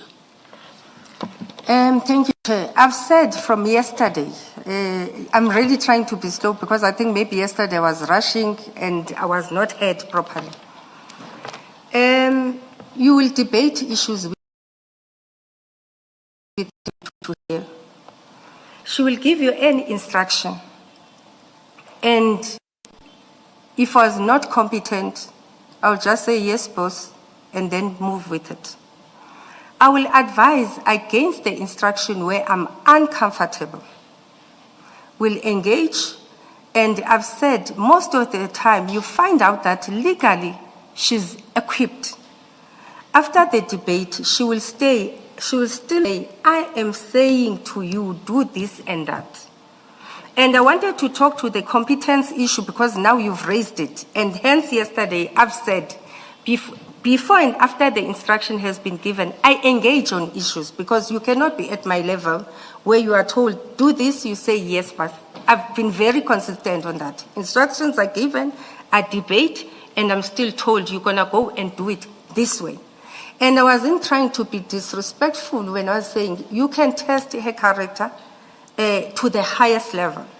She will allow you to debate, but after debate, what she has said must happen, must happen. I don't think, I'm finishing, between me, Chief of Police, Xolani, Advocate Kemi, we don't even know, I don't know Mkhwanazi. I started knowing Mkhwanazi during this case. I don't think all of us would want to shield Mkhwanazi, and I don't think we had any reason to shield Mkhwanazi. The suggestion is you were shielding him to please the city manager. That's the evidence. That's a complaint against you. It is, you may not have known him. Maybe you met him at the city of Ekurhuleni. That's not even the conversation. The complaint against you, firstly, you uplifted his suspension because you were pleasing the city manager and you were rewarded for it financially. 2, you did not do anything. You frustrated or contributed to the frustration of the disciplinary process against him because you were doing the city manager's bidding and you were rewarded for it. That's the accusation against you. So it doesn't help for you to say, I didn't know him. We're looking at your conduct where there's a clear case of serious misconduct, serious, which in another forum should see Commissioner Mkhwanazi go to jail. You become aware of it. You see the charge sheet, it's serious matter. You say, well, they made an argument, I wasn't involved with it. You say I was instructed. You say I did a forensic investigation, which has nothing to do with the charges. And the explanation from your colleagues who have testified is your role in all of this is explained by you were working with a city manager who was protecting, they say. She was protecting Mkhwanazi. You helped her. And you got rewarded for it. Those are the allegations against you. Let me give you an example that is sensitive. Beyond this, I won't say much. Today, in 2023, I think that was the first month we suspended Mkhwanazi. My mom passed on. The following weekend, she was buried. Sunday.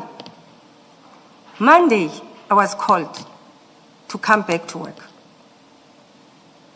And I said, on Mondays, since in Beki, because we bury on Sunday, I was told if I'm not back at work the following day, I'll be dealt with.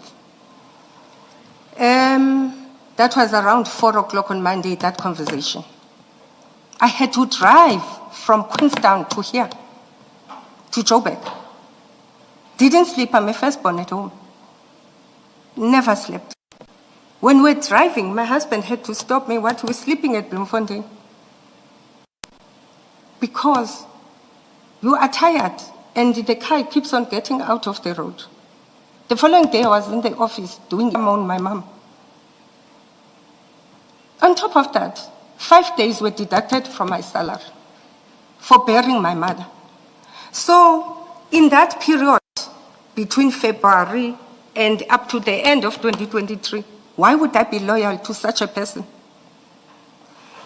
So I really want this misperception that says some of us were loyal to Dr. Mashazi to be seen differently. It wasn't about loyalty.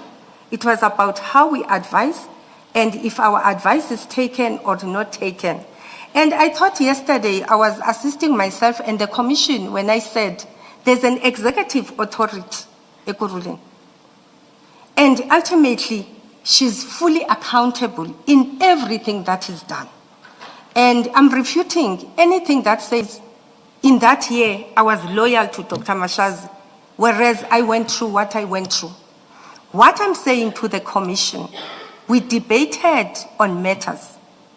We debated on instructions. Ultimately, she will hear you. Hence, I'm saying get somebody who's not involved. Leave all of us. Bring another witness who's going to tell you that after debate, she will still have her word done. I really, that means, hence I said yesterday, even on the issue of our increases, she came to me and said, why is Meral supporting you? You know, she pushed it because maybe she had no choice. We did a motivation. It went to the remuneration committee. It went to Meral. That is the loyalty issue. Maybe we're loyal to the authority, the position, not the individual. And lastly, Commissioner, I want to leave here with a clear tone. Instructions are given. I advise. After advising, if there's an ultimate instruction given, you have to comply. And it's 4 of us, against her or against Julius Mkwanas. You know, you understand the complexity, and the only way you're going to be assisted is to bring somebody else who is not involved in this matter to deal with it. Thank you, Chair. I think the issue, the Chair earlier on raised it as someone at your level of seniority, that you're executing instructions like this. And hence my question earlier to you, what is reasonable about the instruction? Because you say, I comply with reasonable instructions. Now, if an instruction is unreasonable and you still comply with it, it makes us ask questions about you and why you would do that which you did. So that's the context or the prism within which you should look at this, that you are employed, you're a Section 56 employee, as I understand. The decision to employ you is not the city manager's decision, as I understand these things. You can correct me if I'm wrong. The decision to fire you is not the city manager's decision. Ultimately, she can lay a complaint against you and you get disciplined, but it's not her decision. And then you are making these decisions, you become party to decisions that do not make sense, because it does not make sense that you ordered the upliftment, and you ordered it. It's in your handwriting, in the same way that you keep saying, well, Chief Mapia wrote the letter, and therefore it's him. It applies to you too. You wrote the letter uplifting the suspension.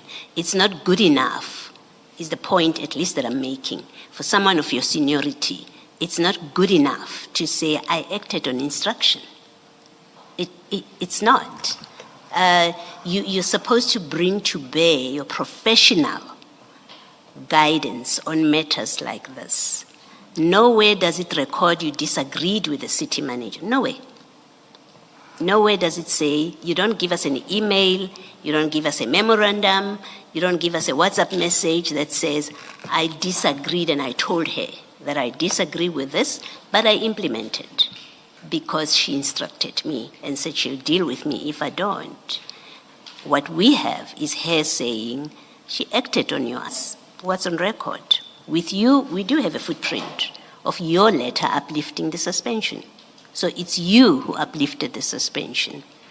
And you must take accountability. And in the same way that you say Chief Mapia should take accountability for his letter, even if he says I was pressured, he must take accountability because he wrote that letter and signed it off, stopping the disciplinary process. Same applies to you. Take accountability for, yes, I uplifted the suspension. Yes, I was wrong to follow that instruction because it was an unreasonable instruction. Not trying to justify it as we debated. And then she then at the end of it said, I'm instructing you. Say she instructed me and I should not have followed that instruction. That's all we are asking you to do, is accept it's a wrong instruction to uplift the suspension where the city manager overrides your position. It was a wrong instruction for her to give you. And you should not follow it, but do at least own up to it and say, I should not have followed that instruction. Chair, through you, I think it becomes very difficult when we have to concede on issues when you contemplate them differently. and while you put your statement here, I've been very consistent that instructions are given, I do advise, and I do debate on issues. Ultimately, if it's reasonable, and the reason I'm saying it's reasonable to me, extending for 6 months, it's the right thing to do. But where the problem is with that clause, it says 3 months, within 3 months, finish the disciplinary process. And if you don't finish it within 3 months, the employee must come back to work. In exceptional circumstances, you can extend it. And I signed the first one, I agreed to sign the extension. It was based that at least you can stay up to 6 months. And there are circumstances where we say employees come back because the process has advanced. And I've said yesterday, I want the context. I will accede where I have to accede, but I really want a chairperson in the sense that 3 months was concluded. And HR did, in our space, have irregularities. I'm taking that Dr. Mashazi is wrong. If you want me to say I could have done things better, I will do so. But we also played a critical role on that process not being concluded. And I'm not sure then when I was testifying here if all this will be integrated and before decisions are made. But I'm appealing to the Commission that when utterances are made, can we at least also talk to the context of how the matters have been discussed? The process was frustrated, I get that. And I'm saying we could have done things better. And it's really a pity, I'm gonna repeat before I concede to this, that Dr. Mashazi wouldn't know all these things. As we decide to wake up and protect Julius, what for? What for? And I wouldn't want to get to a situation where my competencies are being challenged without me trying to put a context on my side, Chairperson. I wouldn't want to. Hence, I keep on saying, whereas instructions are made, are discussed, a person is advised, but ultimately, if you are a decision maker, you can even override what I'm saying and write your own letter, or I assist and write the letter. Kolani drafted the upliftment, and I signed it. And Kolani decided when the 3 months have passed to still think, do I discipline or I don't discipline? Those things must be taken into context. Thank you. I'm appealing with you. Thank you, Mr. Gxasheka. Can I just ask one follow-up question? I mean, you know the prescripts that apply in the municipality. You've told us you spent many years in the city of Joburg. You are now in the city of Ekurhuleni. Is it lawful and appropriate for a city manager to involve herself in issues of suspension and discipline of an employee at a level where Julius Mkhwanazi was in May and June 2023? Is it appropriate and lawful for her to be involved? Chair, according to the delegations, as much as, remember, ultimately delegations are hers, accountabilities, she's the ultimate authority here. There's sub-delegations into these matters. But it doesn't mean because there's sub-delegations, she cannot still assume her delegations. I've said earlier on in my statement, this matter is the chief of police and Kolani who brought her into it. If in the beginning they wouldn't have said, okay, this one has got proximity to the accounting officer, let's go and consult her. That's where this whole thing started. And then she started. Remember, if you read their statement between Heni and Kolani, while Kolani has not yet disciplined, is still contemplating, they might go to jail, they might not go to jail, let me not discipline. Heni sensitized them that the time is moving. And by the 23rd, when he sensitized them, the 24th is the last day of the 90 days.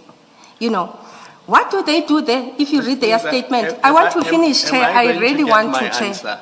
I'm going to come to it. Is it appropriate? No, it's not appropriate. I don't want to hear about what Kemi did or what Nisa did. I just ask a simple question. Is it appropriate for a municipal manager to involve themselves at that level with the suspensions of employees at that level?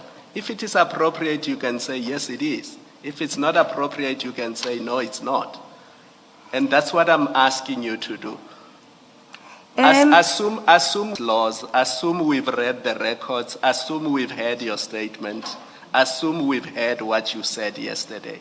All I want for now is it appropriate, yes, or it's not appropriate? Ideally, Chair, a city manager should have said when they said, we want to discipline Kwanazi and say, it's your role, deal with it, don't involve me. Therefore, it doesn't look good. It's not appropriate because those are lower level. Contradiction, remember when we're discussing recruitment, chief complaining, she says to chief, below this level, don't be involved because you are dealing with a higher level. It's the same as her. Exactly. But all I'm saying, Chair, I know even my legal team, I'm sure they're going to reprimand me. I'm not trying to over-explain myself as if I'm hiding something, but I'm trying to refute the statements and the allegations is doing against all of us, that she should not have involved herself from the beginning. You see, now you've answered me. You didn't have to take that long route. Thank you.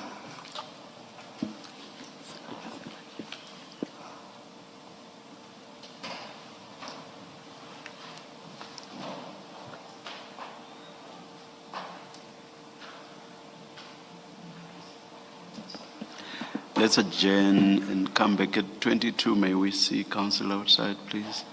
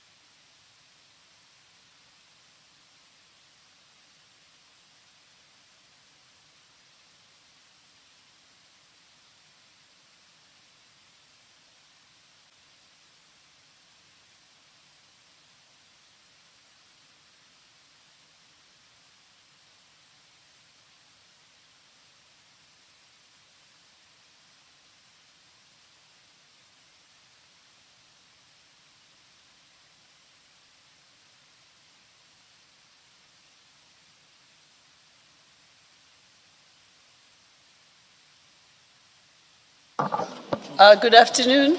We're just about to resume. Please kindly have your cell phones on silent.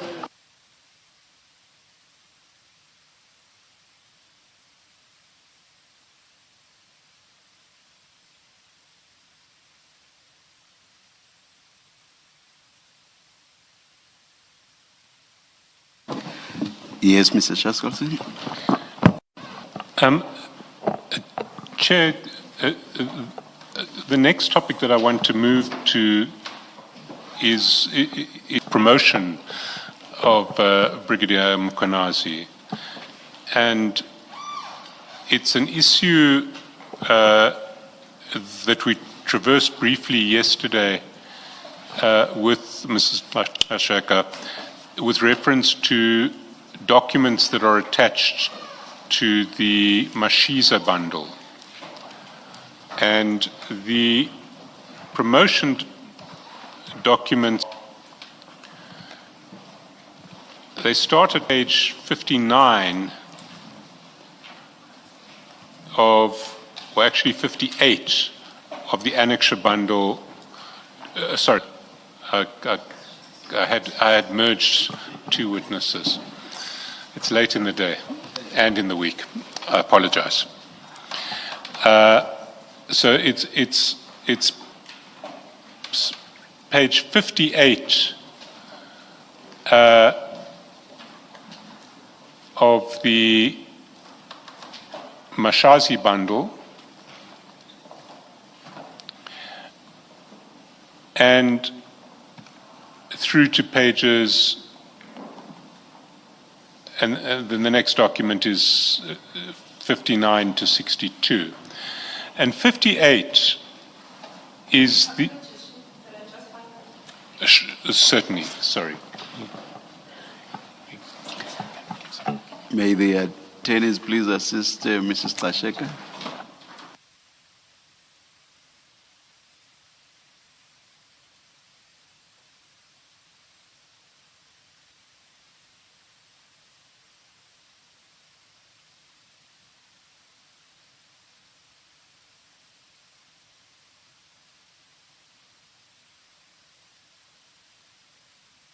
You, Mr. Chaskalson, you'll...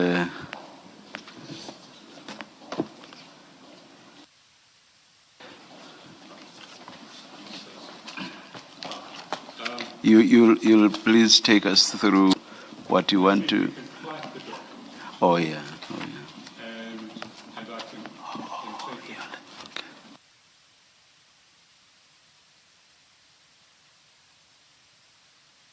Thank you. It is a document dated 24 October 20. I'll come back to the date a little later. It's an interview summary and recommendation for a panel for the appointment of Deputy Chief of Police Operations and Specialized Services. The date is 24 October 2023. So that is after the restructuring disciplinary matters, and it's after the instruction in relation to the forensic report. And in that context, Brigadier Mkhwanazi applies for promotion. And can you take us through this document, because it's not clear to me. I see you were on the panel. I see Chief Mappier was on the panel. There's a Ms. Zanele who also appears to have been on the panel. Who is she?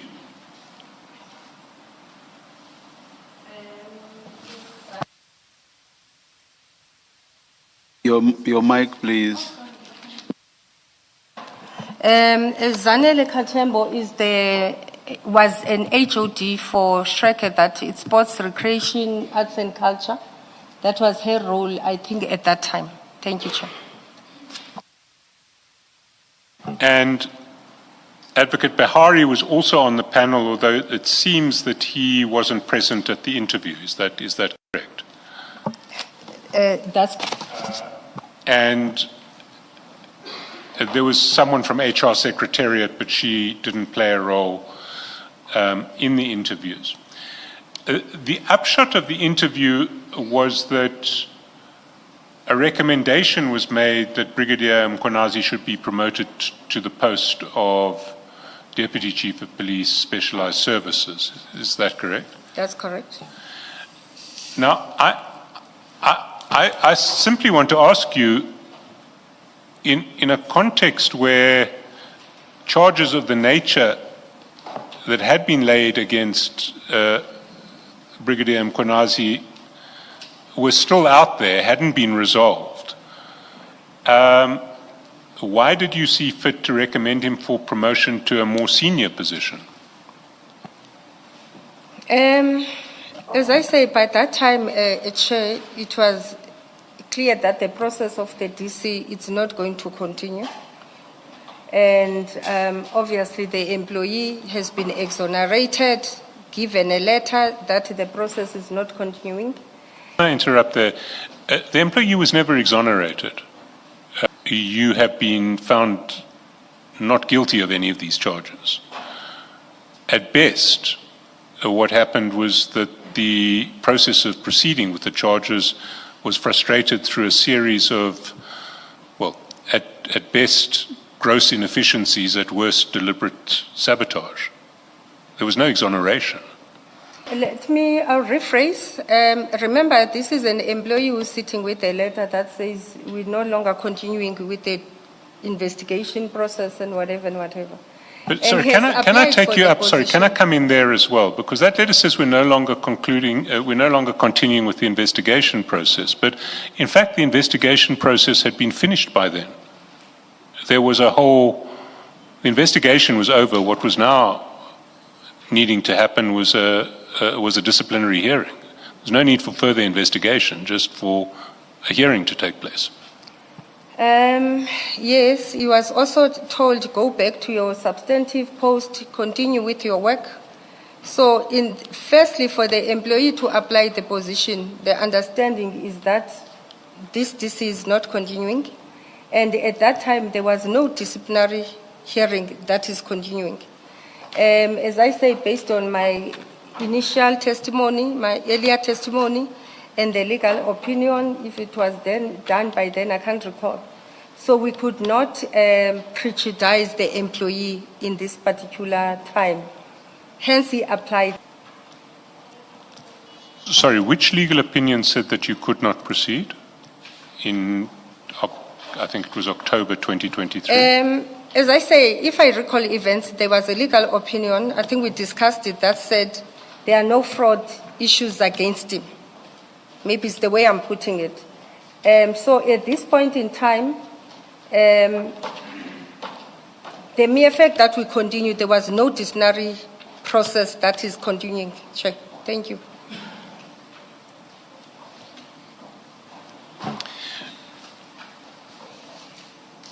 You see, whether or not there was a disciplinary process pending is a separate question from whether this applicant is a fit and proper person for this promotion. And I struggle with the notion that someone against whom allegations of that nature have been leveled and have reached the point of proceeding to a hearing only for a charge sheet not to be served is fit and.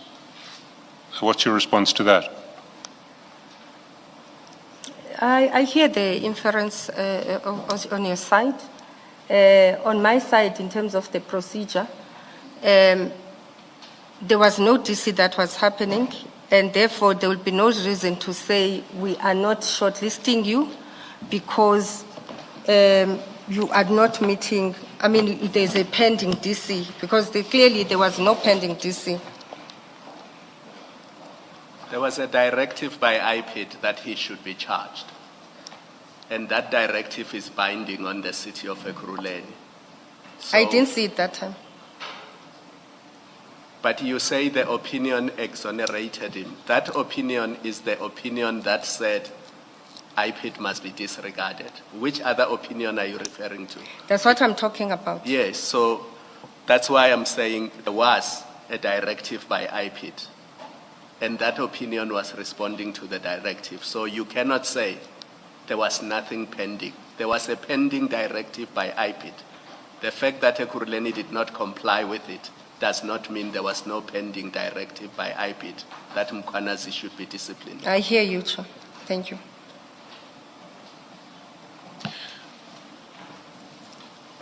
Yes, Mr. Gxasheka, the question still, Mr. Chaskalson's question still stands, that the disciplinary process is not complete, it's not shut down, not by the letter from Chief Mapieye, because he speaks, as Mr. Chaskalson says, he speaks of an investigation. You then recommend the candidate, and the question is how in your judgment is it appropriate for you in particular to recommend such a candidate for a promotion to Deputy Chief of Police? Chair, thank you. I'm still saying that at that point in time, halted or suspended the DC, it would have been a prejudice not to give him an opportunity to complete with other candidates. The issue is not why did you interview him, because competing with other candidates is at interview stage. I mean, even the worst of, we've got a list, so I need to explain what I'm going to say next. We know from your vetting results, that some people were found to be rapists, but they're in the employ of the city. So even that person who is found to be a rapist, when they apply, you would have looked at, do they meet the requirements for shortlisting, right? And then you would shortlist them. And that's a fair for them to come and justify to the panel why they are suitable for appointment. So we are past that. You've shortlisted. You, head of HR, are aware that there are these unresolved charges, serious charges against this individual. How do you make that it's appropriate to recommend him for appointment? My judgment, Chair, was based on procedurally, I thought it's fair to give, if there's a halt or stopped DC, you give a candidate an opportunity like everybody else. If indeed at some point you are found guilty, you will always be dismissed. No, he was never going to be found guilty because the city manager has given you an instruction. Remember that earlier conversation? Yes. So you say the city manager gave an instruction, and that's why that explains your inactivity about further disciplinary steps. So that has ended, but he's never been exonerated of these serious charges. He's never been. Here's the HOD of Human Resources, the one who gives direction, supposedly, on matters of discipline and how people should behave and what is tolerable behavior. You recommend his promotion. That is a problem. Do you accept that? I said, Chair, that it is an oversight. We could have done better. I advise on the other side that procedural. In fact, it's just that the reason I don't want even to talk to it because it was not recorded. I said after the shortlisting, because no employee at EMPD met the requirements, it was only these two. I then said, let's not proceed, let's re-advertise. And because we already didn't extend the contract of Mr. Mzolo, the chief pushed that we do interviews. And I think when you go for interviews, you might anticipate a particular outcome if you want to. But interviews will always surprise you. And then once it's recorded and we made this recommendation, it's difficult to go back. If we could have restarted the process, maybe we won't be here. But I'm taking full accountability that I should have stopped the process when I said, let's stop the process. Yeah. Well, we're at a point where you did not stop the process. Yes. You interview, you know the problem about this candidate. You recommend, you do a positive act. You're saying he's suitable for the position. That's what this conversation is about. So Yes. it's not oversight at all. It doesn't fall in the category of oversight. It would be oversight if you didn't know that there were these accusations against him, or you were mistaken about something, right? Here, you know this is unresolved. There's serious allegations against him, and we do have evidence here where EMPD conducted an investigation, and you would have seen that. You know that, as Commissioner Kumalo says, you know that IPID has directed that he should be disciplined. You have testified / there were instructions. Now we come to you personally. Why do you recommend such a defective candidate whose deeds are known to you, are recorded in a charge sheet? How do you, head of HR, The process was... say, oh, he can be promoted, he's suitable for the position? The process was halt, and the employee competed with other candidates, and we shortlisted, we interviewed, and he did well on that interview. I agree that in terms of the character, we could have done better, and I'm taking full accountability that we could have done better. But the process is on its own. It's not even a process that is made only by myself. It's a process that is made by the panel. As much as I've advised, and I'm taking full responsibility, I'm instructed in this one. If there were instructions, they were not given to me. The only thing that we did was to score, and the person who scored him higher, and therefore was recommended. So is it fair to say that you saw nothing wrong? The short answer, at that time, now with hindsight, maybe you say, well, yeah, I shouldn't have done that. Maybe that's what you're saying. I don't know if that's what you're saying, but I'm asking, in the moment when you recommend that he's suitable for promotion, you did not see any problem with that? You considered him... It was a red flag. It was a red flag. And as I say, I think what was left is how you debate. As much as I can recall, there was not even a criminal record against him, but there were pending allegations against him.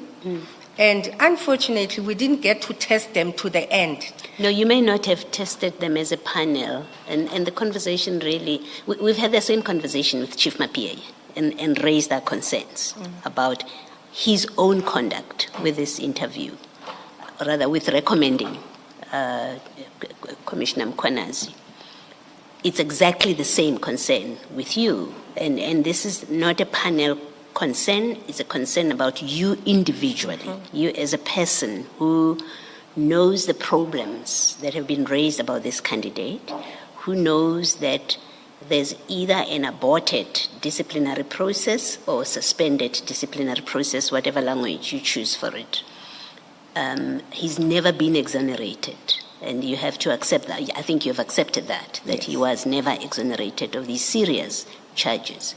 You sit there and you determine he's fit and proper, notwithstanding he's fit and proper to be promoted to the position. That's a difficulty I have with you about either it's a sign of poor judgment on your part, at least from where I'm sitting, or it's something more serious, that you were prepared because it's Mkhwanazi, overlook the problems, the red flags, that, to use your language, about him. You overlooked them because it is Mkhwanazi, or you simply failed in your job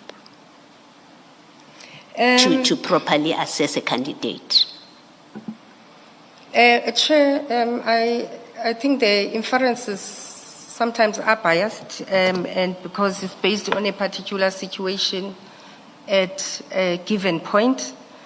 My judgment would have been based on that the allegations have not been fully tested.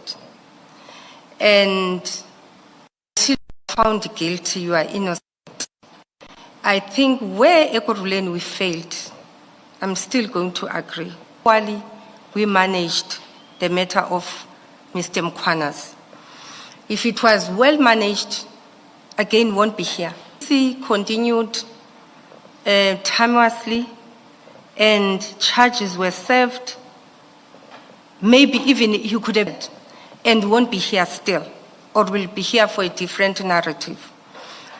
Aren't you being unfair to the other people, considering that you explain your inaction to pursue this disciplinary process on the basis of instruction?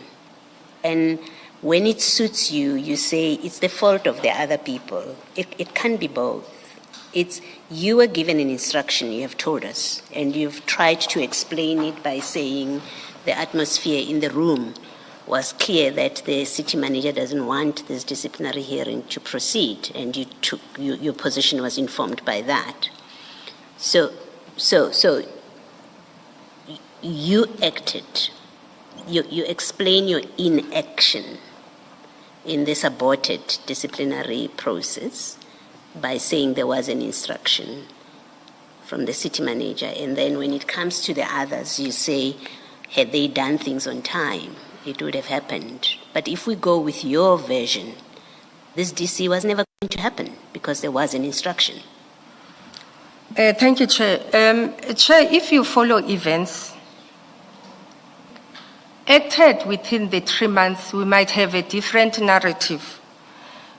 Chief of Police submit a tribunal request for a tribunal to take place in March already, I think around the 23rd of March. HRER division says, I'm applying my mind. IPD says, we can get these people arrested, so I don't want to spend tennis. Come now while we're waiting. 24th of May is there. This matter is taken again by HR and EMPD, HRER division, to the accounting officer, and the accounting officer says, all of you put this thing to rest. Now what I'm saying, Chair, is the charges remained not fully tested.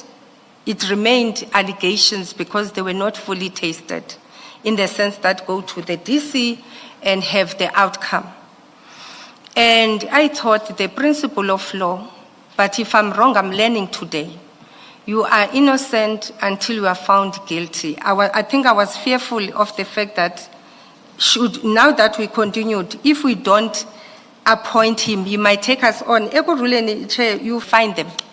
I'm telling you, if Mr. Mkhwanazi found this document, let's say we withdraw that, we didn't see he's going to perform in this interview, we say let's withhold and not fill the position, and he get hold of this document. I don't know if we went to courts how it was going to be. I might have not understand the principles of law, but I've learned a lot from this commission. And I think the person will continuously improve themselves and improve myself wherever I'm going. I've learned a lot. That my judgment, Chair, I'm saying the red flag is there. But when I'm thinking of the rule that says you are innocent until you are proven guilty, I could have done and consolidated those two statements or notions and come with a better judgment.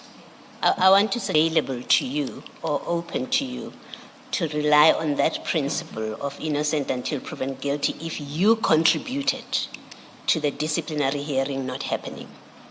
It's not open to you. You can't have it both ways. You can't agree with the frustration of a disciplinary process and then later on rely on that it didn't happen and say, well, I couldn't hold it against him. It's a correct principle of law that you are quoting, but it's not available to you. Clarify when we say I contributed to the disciplinary hearing not taking place so that I can be able to answer in terms of my role. On your version, you followed Dr. Mashazi's unreasonable instruction not to discipline Commissioner Mkhwanazi. You followed that instruction, and it's unreasonable because the charges are serious. A charge sheet has been prepared. Things are at a point for there may have been delays, but you are aware there's a charge sheet. It was at a point of being issued. It didn't get issued. You've seen the content of it.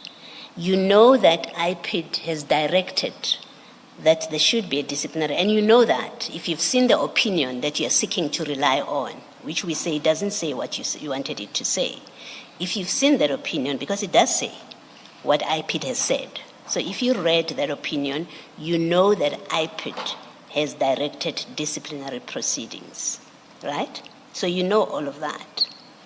You follow an instruction from the city manager that says, don't discipline. You follow an unreasonable instruction. So when I say you contributed, I'm saying your inaction or your readiness to follow an unreasonable, maybe even unlawful instruction from the city manager, you contributed to the DC not running.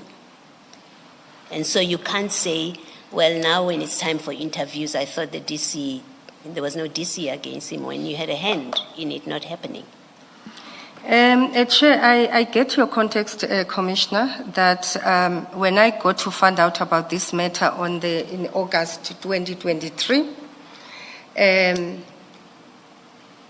the way I think read the one of the forensic report, and I don't want, I'm not sure if we must go there. I'll still stand by my conviction that in my report, if it's read in its entirety, I will never agree that I fully complied with the instruction. If the instruction says you stop anything, and I get the notion and the premise that says, no, you guys were looking at labor cost, but I'm still appealing to the Commission that maybe the report is read once more. And as I say, my intention in the reports and some of the allegations in that report should be read the way I intended to have this matter dealt with. I get the situation where we speak about the comma and the full stop. But I'm still saying when you read allegation 4, where it says disciplinary matter relating to Julius Mkhwanazi was not properly managed by the city, it has a comma. After that comma, it goes and says, then it also resulted to unnecessary legal cost. I'm taking that. While I'm taking the brunt that we shouldn't have been here, but I still appeal to the Commission that the notion, you will make your determination, but the notion that says we're trying to protect Mkhwanazi, the case, we could have done things better. And you are right when you say the instruction could have been done, not observed, and done differently. And I thought my approach to perpetually seek information about this matter, and my intuition that says you cannot let this matter rest. And the latest where I've never, well, everybody stopped. My last acting on this matter, it was in October 2025. Nonetheless, decisions are made, Chair, by those who are listening and how they hear matters. I hear you, Commissioner, that I contributed for not having the matter to sit. It only said when Dr. Mashaz is gone. I take that. Nonetheless, again, I'm going to say during the time I was dealing with the matter, my notion on the events is Ekurhuleni have not tested. So it's difficult to say the employee is not going to compete, and we could have still done better. Appealing that hopefully this matter in its entirety, we will see how the outcomes come out. And also, one can say that this is a process where continuous improvement are going to be taken seriously, and we can do better next time. It's just difficult, Chair, to agree that you just fully contributed, you had an intention not to discipline. It might look that way, but I want to say it was never my intention. Thank you. And it's not a case of just Julius Mkhwanazi being protected. It's a case of him also being advanced because he was promoted. And with that promotion, there was you motivating that his salary be increased by 200,000 rands. So it wasn't just being protected at the position where he was. It was a case of you knowing that there were serious allegations because the forensic people who conducted the forensic investigation, they say one of the documents given to them is the charge sheet, which means by August you knew what the charges were against Julius Mkhwanazi. In October, when you support his promotion, you are aware that IPID independently has found that he's guilty of fraud and corruption and must be charged internally. And knowing those things, you still say this person is suitable for promotion to Deputy Chief of Police and an even better salary, some 200 plus over and above what he earned before. Now that is serious. Let me make a correction. I'm not sure when I got to know about the IPID reports and the legal opinion. I said earlier on I didn't have the dates. But one thing that came to my attention in August, it was obviously the charges and the stopping of the DC. And I said already, I'm taking brunt of that. We could have made better judgment. Despite that there were instructions that were made, we could still have made better judgment. On the promotion, I'm still going to say that when the charges are not proven, it becomes difficult if you already shortlisted and recommended the person promotion. On the issue of the salary, on the issue of the salary review, when an employee is in benefits, employer contribution. So when you count the breakdown, it becomes different. And what, when you now put them on a total cost, when you FTC, you are putting a total cost. And number two, what we normally consider is the issue of the risk embedded, that now we are on a 5-year contract. Deputy Chief of Police Mkhwanazi was not the only person who has requested his salary to be looked at when he becomes a divisional head, convert from permanent to be a divisional head. Majority of divisional heads, if I'm not mistaken, they do make that submission. And it does get considered, I'm sure 99% of them. And one thing we've picked up as an anomaly in the city is that the gap between the senior executive manager and the divisional head, the salary, in fact, in other instances, the senior executive manager will earn more than a divisional head. It's an anomaly that we're dealing with right now. So his salary review, it goes with a promotion that we could have done better. But again, you could not prejudice him, salary review. As I say that, even Rivers Peace got a salary review. Xolani Ngceza got a salary review. I got a salary review, and so many people. And I say main issue, it must be noted, is because of the overlap in the salaries between that lower level and the divisional head. What I remain with, allegations, I got to know about them in August. October we did interview, but they were included. And we're learning from that we shouldn't have even shortlisted. We should not even interviewed. I did say let's re-advertise, but because Chief didn't want to extend Mzolo. If you check the events, the way I was trying to assist, I'm saying in November, I think we interviewed, we shortlisted in September, we interviewed in October, I can't remember now the dates. In November, I'm saying, Chief, let's extend. Because there's so many processes to be followed. Even the forensic process, Chair, I wouldn't have known it will take that long. So I have this thing that if maybe we did extend the contract of Mr. Mzolo, maybe again we won't be here, Chair. Can I stop you there, because I think the question was limited. Now you are dealing with issues you've already dealt with. My last point on this issue is that was that meeting of 18 August 2023, and arising from that meeting was that document that you prepared, which now conferred upon you the power to institute disciplinary proceedings, because it was no longer Nisa. The city manager had said, you're not managing your department properly, these cases are not managed correctly. The power was now yours to say, I've looked at this charge sheet, these charges are serious. I know they were withdrawn before, but I think these charges should be pursued.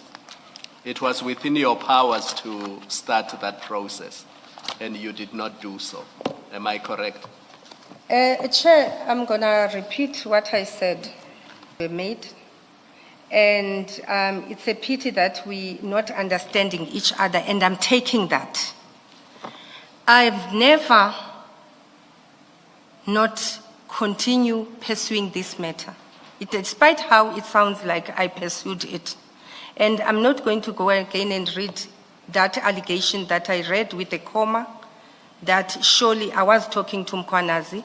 While talking to Mkwanazi, I also talked to the legal costs.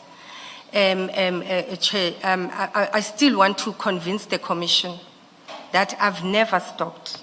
Until 2015. Let me ask you a simple question. What stopped you in September 2023? You were looking at the charge sheet, you had it. What stopped you from serving it on Julius Mkwanazi and saying, Julius, these charges are serious, you must answer them? What stopped you? I've answered that, Chair, where I've said that based on the instruction that was given, it stopped. You followed the instruction. And when after that, I've said, Chair, when we changed the delegations, I knew that this cannot end here. Now I'm fully responsible for it. Hence, I instituted a investigation, a forensic investigation. I'm really trying to be as slow as possible.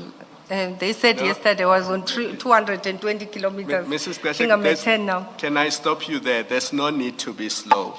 You have now actually, in giving the answer, accepted that in terms of the delegation, after August, you could charge Julius Mkwanazi. You didn't need a forensic investigation for that. You had the charge sheet in front of you. There was an investigation report.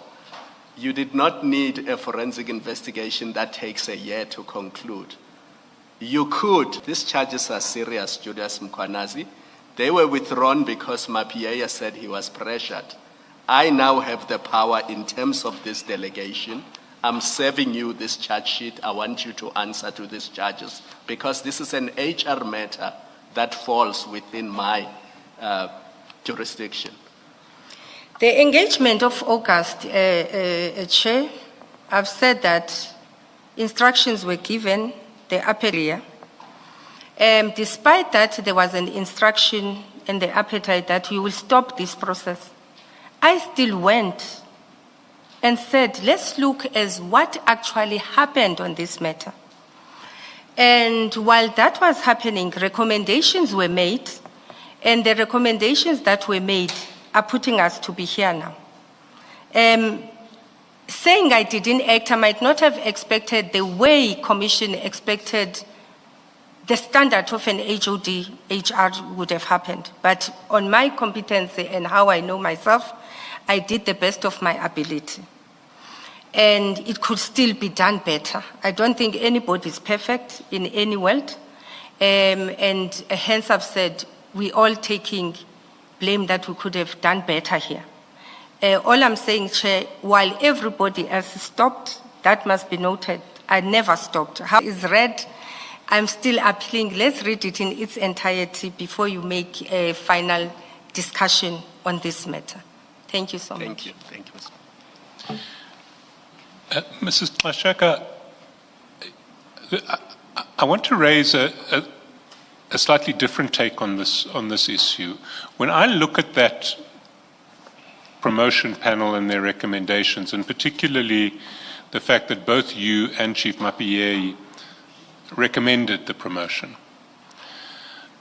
It seems to me that part of what was tainting that process was fear. And it seems to me that there were two possible fears that members of that panel confronted.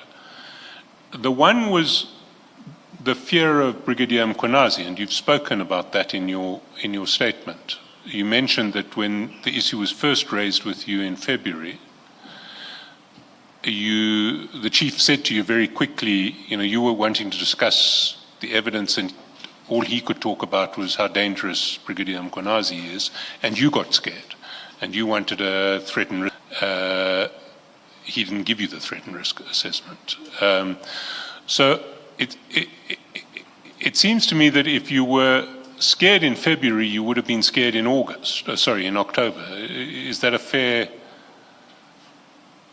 proposition to put to you? I'm not sure if I hear you properly, Evidence Leader. You're saying if I wasn't scared in February, I wouldn't be scared in August? No. If you were scared in February when you were first told about Brigadier Mkhwanazi, there's no reason to believe that you would have stopped being scared by the time you were on the panel, not in August, in October. Were you still afraid of this man in October? Not really, Chair. If you remember how the process ran, in the shortlisting, the candidate doesn't even know that he's going to be shortlisted. And he never contacted me and say, shortlist me, if you don't, I'm going to have issues. I really, on this one, I'm not even going to blame certain circumstances beyond that. My judgment would have been poor. I've never had a discussion on this particular process. The only person I had a discussion with... Can you please try to be brief, at least with some of your answers? As I understand the question, is it October, were you still afraid of Brigadier Mkhwanazi? Okay. Chair, the risk assessment was never done. So I didn't know if I'm safe or I'm not safe. As much as I don't recall when we're shortlisting there, I thought of that. Maybe let me put it that. But the most important thing to be known, to date, there's never been a risk assessment done to my life. I'm still waiting for that. Maybe one day I will find it, and we're hoping that will live longer. But probably subconsciously, I could have thought of if we don't shortlist him, what is going to happen. But at the shortlisting level, one thing I remember was to say, let's re-advertise.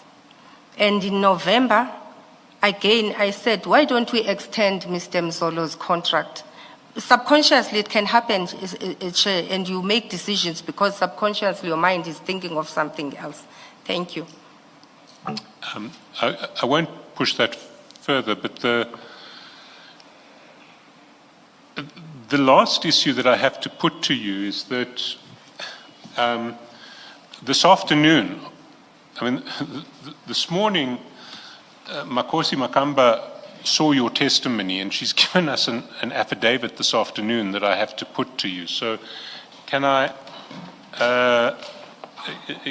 get you copies, and can I get copies for the Commission? Sorry, Mr. Has it been... Chairperson? No, it hasn't, and I was about to raise an objection to the document that the evidence leader is about to show it to the witness. You've not had sight of it? I've never had sight of it. It's for the first time that I hear about this document, as he is busy reading now. How many pages is it, Mr. Shasta? It's 4 pages. 4 pages. And you say it's the last issue you're going to raise? It is the last issue I'm going to raise. It's a very simple proposition. It relates to the tender, and Ms. Makamba, whose name is on the whose name was on the bid document as the contact point, said that the witness removed her from any role in the tender and took charge of the tender herself, essentially. It's that proposition. Thank you, Mr.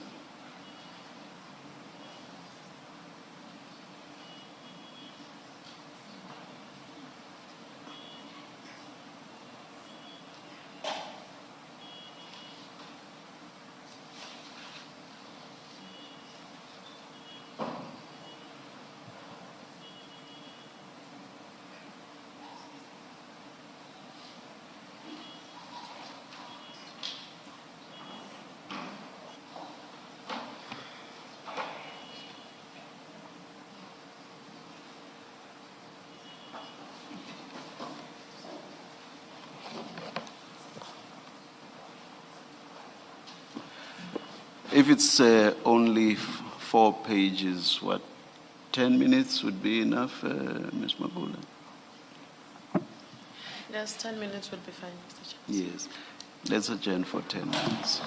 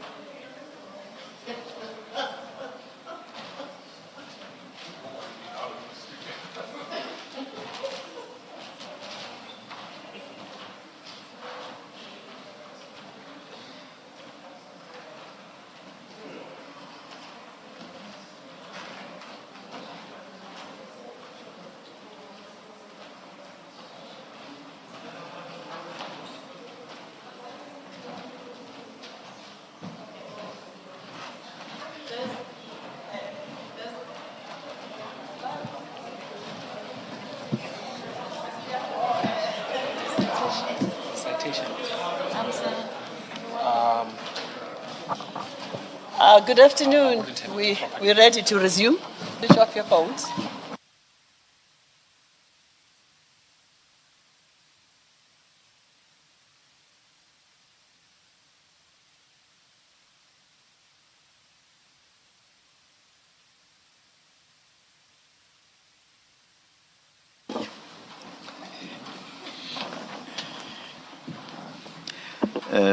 Ms. Magula, we may proceed on this now.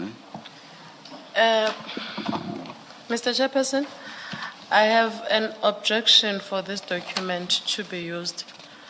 As for now, I would like to highlight some few aspects. Why do I have an objection in using this document? This is given to us now, and we're told that it's in a form of an affidavit. It's not. The reason why I say so, Your Worship, Mr. Chairperson, it's fine. The reason why I say so, it is because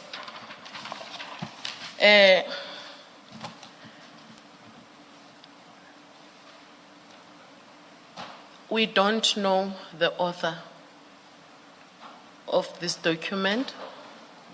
What do you mean by that? The reason what I mean by that is that it doesn't, at page 5, at the end of this document, it's the page 5 is the last document, is the last page. There is nowhere where the deponent of this statement has taken an oath or an affirmation to prove that these contents, or he is the author of the document. That is point number 1. Would you have any problem if it was a statement that's not necessarily an affidavit? Even We if have used such statements in this commission, especially right at the beginning. We used to have statements that were not affidavits. So what difficulty would you have? my difficulty is also that Before the also, would you have any difficulty with a statement that is not an affidavit? it is a typed document. It's not handwritten, and I honestly don't understand your point. What's the point about the difference between a typed and a handwritten document? if it was a proper affidavit or statement, it was supposed, whether it was typed or written, it wouldn't make any difference, but at least it should have Let me ask my question again. If it was a statement that is not an affidavit and that does not purport to be an affidavit, would you have any difficulty with it being used in this commission? If you would, what would the basis of the problem be? Yes, I would, because it was supposed to have long form part of evidence, or as That's a different point altogether. A different point altogether. You know, the issue of how much time have you had to peruse the document and possibly even consult with your client on it. That's a different point altogether. The point now, as I understand you, is that there is an issue or problem with this document because of its nature. Do I understand you correctly? yes. Yes. Now, the issue that you raised in support of your point is that there's something, if I understand you correctly, with the attestation. And then to try to cut across that, I'm saying to you, in this commission, we have used statements that are not affidavits. And that was especially so at the beginning. We never had any problems with that. So I want to understand you, and I asked you the direct question. What problem do you have with a statement that is not an affidavit? What's your problem with that? Especially in the context of what I'm telling you, which is that we have used statements in this commission that are not affidavits. So what would your problem be with a statement that is not an affidavit? When I read through this document, I realized that there are annexures that are being spoken to in this and they are not attached. It's also my problem.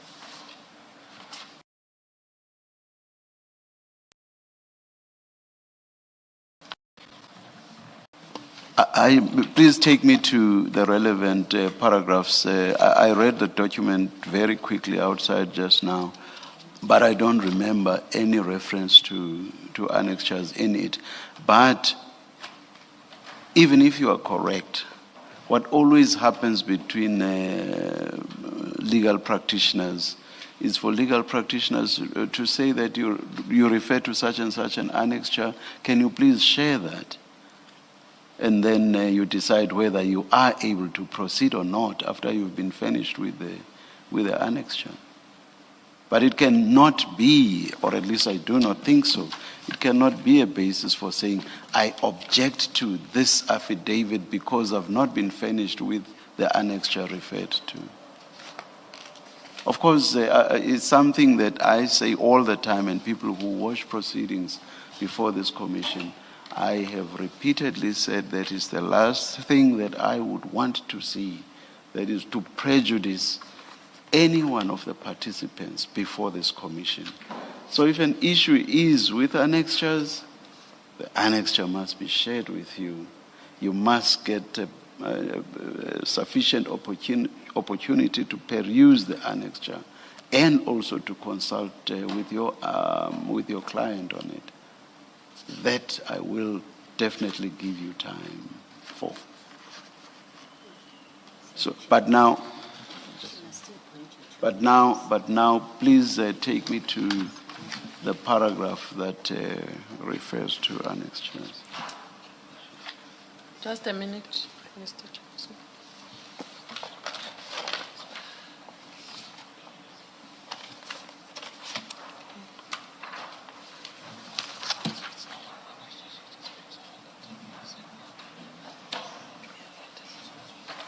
Oh, okay. Okay. If I may, Yes, Mr. Ms. Chairperson. Magula. If I read through paragraph 9.5 and it's 9.5 and 9.6, the deponent of this document is talking about a letter, and the contents of that letter are not attached to this document. Then if I speak of an annexure was the said letter that maybe it was supposed to be attached to this document. No, not that it's an annexure. It's a document that you feel should have been shared with you. Yes. So you misspoke when you said it refers to an annexure. I concede. Yes. Mr. Shaskalsin? Chair, I haven't consulted with Makosi Makamba. This arrived unsolicited this afternoon. Yes. But if one looks at paragraph 10, she says, I left the services of the municipality in November 2023 due to irreconcilable differences with Mrs. Gxasheka's management style and interests. So she has not, she's no longer, she hasn't been employed at the council for over 2 years. An instruction issued from her superior to her would be, if it still exists, it will be in the email archives of the council. If Mrs. Gxasheka can still access her email, I don't know if she can, it will be there. We will try and obtain it from the council, but we have no way of obtaining it through any other means. All I propose to do is to ask Mrs. Gxasheka to respond to what the witness to this statement says in paragraphs 9.1 to 9.9, just to understand whether there's a dispute or not. Thank you, Mr. Shaskalson. Ms. Magula, I direct that Mr. Shaskalson should put the questions that he's minded to put to Mrs. Gxasheka. All endeavors must please be made to source the letter or letters referred to and to furnish. We will. Yes. Thank you. Thank you. Mrs. Gxasheka, if you go to paragraph 9 on page 3 of this document, there Ms. Makamba makes a number of specific allegations. The first one is that she raised the challenges that existed with regard to the training tender coming to an end during the departmental senior management team meetings. And then she says, I had several engagements with Ms. Gxasheka during the period leading up to December 2022 for her to approve the bid specifications in order for the HR department to commence the process of issuing the tender. Is there anything there that you would dispute?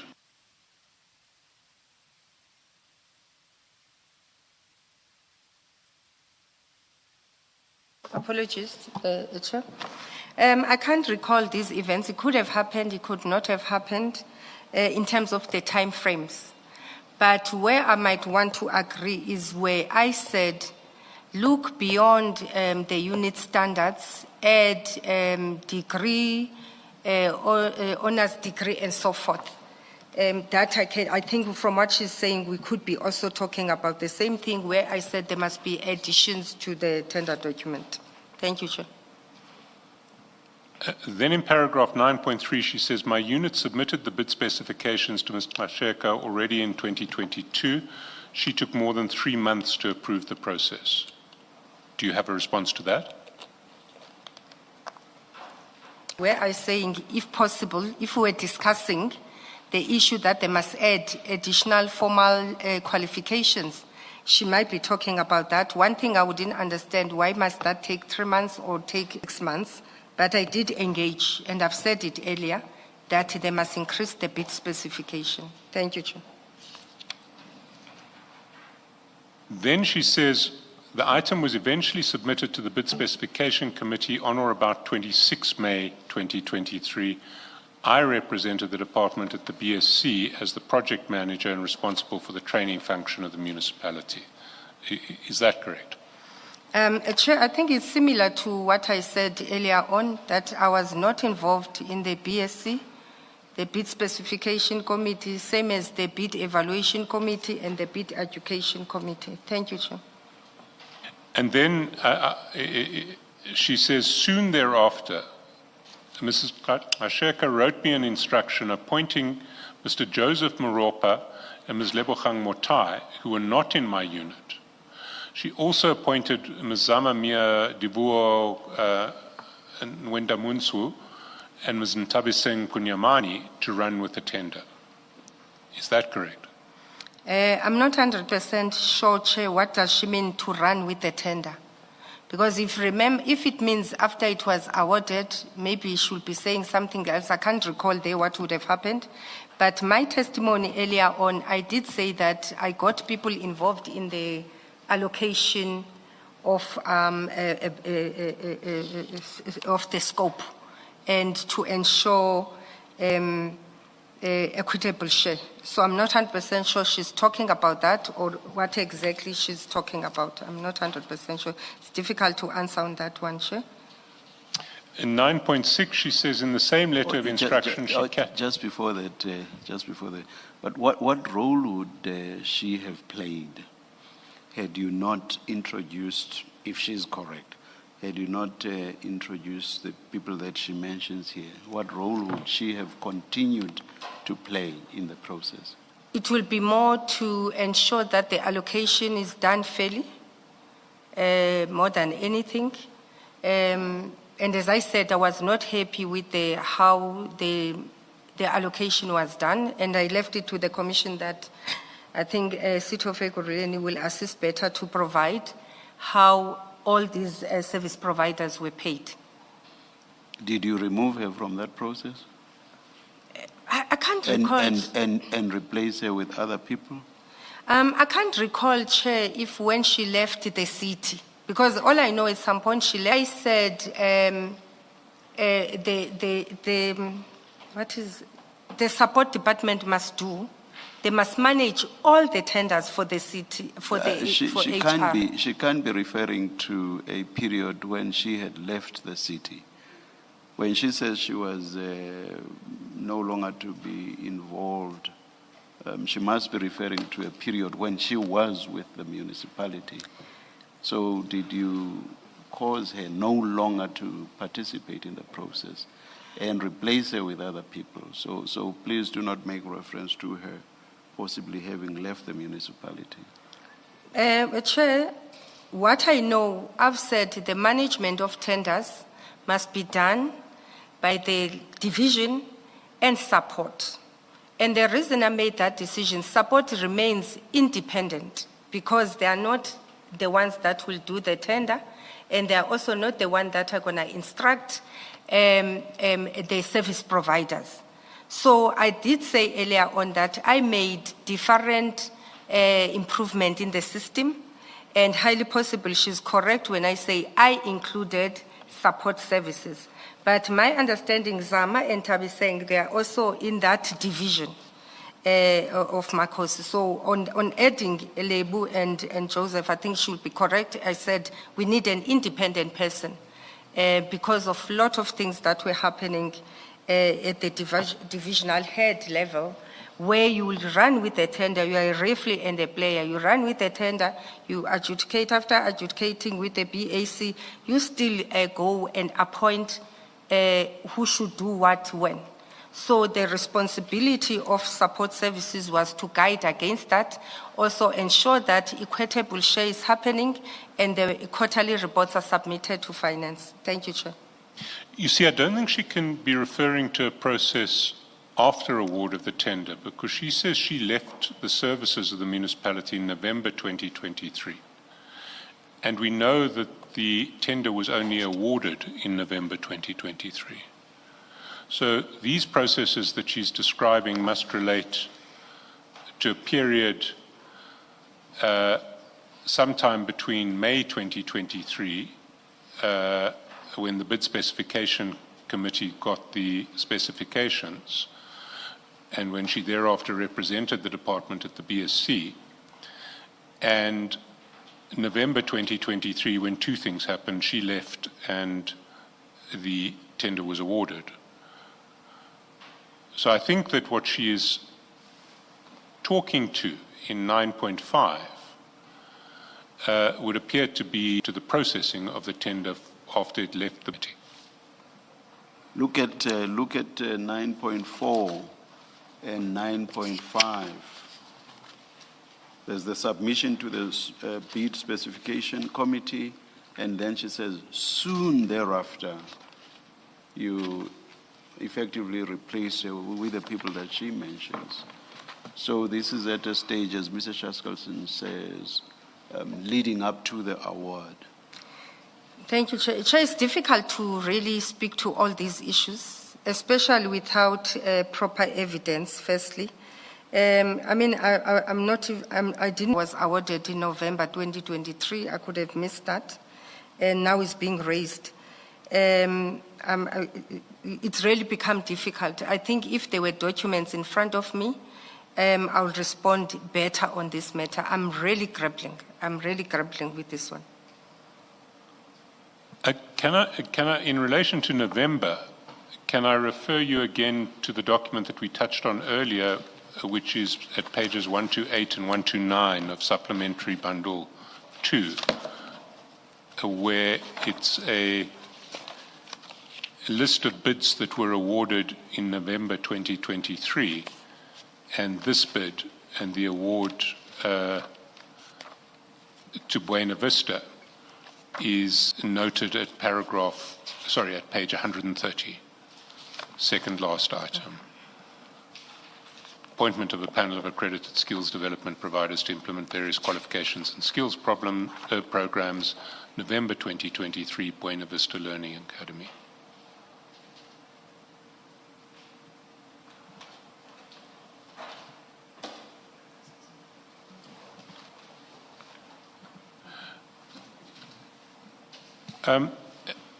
What she does say in 9.6 and 9.7 is in this letter to which she refers, she says that you categorically removed her involvement in the training tender, albeit same being in her unit, and the handling of the training tender was thus moved, she says, from my functional ambit and located in the office of the head of department, Ms. Linda Gxasheka. She had absolute control over all HR processes that ensued.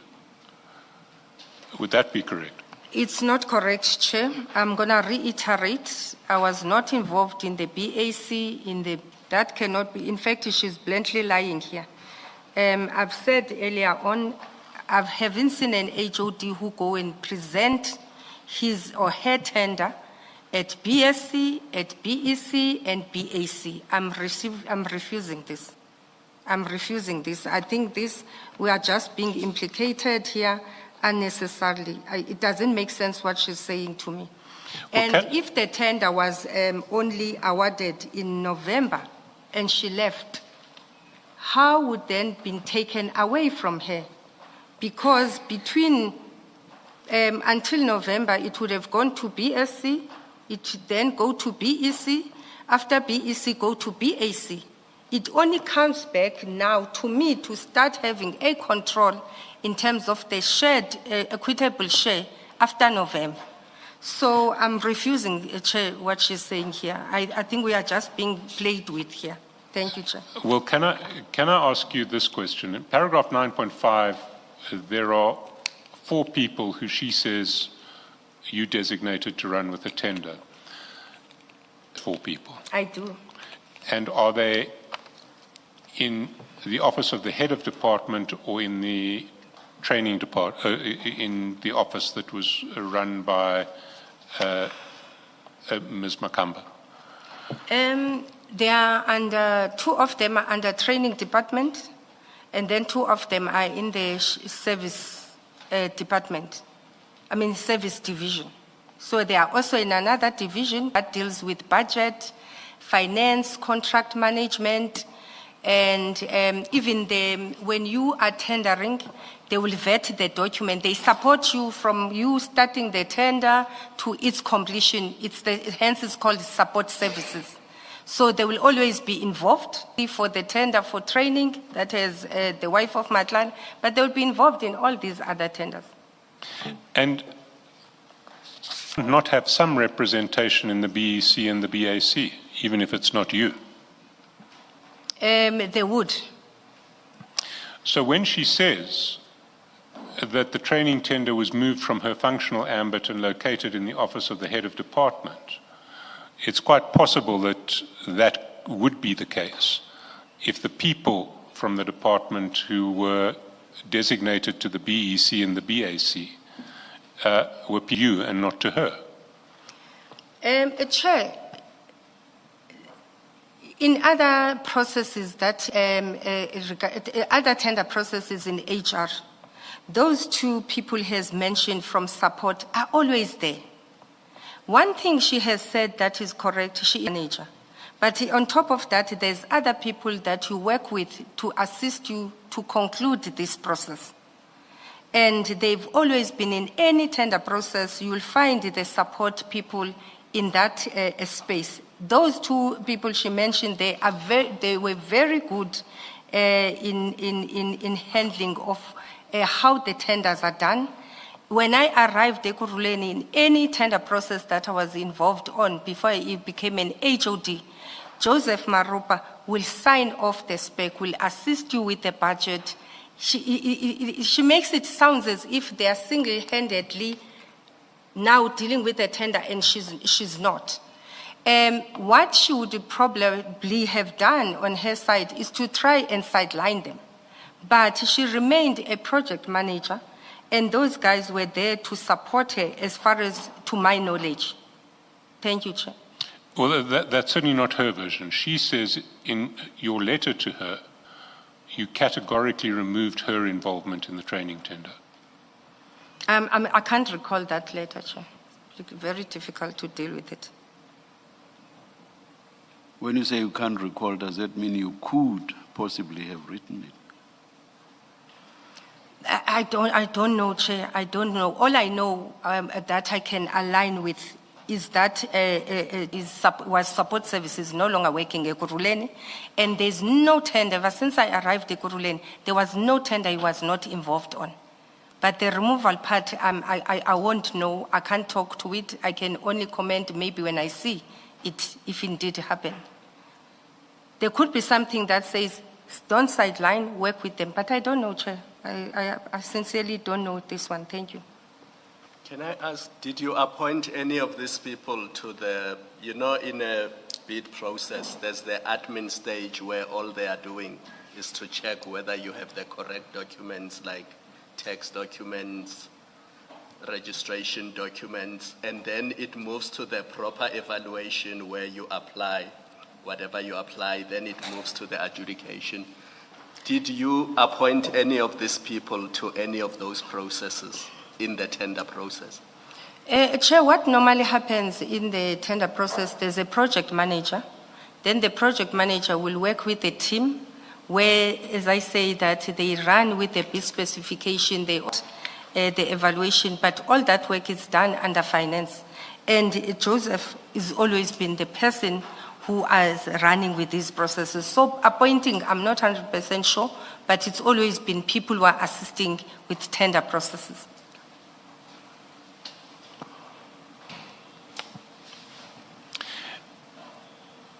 And then in paragraph 9.8 and 9.9, she says it's factually incorrect for Ms. Gxasheka to attempt to dissociate herself from processes that involve the training tender and its award.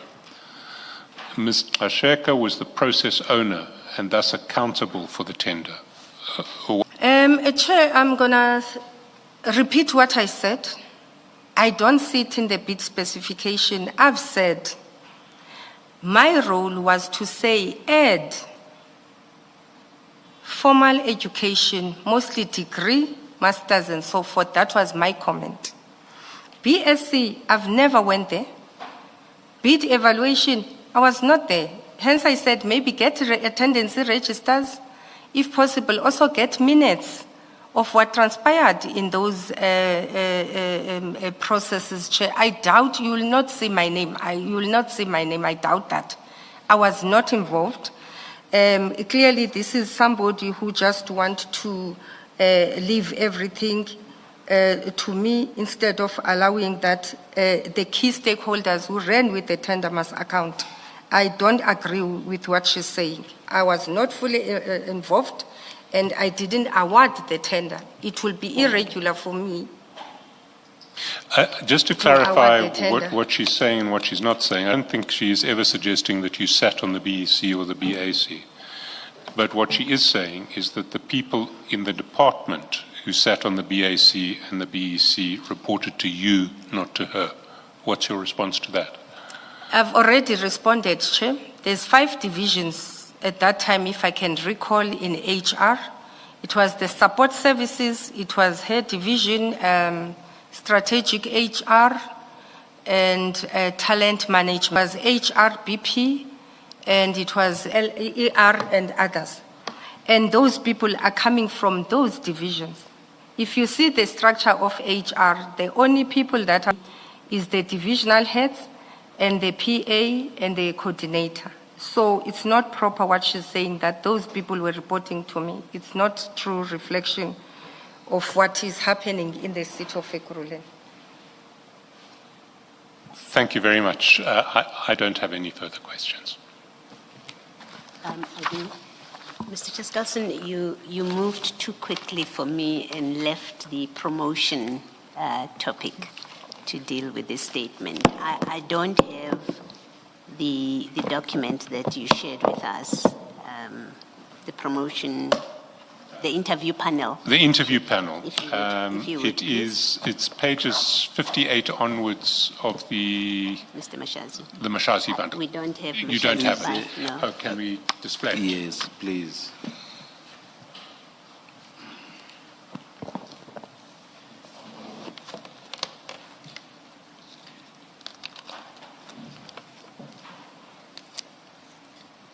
Oh, thank you. Mr. Gxasheka, you have in front of you there that summary that we discussed earlier. And the panel, you went through who comprised the panel, and there's 3 people eventually, because you confirmed that Mr. Behari did not partake. So instead of 4, you now had 3 people.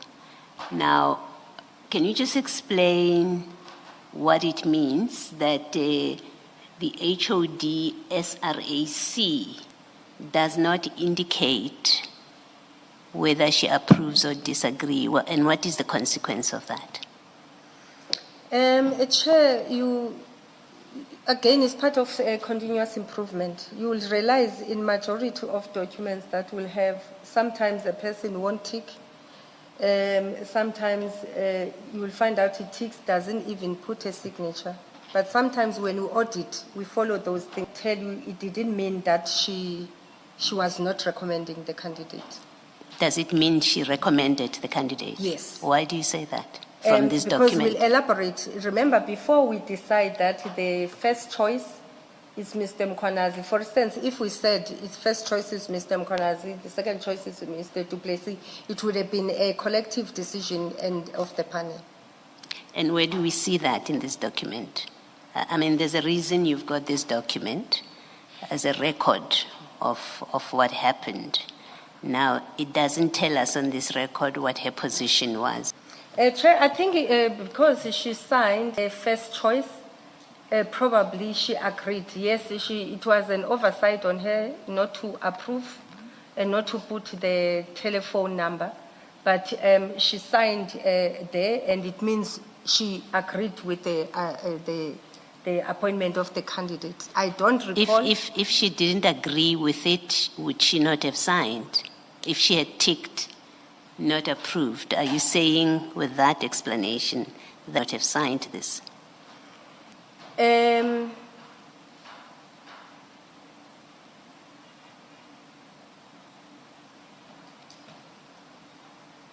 I get what you're saying, that she should have put approved or not approved. No, she didn't put that. Yes. You say her signature signifies that she approved. And I'm saying the inverse, if you're correct, then the inverse would be true, which is if she had disapproved, she would not have signed. Is that what you're saying? Chair, remembering the events, we all agreed on the recommendation of Mr. Julius Mkhwanazi, according to that document. If why she didn't tick, I think, and not put her date, it's one of those sometimes errors that people will make. And in the inferences on balance of probabilities, I'm talking on the probability, Chair, that Julius's name is there. And if you check the scoring, Chair, Isaac Mapia scored Mr. Mkhwanazi 21, Ms. Zanele Katembo scored Mkhwanazi 20, I scored Mkhwanazi 21. Okay. So you can see there, and then Du Plessis, Zanele scored Du Plessis 17. Yes. So on balance of probability, Okay. she would have agreed here. I think that does answer me, your Thank you. reference to the scoring. Now, a different question in your statement, because it's quite a serious thing to say, because effectively it says the appointment was the promotion was an irregularity. That's the effect of it, that it was an incomplete process. In fact, let me remind you what Chief Mapia said in his evidence. He said the panel conducted this interview, you scored the candidates. There was the next step, which is a competency assessment, which you've just confirmed would happen. And according to him, once the results are out, then the panel finally makes its determination depending on the results, because the competency result may well say is unsuitable for the position. And that whole step of a competency assessment and further process did not happen. And yet, you wrote and recommended his appointment to the city manager.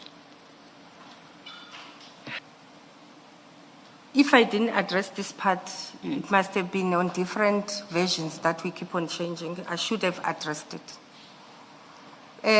Chief, we even says he's the only appointing officer. I couldn't understand what he says that, because with different documents that the city has, that's not true. In this instance as well, Chair, made this recommendation. The issue of psychometric assessments, it becomes, it's quite a clinical process, Commissioner Baloy. I think you will know from the psychological point of view that it's quite a sensitive process. When you go there for the psychometrists there, they tell you, the candidates itself, don't ask HR, don't ask anyone, come back to successful or not successful. Once the appointment has been made, you speak to. And the second issue, as much as I will share documents, I think it's one of the documents I was very skeptical to share, because I don't share this document even with council in the council meetings. It's between myself and the psychometrist in the city. I think we've got 3 psychometrists, but I share with 1 psychometrist because she has to do a talent management and plotting process. So she's the only person who gets this process, this document. I don't know any HOD who can attest and say they've ever seen this document. Nobody sees those documents. And majority of time, it's meant for to identify the gaps and see how you can sort them, and for HODs, even for remuneration purposes. So I don't want to agree when Chief says he expected to see this document. No, he didn't. I didn't say he said he expected.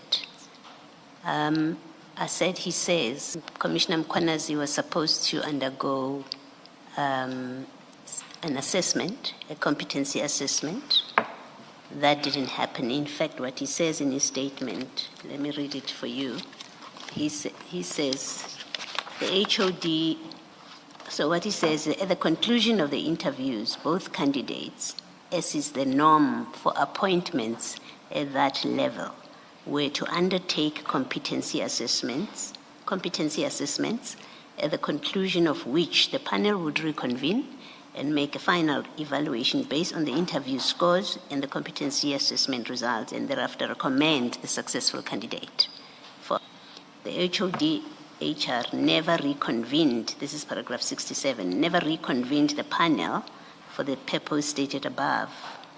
And of course, he does say, I have never seen the competency assessment result of either candidate and do not know if either undertook such assessment. I can confirm that the interview panel thus never completed its task and never did it recommend the appointment of any of the 2 candidates to the post. So first, let me correct myself where I said to you, he never said that he did not see he has not seen the competency assessment results. He does say that. But the more important part is he says you never reconvened, 1, and then 2, he says the panel would have taken into account the interview scores and the competency assessments, and then on the basis, a recommendation would then be made whether to appoint the person to the position or not, and that never happened in this case. Thank you. We're looking at this document. If you see in this document, there is no first and second choice. There's only one choice. And if the intention was to recommend both candidates, would normally, sometimes you recommend even 4 to go for assessments, depending. In this instance, one person is recommended, Julius Mkwanazi. There is no second choice. And number two, I'm still No, there's no, in reiterating. the document, there's no recommendation. Let's represent it properly. All that the document contains is the scores of the candidates. It doesn't say any one of them unless I'm not seeing it. Chair, Or this it's is the first choice. document You we- say first choice. You say your first choice is Mr. Mkwanazi, yes. That's what you say? Chair, if you read the document from top, it says interview summary and recommendation. Yes. Then just before first choice, Chair, it says recommended candidates or applicant's name, right? Then below that table, then it's the reason it's there is to ensure that whoever you recommend, let's say they score the same, you then put them there. Then from the psychometric assessment, you can make a decision that both to score the same, who do you take? Yes. In this instance, And Chair- who makes the decision about finally taking into account the psychometric? You've just said you would take into account the psychometric results, right? The competency assessment results, and then you would say we appoint. Who makes that decision? Chair, the decision is made through this process. This process is concluded, right? Then you say you take the candidates for psychometric assessments. And the reason for that is, I'm saying if there's two that's got the same, you can recommend and say, this is your first choice, this is your second choice. And then from the results of the psychometric assessment, you are able to look at the gaps. But we never reconvene. It's the decision that is made based on this, upon this. So maybe let me ask more directly. If General Mkwanazi, Commissioner Mkwanazi, scored 0, I don't know what are the scores of psychometric testing. I think we know from another forum, discussion in other forum, not City of Ekurhuleni, that there is a negative and a positive outcome, and frequently referred to as pass or fail. Now, if the psychometric assessment of Commissioner Mkwanazi, which you say is known only by you, not the other members of the panel, if it comes back and it's negative, which means it's not supportive of his elevation to this new position, what happens in that case? We hardly get to a situation. I think the metrics we use in terms of assessment is got basic, advanced, superior, and competent. When you score basic, majority they are. I've spoken to this matter even at the mayoral level. You do get candidates even at an HOD level. But what we do, we check your strength and we check your weaknesses. And then the reason I transferred this document to the psychometrist lady, she's the one who will then develop your individual development plan so that it's aligned.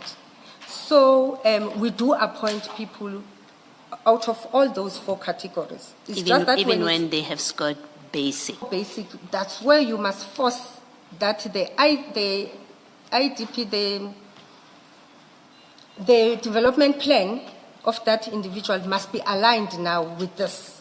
If you score competent, you then do your own development plan. We don't focus on it. Whether Commissioner Mkwanazi scored basic, which you say is the lowest, or not, only you would know.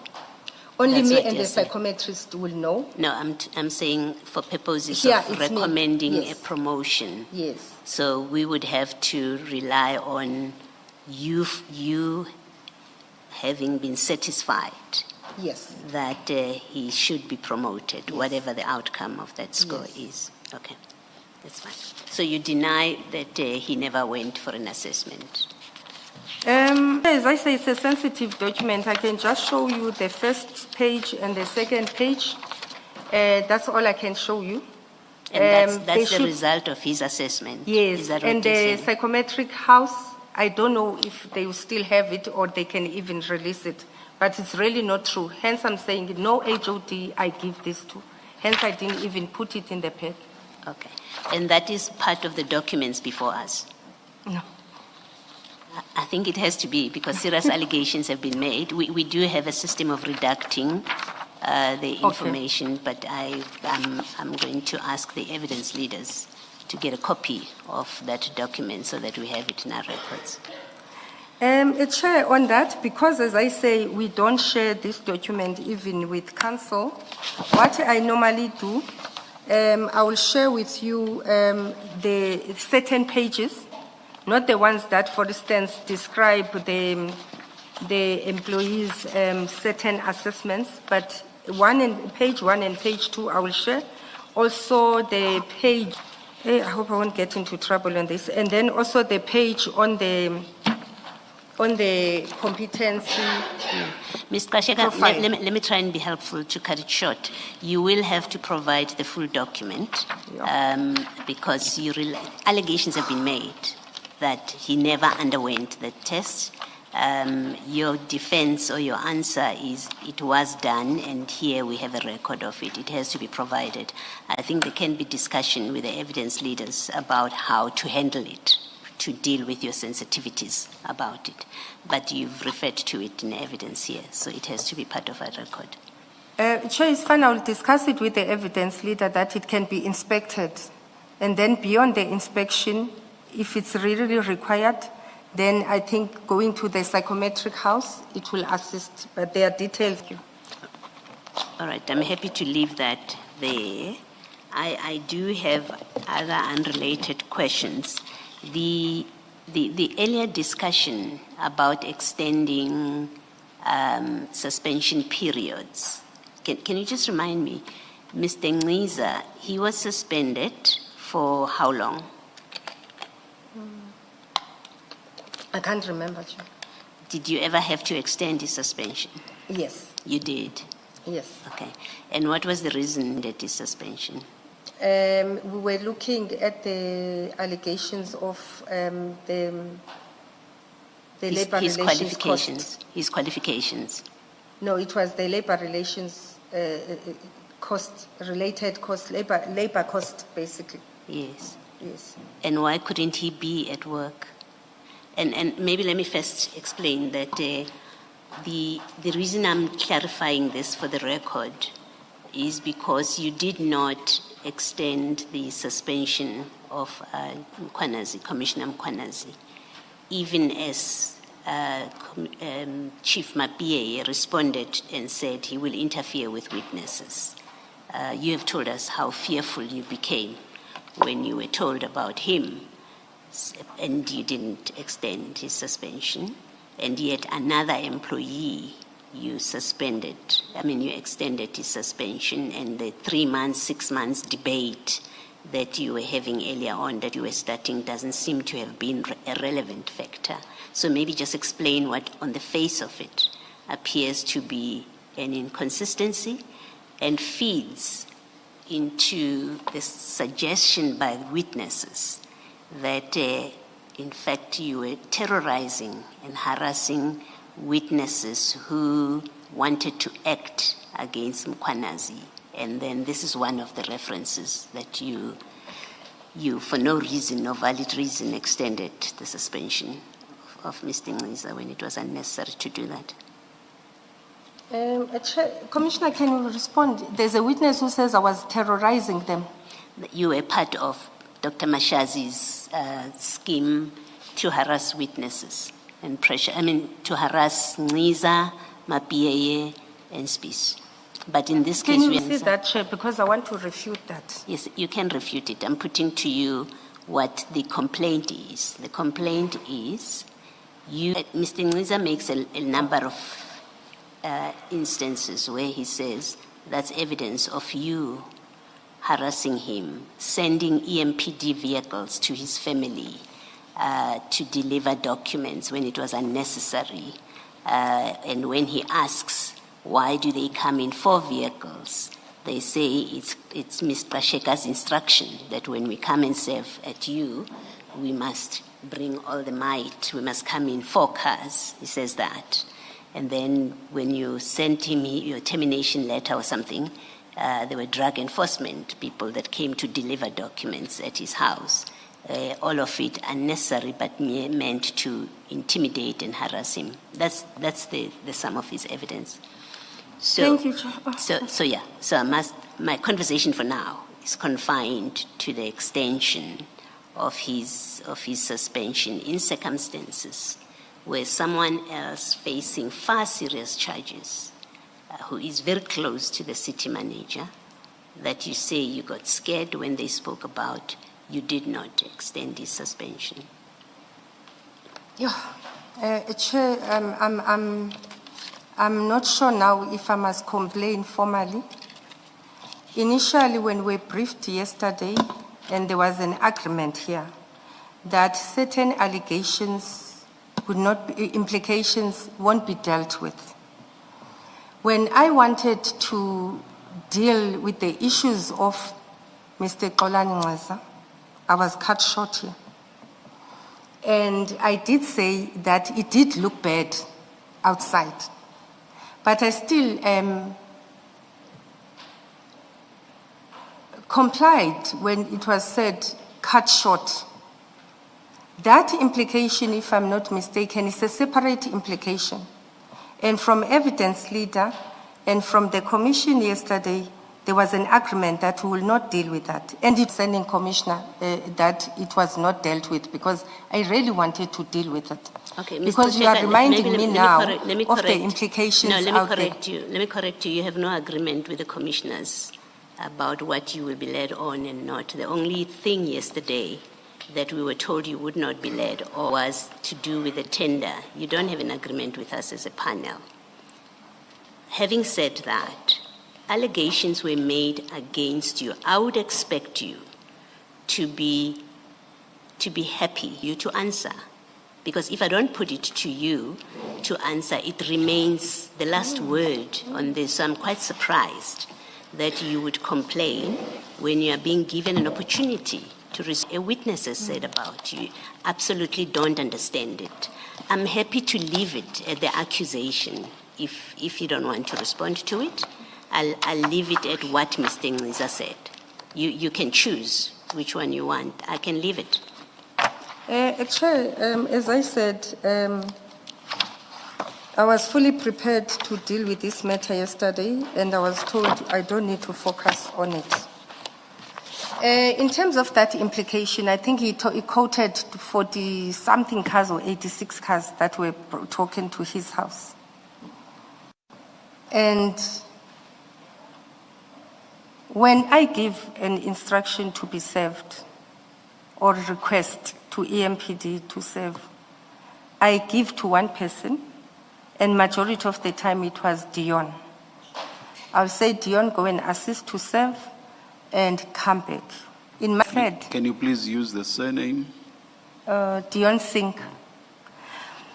In my statement, I said, I asked Mr. Ngqiza way before that when you are serving, because I'll pick it up as juniors, I wouldn't necessarily know how they serve it. And I asked, why are you using police to serve employees?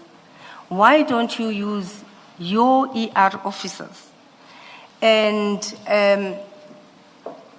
he then said, ideally they're supposed to use sheriffs, but it becomes expensive to use sheriffs. That's why he's using EMPD. And the reason being that they can trace employees down. There are employees who run away who don't want to be served. And therefore, I'll never take and say the whole crew must go to somebody's house. There he's bluntly lying. If it happened, it was not by my request. At EMPD, I request majority of the time, the maximum number, of the time of the people who will arrive in my office is 2, maximum. Most of the time it's 1. If they see the address is far or they can't find a person, it would be 2. Let's say you did an intention and then the person gives you run around, they would want to go to. It's not true that I've sent so many cars at Ekurhuleni's house. He's just exaggerating. If it happened, I wouldn't know. Maybe he's not exaggerating. Okay. On the issue of Extension. of the What was my extension, question? yes. Yeah, I was Chair, about we've to discussed check. this. I was still to check whether you remember what my question was. My question was about the extension. Extension we've discussed for 2 days. I'm talking about the extension of Ngqiza. Remember, the extension we have discussed is the suspension of Commissioner Mkhwanazi, right? I'm not talking about that. I'm talking about the extension of Mr. Ngqiza's suspension. Because when we were discussing Commissioner Mkhwanazi today, the extension of his suspension, you said, well, 3 months, 6 months, the city manager had an option we could have done, it's the end of 3 months, he must go back to work, or we could extend for 6 months. You don't seem to have made the same consideration when it came to Mr. Ngqiza. You extended, and that's why I'm asking, why did you treat him differently? Thank you, Chair. In my response, even yesterday, I've been very consistent in my testimony. Before you didn't have to probe me. I said yesterday, in some instances, extend. In some instances, we don't extend. And the reason... The question is why... No, don't answer generally. Remember... I'm going to come to Mr. Ngqiza. Yeah, I'm asking a very specific question. I think, take it we know that your prescripts, because we've had that evidence, that you can extend beyond 3 months. We understand that. And take it that we understand that you may call an employee back before the end of the period of suspension because you have completed your investigations. Take that as a given. I'm asking you specifically about Ngqiza to try and understand, to make me understand what appears to be treatment of employees. The one accused of very serious misconduct, his boss says he may interfere with witnesses if he comes back to work, but he's allowed to come back to work.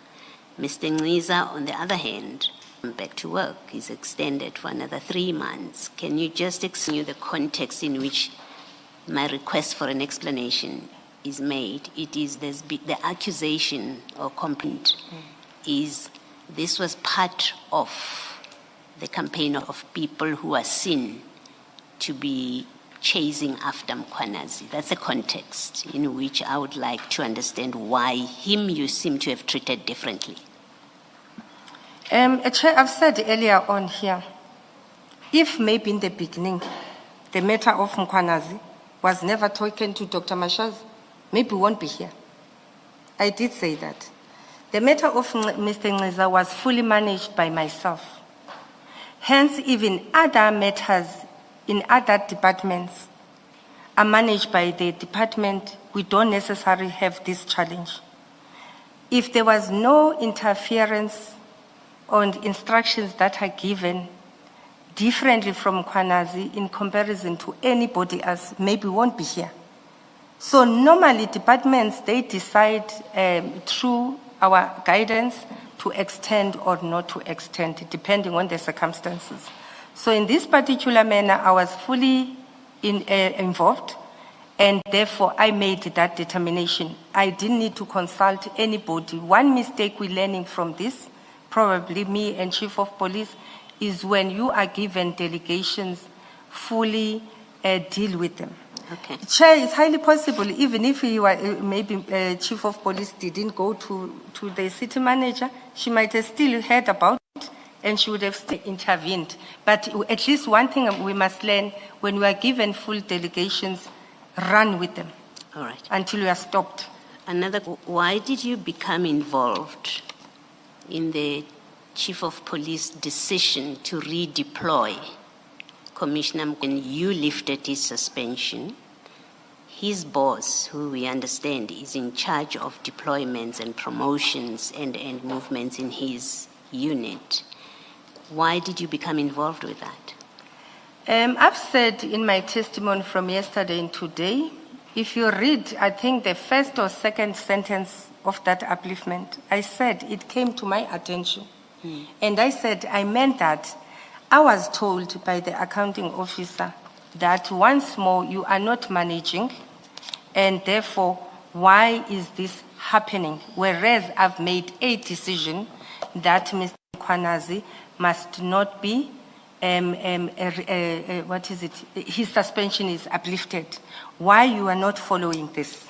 Okay, so the city manager instructed you to intervene here and make sure that Commissioner Kwanazi is returned to his substantive position. Is that how we should understand what you've just said now? Yes, that's how it happened. Okay, all right. And then my last, yesterday, there are two things in fact to it, and I think they are unrelated. I'm going to ask very quickly and hope to get a quick answer. You, yesterday, and in your statement, you say that, I don't have it in front of me, you say something to the effect, we must look at city of Ekurhuleni with a fine eye. You remember you say something like that in your statement? And then in your oral evidence, you said what we have seen or heard is the tip of the iceberg. Now, taking into account our terms of reference, you know what we are investigating, like infiltration of criminal syndicates, cartels into law enforcement. What do you say we haven't heard, which makes you say so far what we have heard is the tip of the iceberg? And I ask you not to put you in a spot, but because we are that commission that is tasked to investigate this, and you spoke in different in different terms. You said we should look at this carefully. Chair, I've made examples, and firstly, I want it to be recorded. In the absence of the risk threat analysis not being taken serious, I don't want you to have escalating statistics here. It will be a very sad situation that by the time the commission is concluded, the statistics of how certain lives are managed out there have increased. But because I've put the issue in the commission, I've said, firstly, there's about 20 to 40 forensic that are not yet brought. When I said... And they are relevant to our terms of reference. Remember, Chair, I said, because others, I don't think they are relevant, I said before I suspended to the OCMOL, that they must look at having perhaps a mirror task team that would look with issues of Ekurhuleni, where they can give every HOD an opportunity to come and raise their challenges. The documents and not forensic reports not being brought to the fore. It's concerning. And people were doing runaround. After doing runaround, I was then ultimately suspended when I keep on pushing that bring these files, let's see them, and where possible, let's close them. There's so many media engagement information that is being shared out there, especially Jeff Wicks and I think News 24, that this commission should be aware of. Because they have not been brought here, Chair, hence I said from the OCMOL, and if they take it up, in fact I was reprimanded when I said that. They said I'm out of order.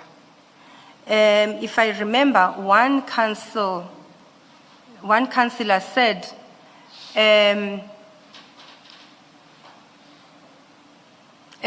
because I was mentioned in Madlanga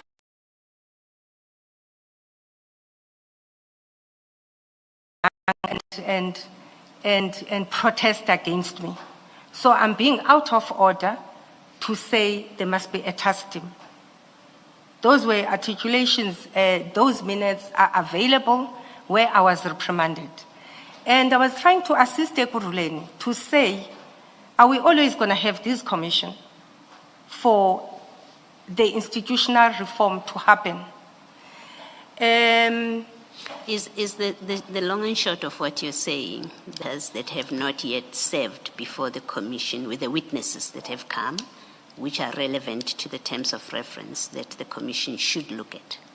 Is that the long and short of what you're saying? From those that I've seen in the media space, Chair, I think those people that are implicated in those situations, Jeff Weeks brought this and made sure that EMPD or Ekurhuleni is involved. In the others that I mentioned as well, Jeff Weeks was running with it. Okay. And the other ones that are not yet mentioned, Chair, I think Mr. Philip Rahwale should be called to come and talk to the Commission that these cases that is having, what are they all about, if it needs to be, because I don't know they're talking French. I want that to be reiterated. My ultimate proposal was to say, Ekurhuleni, clean yourself. Reforms, institutional and structural reforms can be done, Chair, and be imposed, but if they are not done by the institution itself, I promise you it's going to be documents that are left and gather dust somewhere. All these departments that are implicated here, all these institutions, at some point they must do their own institutional reforms, systems reforms, structural reforms. Okay. And maybe it's something that the Commission might make as a decision that says, after 12 months or 6 months, bring back what we have done to change. You will impose, but I guarantee you, if it's not done by the institution itself, there's little that is going to come with your recommendations on the institutional reforms. That's what I was articulating to the OPMOL. Thank you. All right, lastly from me, and it comes again from your evidence, you mentioned Mr. Madlanga having met him twice or thrice. I think that's how you started. You said twice or thrice. And then you said one of the times was he had come to you about a woman who had been assaulted or something, to come and speak to you about that. And then there were 2 other instances. It is the second part that I didn't quite get, because I think you said something about COVID tests or something, if I'm not mistaken. You said something. But I want the second part. So you had the one instance where he came to lay a complaint about a woman who had been assaulted. The other 2 times, what was it about? The second part, Chair, it was also about an incident, 2 incidents of involving car accidents, where a certain senior person, Ekurhuleni, was protected by certain employees of Ekurhuleni, where he said when you say senior person, an MMC? No, an HOD. Okay. Where that HOD was then protected by his team, and instead of being tested for drunken driving, he was not tested. But the other person who was on the other car, I think he was injured, was then tested. That was the first issue. And that issue... Is that one of the things that Mr. Madlanga came to see you about? Yes. Then the second issue, he then said that there's decisions that are made by certain individuals in terms of the succession plan of the city manager, where certain names were discussed somewhere, and the person that we are proposing, but I wasn't part of that, proposing to be, also has a criminal case pending, but it was put under the carpet by this other senior person who also had an accident. And my response to him was, I need proper evidence to this. And then he said, I'm stalling things. He's going to report us to the public protector. If I'm not mistaken, he even sent me his writing to the public protector. He also wanted the numbers of the spokesperson. There was a lot of things. That's when I then said, I think you're starting to take me for granted, because I guided him and I said, go to the police. Go to the police and speak to the police. HR, it's not a crime prevention or a crime investigation department. We deal with issues. Then he attacked me. Then that's when I told him where to get off. Okay. It's quite interesting that he would want to have he has an interest in what the city is planning to do about the city manager. What was his relationship at that time when that conversation about the succession of the city manager? Did he have any relationship with the city, whether business or other form? I can't recall at that time. I can't recall. As I say, I just dismissed him. Okay. I can't recall. All right. Thank you, Ms. Gxasheka. Thank you. Why would he come to head of HR about these issues? What do they have to do with it? My suspicion at the time, now that I linked the thing, because if you remember, I said yesterday, I listened tentatively, with full attention of what is this person all about. My own assumption is that he was trying to protect Mr. Mkwanas, in the sense that you guys are dealing with Mr. Mkwanas, but you're not dealing with other people in the city. That's when I told him where to get off, and I said, go and do what you need to do. And more or less, when was this? I can't recall Not the event. the exact month, but just, is it 2023? Is it 2022? Is it? It was around December 2024, if I'm not mistaken. Thank you.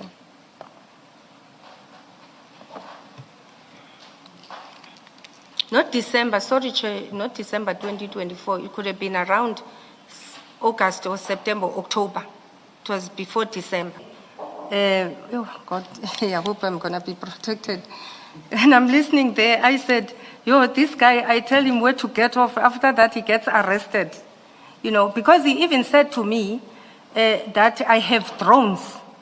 I'm going to put cameras in your house and I will know what you're doing. And my response was, you can put them wherever you want as long as you don't put them inside my house, before I left him.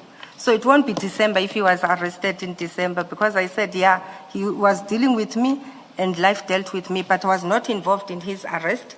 I never followed it up. Even in the 3 or few occasions I met with him, it was just casual and then pressing on these issues that I said he must refer to the police. Mrs. Gxasheka, in paragraph 131, or rather from paragraph 131 onwards, you deal with the vetting question, that is the vetting members of the EMPD. I do not do directly dealing or categorically dealing with the issue that was raised by Chief Mapia, I think Commissioner Spies as well, to the effect that, I think mainly Commissioner Spies actually, to the effect that a vetting process, that is the vetting of all the police officers within the municipality. A vetting process was conducted, and that Brigadier or Commissioner Mkwanas and all the police officers falling under his command refused to be subjected to that process. That is what the testimony of Commissioner Spies said. Are you aware of that? When we were looking at the matter, my understanding they were going to vet everybody. But if I check on the emails, Mr. Mkwanas says the data, let's start afresh. But I didn't zoom down to see that indeed it's only his department that doesn't want to be vetted. But I think I saw that. We actually, in testimony, Commissioner Spies showed us a schedule that actually set out even the results of the vetting process. Some of the crimes referred to being crimes that were committed when the police officers were already within the employ of the municipality. So there is a report, the vetting was actually done. But, so says Commissioner Spies, Commissioner Mkwanazi and everybody falling under his command refused to be subjected to that process. Now, the meeting that you referred to in paragraph 133 of your supplementary statement at page 42,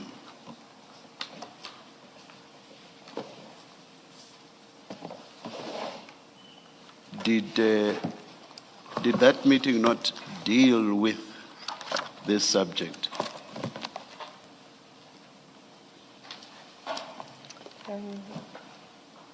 Joy, sorry, Commissioner, I think I need to see that. All right, all right.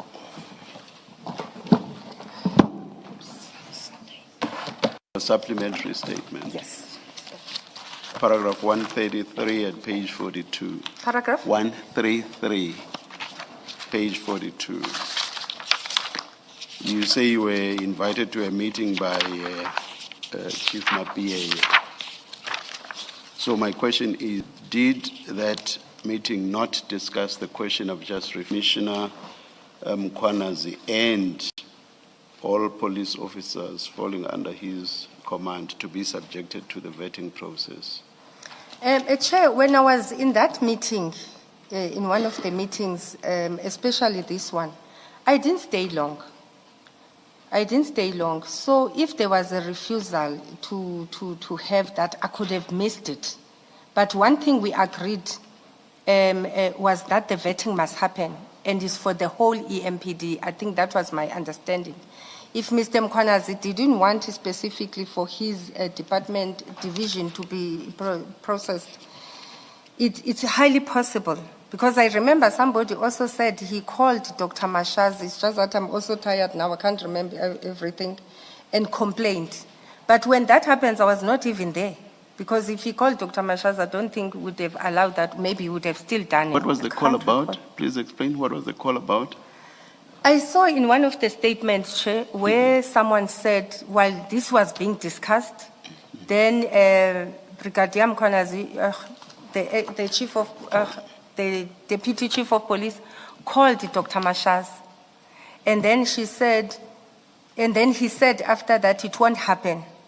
But I can't recall, I don't think I was still in the meeting when that happened. And highly possible it did happen. That is exactly when Commissioner Mkwanazi was allegedly refusing to be subjected to the vetting process. And he was basically appealing, allegedly, to Dr. Mashazi not to be subjected to that process.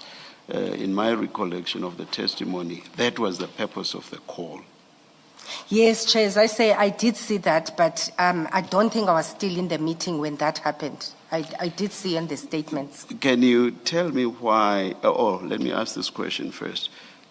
Did you not consider the question of the vetting of the Ekurhuleni police to be a very important subject? It was a very important subject, Chair. Hence okay. I said... Why did you say that, but I did not stay long? Why would you not have stayed long for such an important... I did provide a direction, Chair. And I even said, let's go and seek a legal opinion. So to me, the key issues I wanted to deal with and the understanding of the issues I've dealt with, I provided a direction and the legal opinion was sought. And as I said earlier on, even where I guided them that the letter must be drafted, you must do expungement. So my contribution was done, Chair. I can't recall where I had to go in that particular day, but I gave my full part of that meeting in advising and the way forward.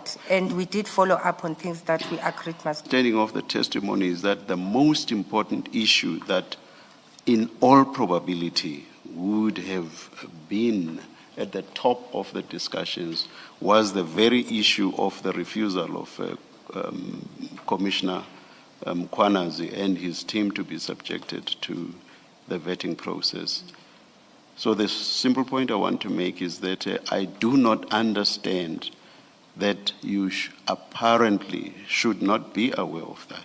Should have been top of the list. That was the main thing, because on my understanding, everybody else had agreed to the vetting, had been subjected to the vetting, and results had been obtained. And I've referred you to what some of the results were. Chair, So I fully agree I that. find it, Oh, sorry. a bit improbable that you should not be aware, as you suggest you are not, that there was such an issue. Chair, I think I did speak to it yesterday, that I saw debates. What I'm saying, in the meeting, I don't recall. At which point did you see those debates? It was on the emails. Before this meeting? I'm not sure if it was before or after this meeting, Chair. I think it could have been after this meeting, whereby they were saying that the data is outdated, we must start afresh, and so forth. But in that particular, I could have missed it. As I say, it could have happened after I left, and I thought I would have put that in my statement. Let me Apologies, sir. conclude by making two suggestions to you, two related suggestions. I think I've already made one. One, this vetting issue relating to the alleged refusal of Commissioner Mkhwanazi and his team to be subjected to the vetting was in all probability top of the list in the discussion that was to take place. And secondly, it is very strange, I suggest to you, that you should have left the meeting, or you should, as you say, not have stayed long at that meeting when it was to discuss such a serious issue. Apologies, sir. I did leave capable people. That's why even when Lefu followed up on the, I responded there and there and said, thank you for following it up. And we continued with it. Indeed, I should have stayed until the longest time. I would have picked it up if there's a resistance. But I felt that I left a capable team, and indeed we did follow it up and make sure that we get the legal opinion. I kept on following it up, and issues of Mkhwanazi Chair are managed by a senior person who seems to be protecting Mkhwanazi. And it's really a pity that we are also seen to be the Why was same. there a need for a legal opinion? I don't understand this. All other police officers have been subjected to the vetting process. Has revealed criminality, basically. And not only criminality that was there before the police officers were employed, but criminality that was committed when some of the police officers were already employed by the municipality. That's very, very serious. Now, Brigadier Mkhwanazi or Commissioner Mkhwanazi and his team cannot be an outlier, the sort of outlier in risk. There have been similar findings. So the simple point or the simple thing that should have been done was for you to direct Commissioner Mkhwanazi and his team to agree to being subjected to the vetting process. I don't understand what the legal opinion was for. Chair, we did direct in terms of what needs to be done, and we did say that this vetting process must happen. At what point? At what point? Because you keep referring to the legal opinion and having left a team that you had confidence in and then legal opinion afterwards. At what point did you direct? In terms of the emails on that document I shared today, I did explain, Chair, at what point I said they must conduct the process. At what point would this have been in relation to Chief Mapia's meeting and the opinion? At what point would this direction have been? Because I believe that the direction should have been immediate. If there are allegations that they have refused to subject themselves to the vetting process, the direction should have been immediate. And surely you would remember if you did that or you did not. So it can't require you to find some document or some email to respond to the question. Chair, We all agreed that this must happen, and it was just the process to follow. My question is at what point? That's the Immediately, question. Chair. Immediately. Hence, after the legal opinion, if you saw, we quickly responded and say, let's embark on this. So are you saying you only directed after the legal opinion? No, before that, I go and get the issue of the consent. They must draft an expungement. They must go and check the expungement policy, how it goes. They must also categorize them into those different categories. When did you receive a legal opinion? Criminal record. Was it before you were employed or after were you employed? And what was the type of the criminal activity that you were involved on? Thank you. I will ask the question for the third time.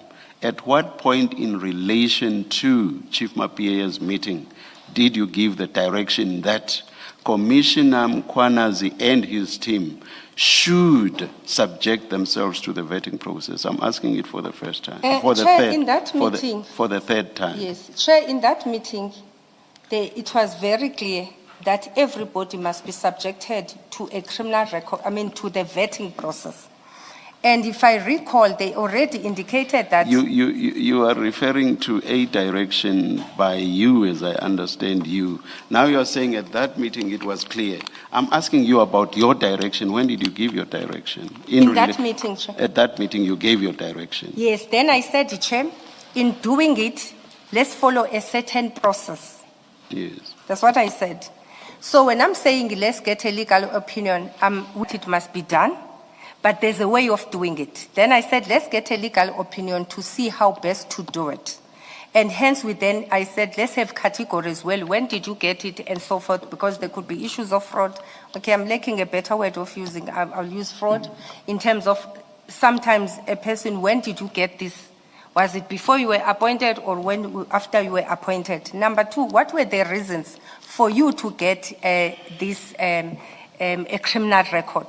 So I've directed in that meeting, Chair, before I leave, that let's do this vetting. Was it at the point of your direction that Commissioner Mkhwanazi called Dr. Mashazi?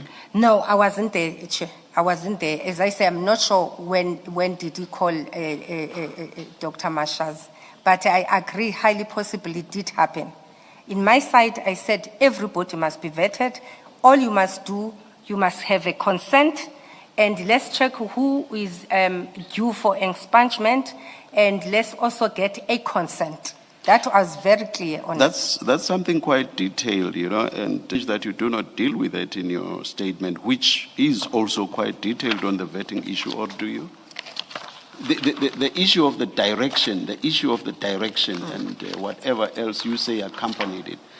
You do not say, I gave a direction that Commissioner Mkhwanazi and his team should subject themselves to the vetting process.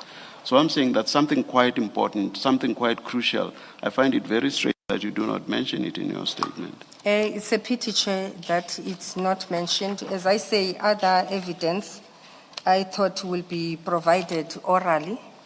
And I think I'm trying by all means to show consistency in terms of what roles I would have played. Is something that can be relooked at if there's a need to do that. But I was very clear in supporting that vetting must happen, Chair. I will just say, you have a whole lot starting from paragraph 1 of your affidavit right up to the last paragraph, and you have given testimony with regard to all of those issues, except those that Mr. Shaskalson said, perhaps let us keep these for the reasons that he gave. You stated all of that in David, and you did not say, I will not state any of these because I'm going to testify on them.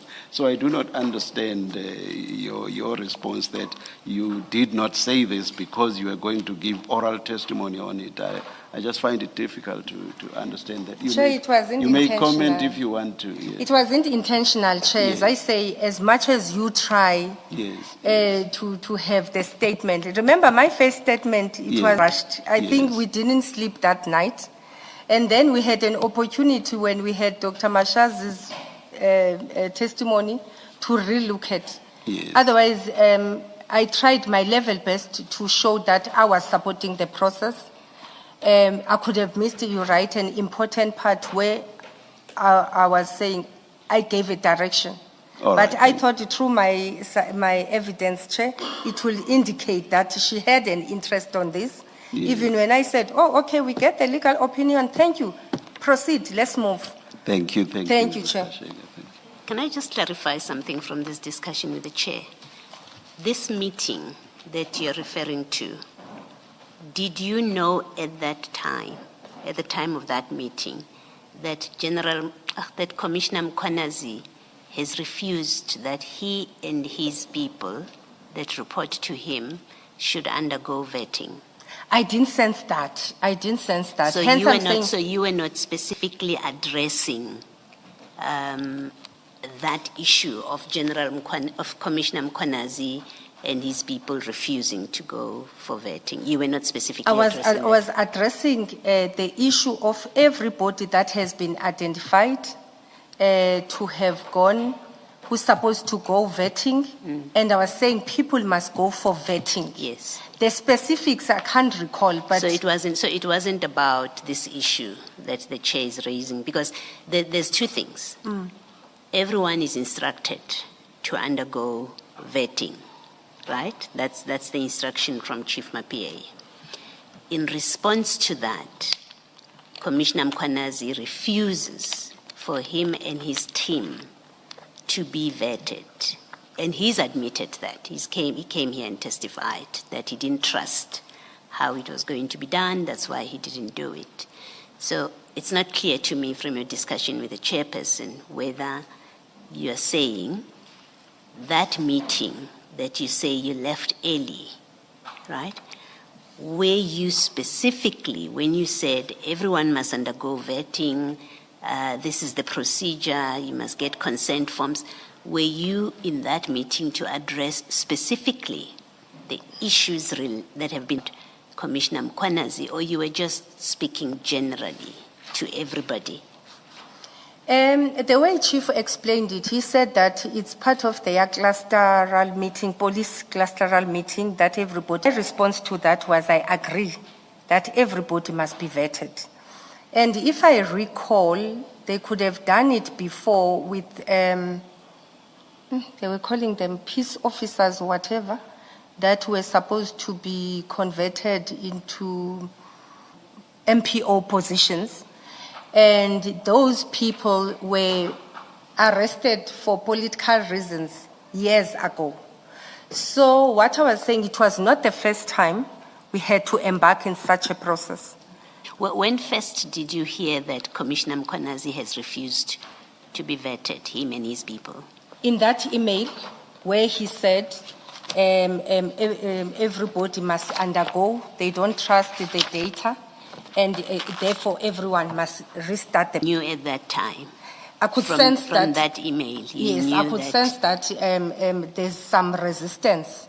However, it's No, but always- he doesn't say in that email exchange that him and his people are not going to do this. He speaks very generally. He says the data is old, let's redo it, right? Let's do it. So I'm asking you more specifically, did you ever become aware that Commissioner Mkwanazi has refused that he and his people, those who reported to him, should be vetted? Did you ever come to know that?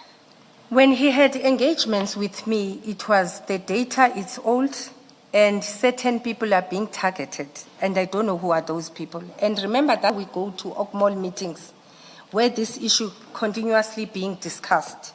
And I think subsequently, I'm not sure if I testified to that, I even wrote to him and said, this vetting, Chief, must happen.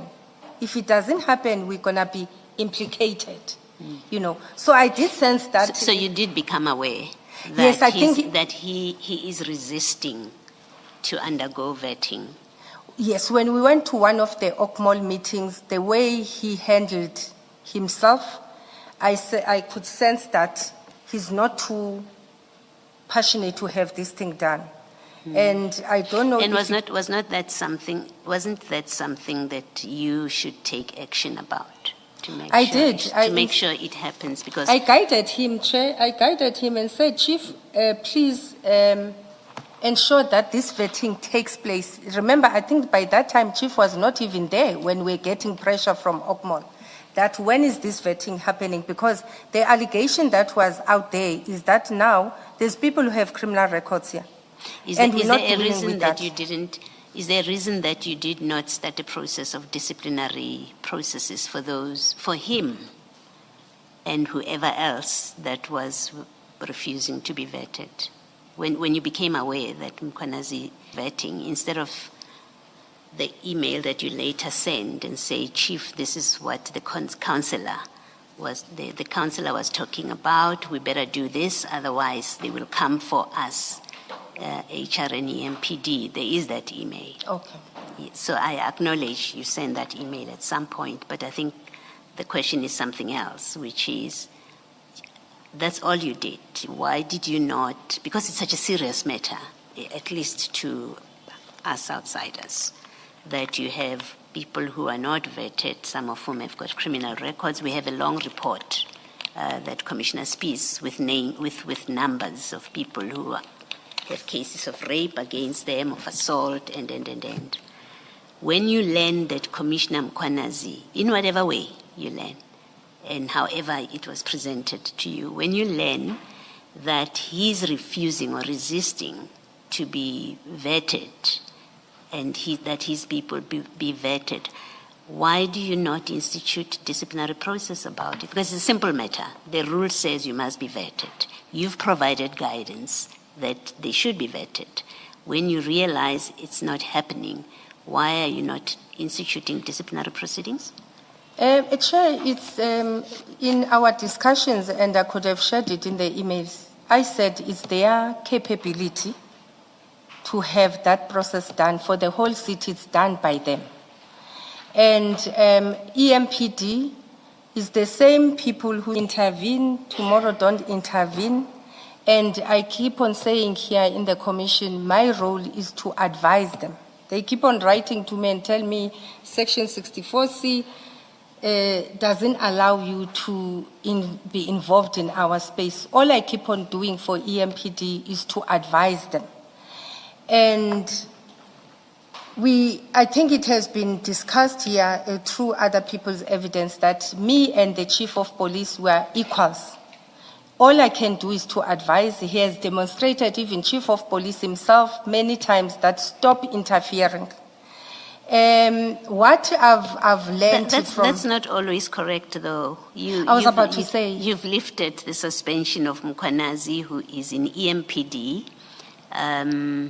You have told Chief you must return Commissioner Mkhwanazi to his substantive position. So you do get involved with HR matters. So it's not always true that you don't get involved with the MPD human resource issues. Indeed, Chair, I do get involved, commissioners. And even in this instance, I was fully involved in the sense that I did guide them throughout the process. For them, they take my instructions or it's up to them. Sometimes they do, sometimes they don't. I agree with you, and I think my testimony and evidence is very clear that I do get involved. But you get involved to a space that is not clear. Hence, I said earlier on that one of the communications from Dr. Mashazi to Chief that says, Chief, draft a policy into this confusion. You know, if maybe that policy gets to be realized, it will also assist the city to stop the confusion. And hopefully, by the time everything is sorted, we can also, so that we have somebody who's fully involved in that department. But I agree with you. I do assist them. I do try to make decisions. They decide what to do or not what to do. Thank you. Thanks, Thank Mr. Gxasheka.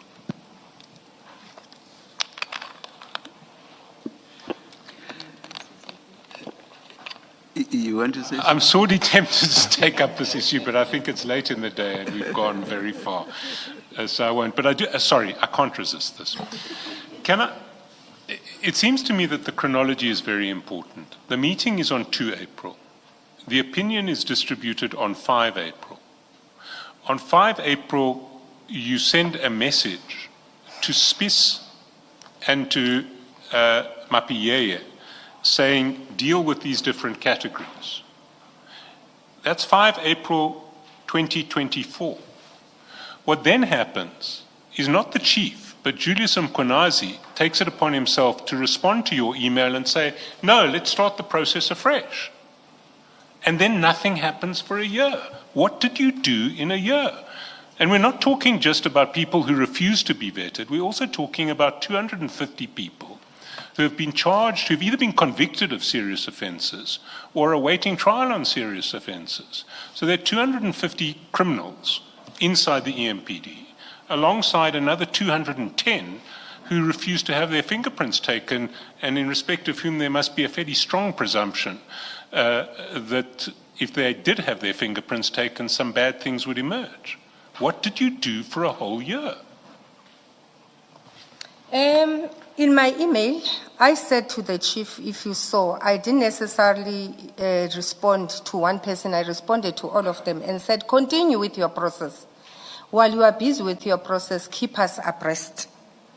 And that's the same chief who will say, don't get involved in my space. I do advise. If they want to take my advice, they take it. If they don't want to take my advice, they don't take it.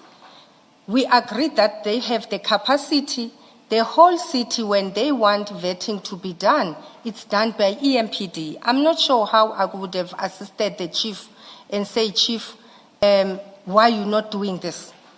And subsequently to Chief, when these matters were raised, I said to Mr. Mkhwanazi, conclude this process. What you said to Mr. Mkhwanazi was something different. If we go to page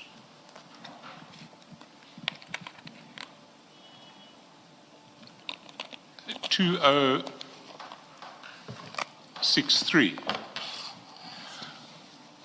A year previously, literally a whole year to the day, 6 April 2024, he had written saying, we must start this process afresh. There is no communication between you for a whole year. And then on Sunday, April the 6th, 2025, at 10:22 p.m., you forward him your message from a year ago, from Saturday, April the 6th, 2024. And you forward it under a message saying, this is the issue the councillor is referring to. We need to act on this, not because it's a disaster if there are criminals running around in the uniform of the EMPD, but we need to act on this before they use it against HR and EMPD. You weren't worried about criminals in the EMPD. You were worried about some councillor pointing at Mkhwanazi for doing nothing about the fact that there are criminals in the EMPD. Chair, I think I did say earlier on that the inference biasness I will accept. And I think I understand that it's based on being on the other side and I'm sitting on the other side. I'm still sticking by my evidence. I did write to them in 6 April, I agreed 2024, and I said, keep me an accounting officer abreast. When this didn't happen, and now it was raised in the OCMOL, to me, the mere fact that it's Sunday shows as well that one is not resting.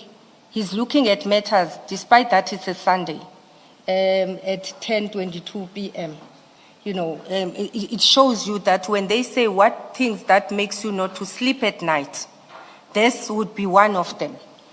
And if you look now, how things happened is things could have been done better.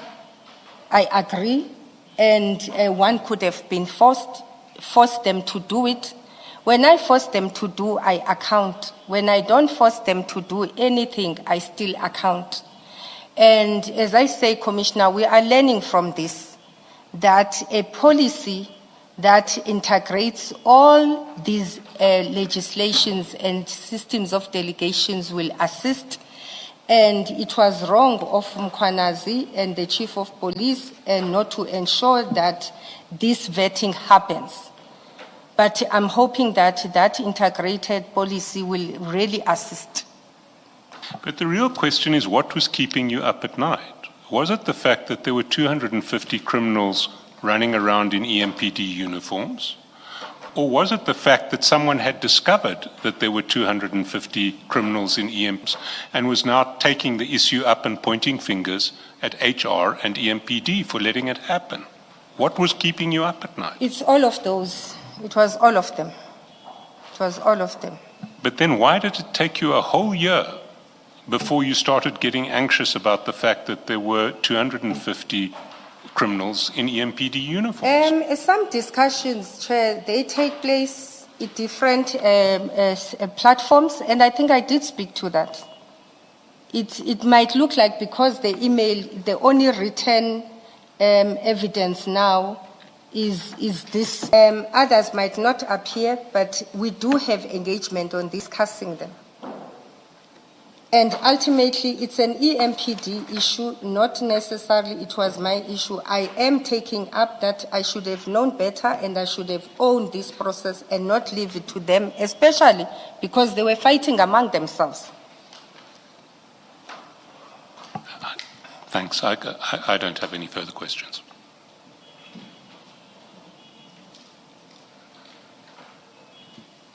I think we have reached the end of the testimony. Sorry. Oh, okay. Mr. Chairperson, the request for an affidavit to do with that medical report, was anything done about it? Was it addressed to legal representatives? No, but it will be. Okay. All right. Thank you.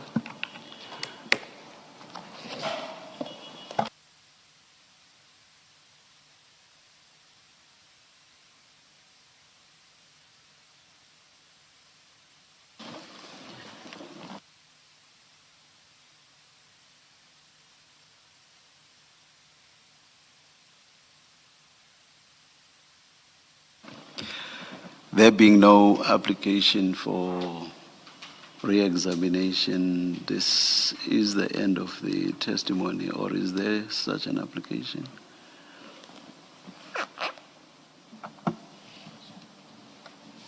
Yes, Ms. Magula. Mr. Chairman, Yes.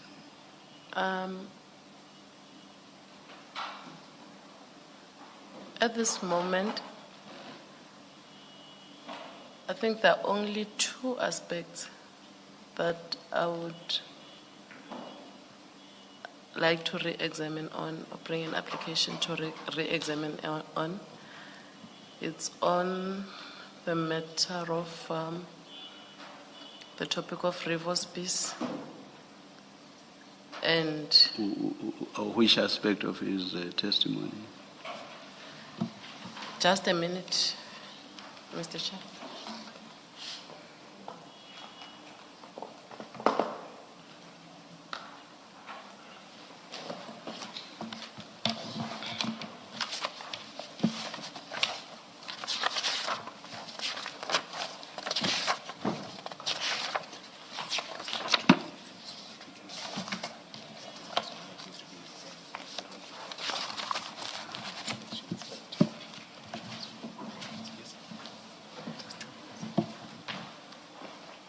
The first one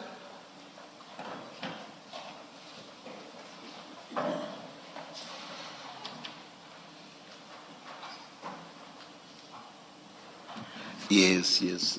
The first one, Mr. Chairperson, it's about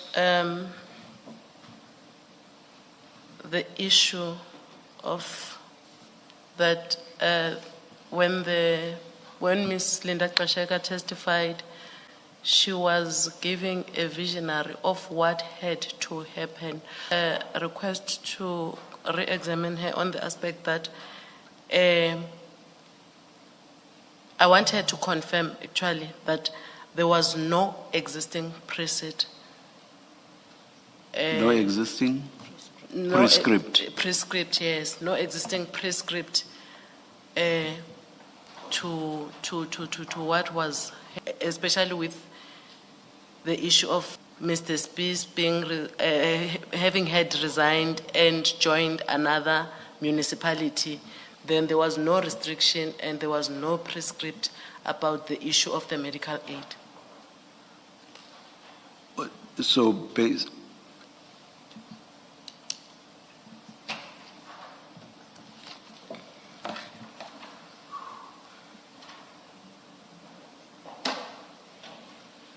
yes, all right, we'll allow that. And what was the other issue? I think you And- said two, yeah. And the other one is to clarify on his form again that indeed he wrote that when he was resigning, he said he's resigning because of he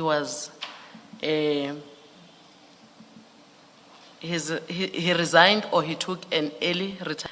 And if he took an early retirement, is there anything that was preventing him to join another precinct? All right, To be please, re-employed. please go ahead. Thank you.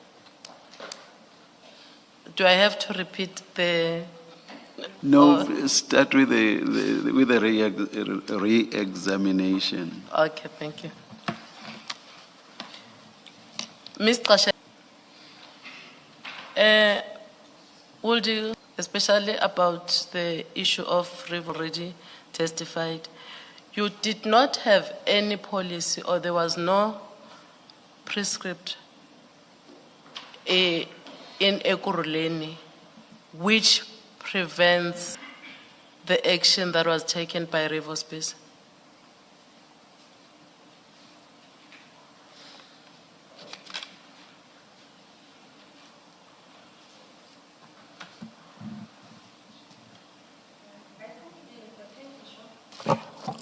Thank you, Chair.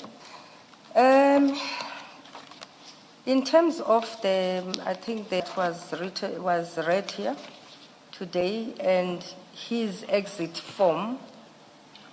The exit form talks to retirement, resignation, deceased, and abandonment, and it goes further. In his form, he ticked retirement and then he added early, and he says 60 years. And then again, in his resignation letter, okay, I'm not sure if this was shared with the commission. In his resignation letter, if I may read it, is that he said, early retirement or resignation from please accept this letter as a formal notification that I'm resigning from my position as Deputy Chief of Police, Auxiliary and Support Services with Ekurhuleni Police Department, effective 28 February 2025. This decision comes after 42 years of dedicated service to the law enforcement profession and 33 years to the city, during which I had privilege of contributing to the safety and well-being of our community. I am incredibly grateful for the opportunity and experiences I have gained through my career. I have reached the age of 60. Sorry, Mrs. Gxasheka. I hope the question was, I think it was, is there a prescript? Yes, Mr. Chair. Yeah, the question is about the existence of a prescript, Mrs. Gxasheka, not the motivation for taking early retirement. There is a document that talks to when you take early retirement, and then there will be, you will contribute, the employer will assist you to contribute towards your medical aid until upon death. There is a mayoral or council resolution to that effect. So that document, does it state as to whether if maybe you get employment whilst you are on those benefits, the previous employer will stop its benefits that it has given to you or awarded to you. Sorry, Chair, I do need to object here because if we're talking about what a hypothetical document says in relation to Ekurhuleni policy and precepts, we need to see the document. Or at the very least, we need to have some description of the document that will enable us to locate. Should we proceed on the... Let's hear the witnesses answer, Mr. Shaskalsin, and then endeavors should be made to get the document. I think Mrs. Gxasheka would assist in sourcing the document. Your answer to the question? Okay, thank you, Chair. Yes, Chair, there is a council resolution. I will try and get it through the right channels from Ekurhuleni. And the documents it talks specifically to retired employee, not to employees that have resigned and intend to join another municipality. It just talks about retirement. And early retirement is defined as retirement. Yes, I don't have an issue with the early retirement. All right. Where I said I had an issue is for you to correct. I'm raising it purely because you refer to resignation and taking up employment elsewhere. That's retirement. Yes, please proceed. Thank you, Mr. Chair. If nothing further. I think she has clarified it. Thank you. Thank you. Sorry, Mr. Gxasheka. One last thing, I promise. Would you agree with me that if there was a prescript or a policy within Ekurhuleni that said if you are receiving post-retirement medical aid subsidy from the employer and you become employed by somebody else, the subsidy stops? If there was such a policy, then all Ekurhuleni has to do is to enforce its rights in terms of that policy. Chair, what I said earlier on, or yesterday when I was testifying, was that policy, it was meant for early retirement or retirement and so forth. I think even the memo that we read today, it mentioned those who qualify. And I said my concern with Revo Spies is I've changed and said he intended to mislead here. Because in his resignation, he says, I'm reaching the age of 60 during November 2024. I've decided to pursue early retirement to dedicate it to my time, And I think the debate we had yesterday was he can take early retirement today and decide tomorrow to go and work in another municipality. Then I said it's something that as the city we need to look at, because clearly there is a misconstrued or a misleading situation here. There's two people that I've heard of that have done that thus far. And to avoid it continuing beyond those revised the policy, I think I was very clear in my testimony. And when I said because I've changed my wording and said he has misled the council. I further said the reason that made me to be concerned is that a person could be receiving a what you call this, a benefit that he should not be receiving, Ekurhuleni. If I can go, Chair, even the definition of an early retirement versus a resignation.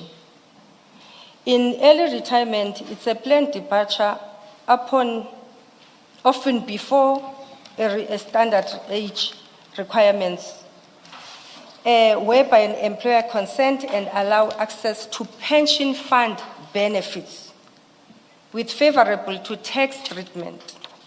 But on the resignation, my definition I managed to have is that it's a unilateral decision to leave, and often... Again, I'm very sorry, Mrs. Gxasheka.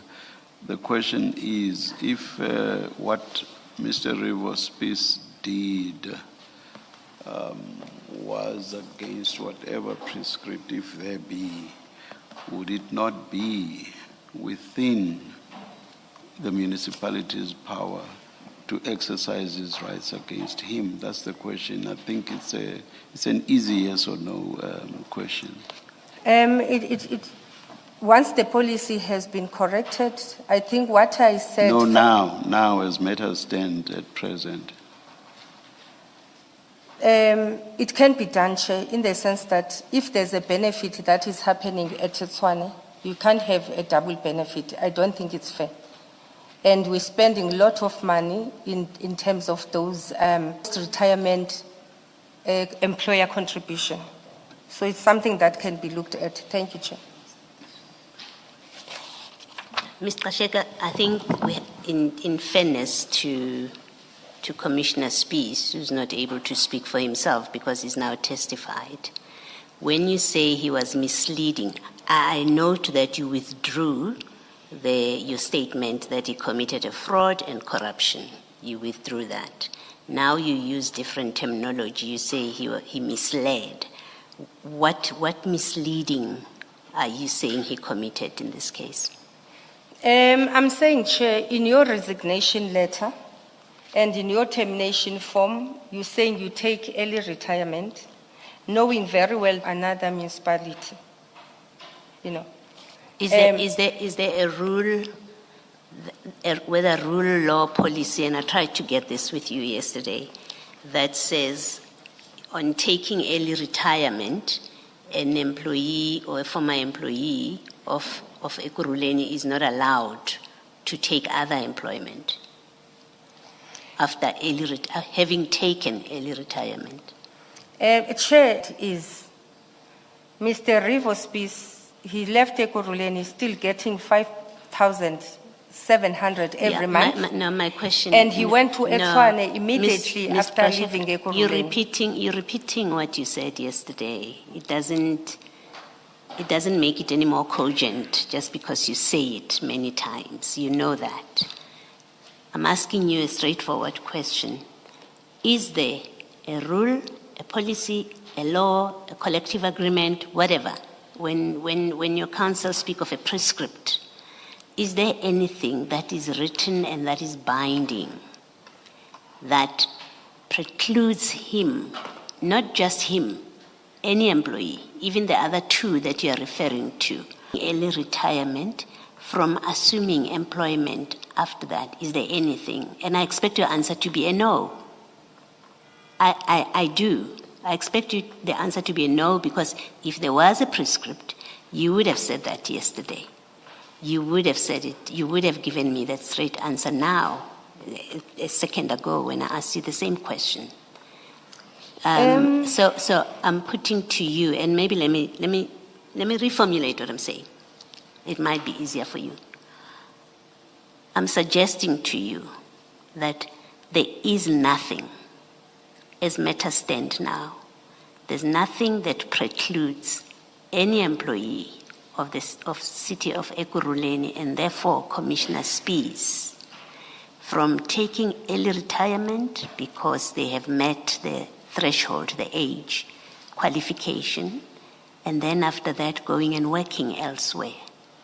I'm suggesting to you there's no rule that says that cannot be done. Do you disagree with that? Chair, in terms of I think the Pension Funds Act is very clear that and I think I conceded to that you can retire at any time when you need to retire, even take early retirement. And go and work somewhere else. What my issue is that there's a 5,700. Okay, no, you're not going to answer. I think you don't want to answer my question.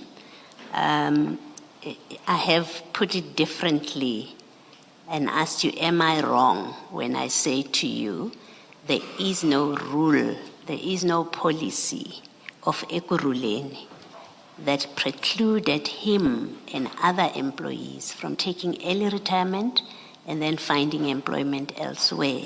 I'm saying to you, there is nothing that prevents them from doing that.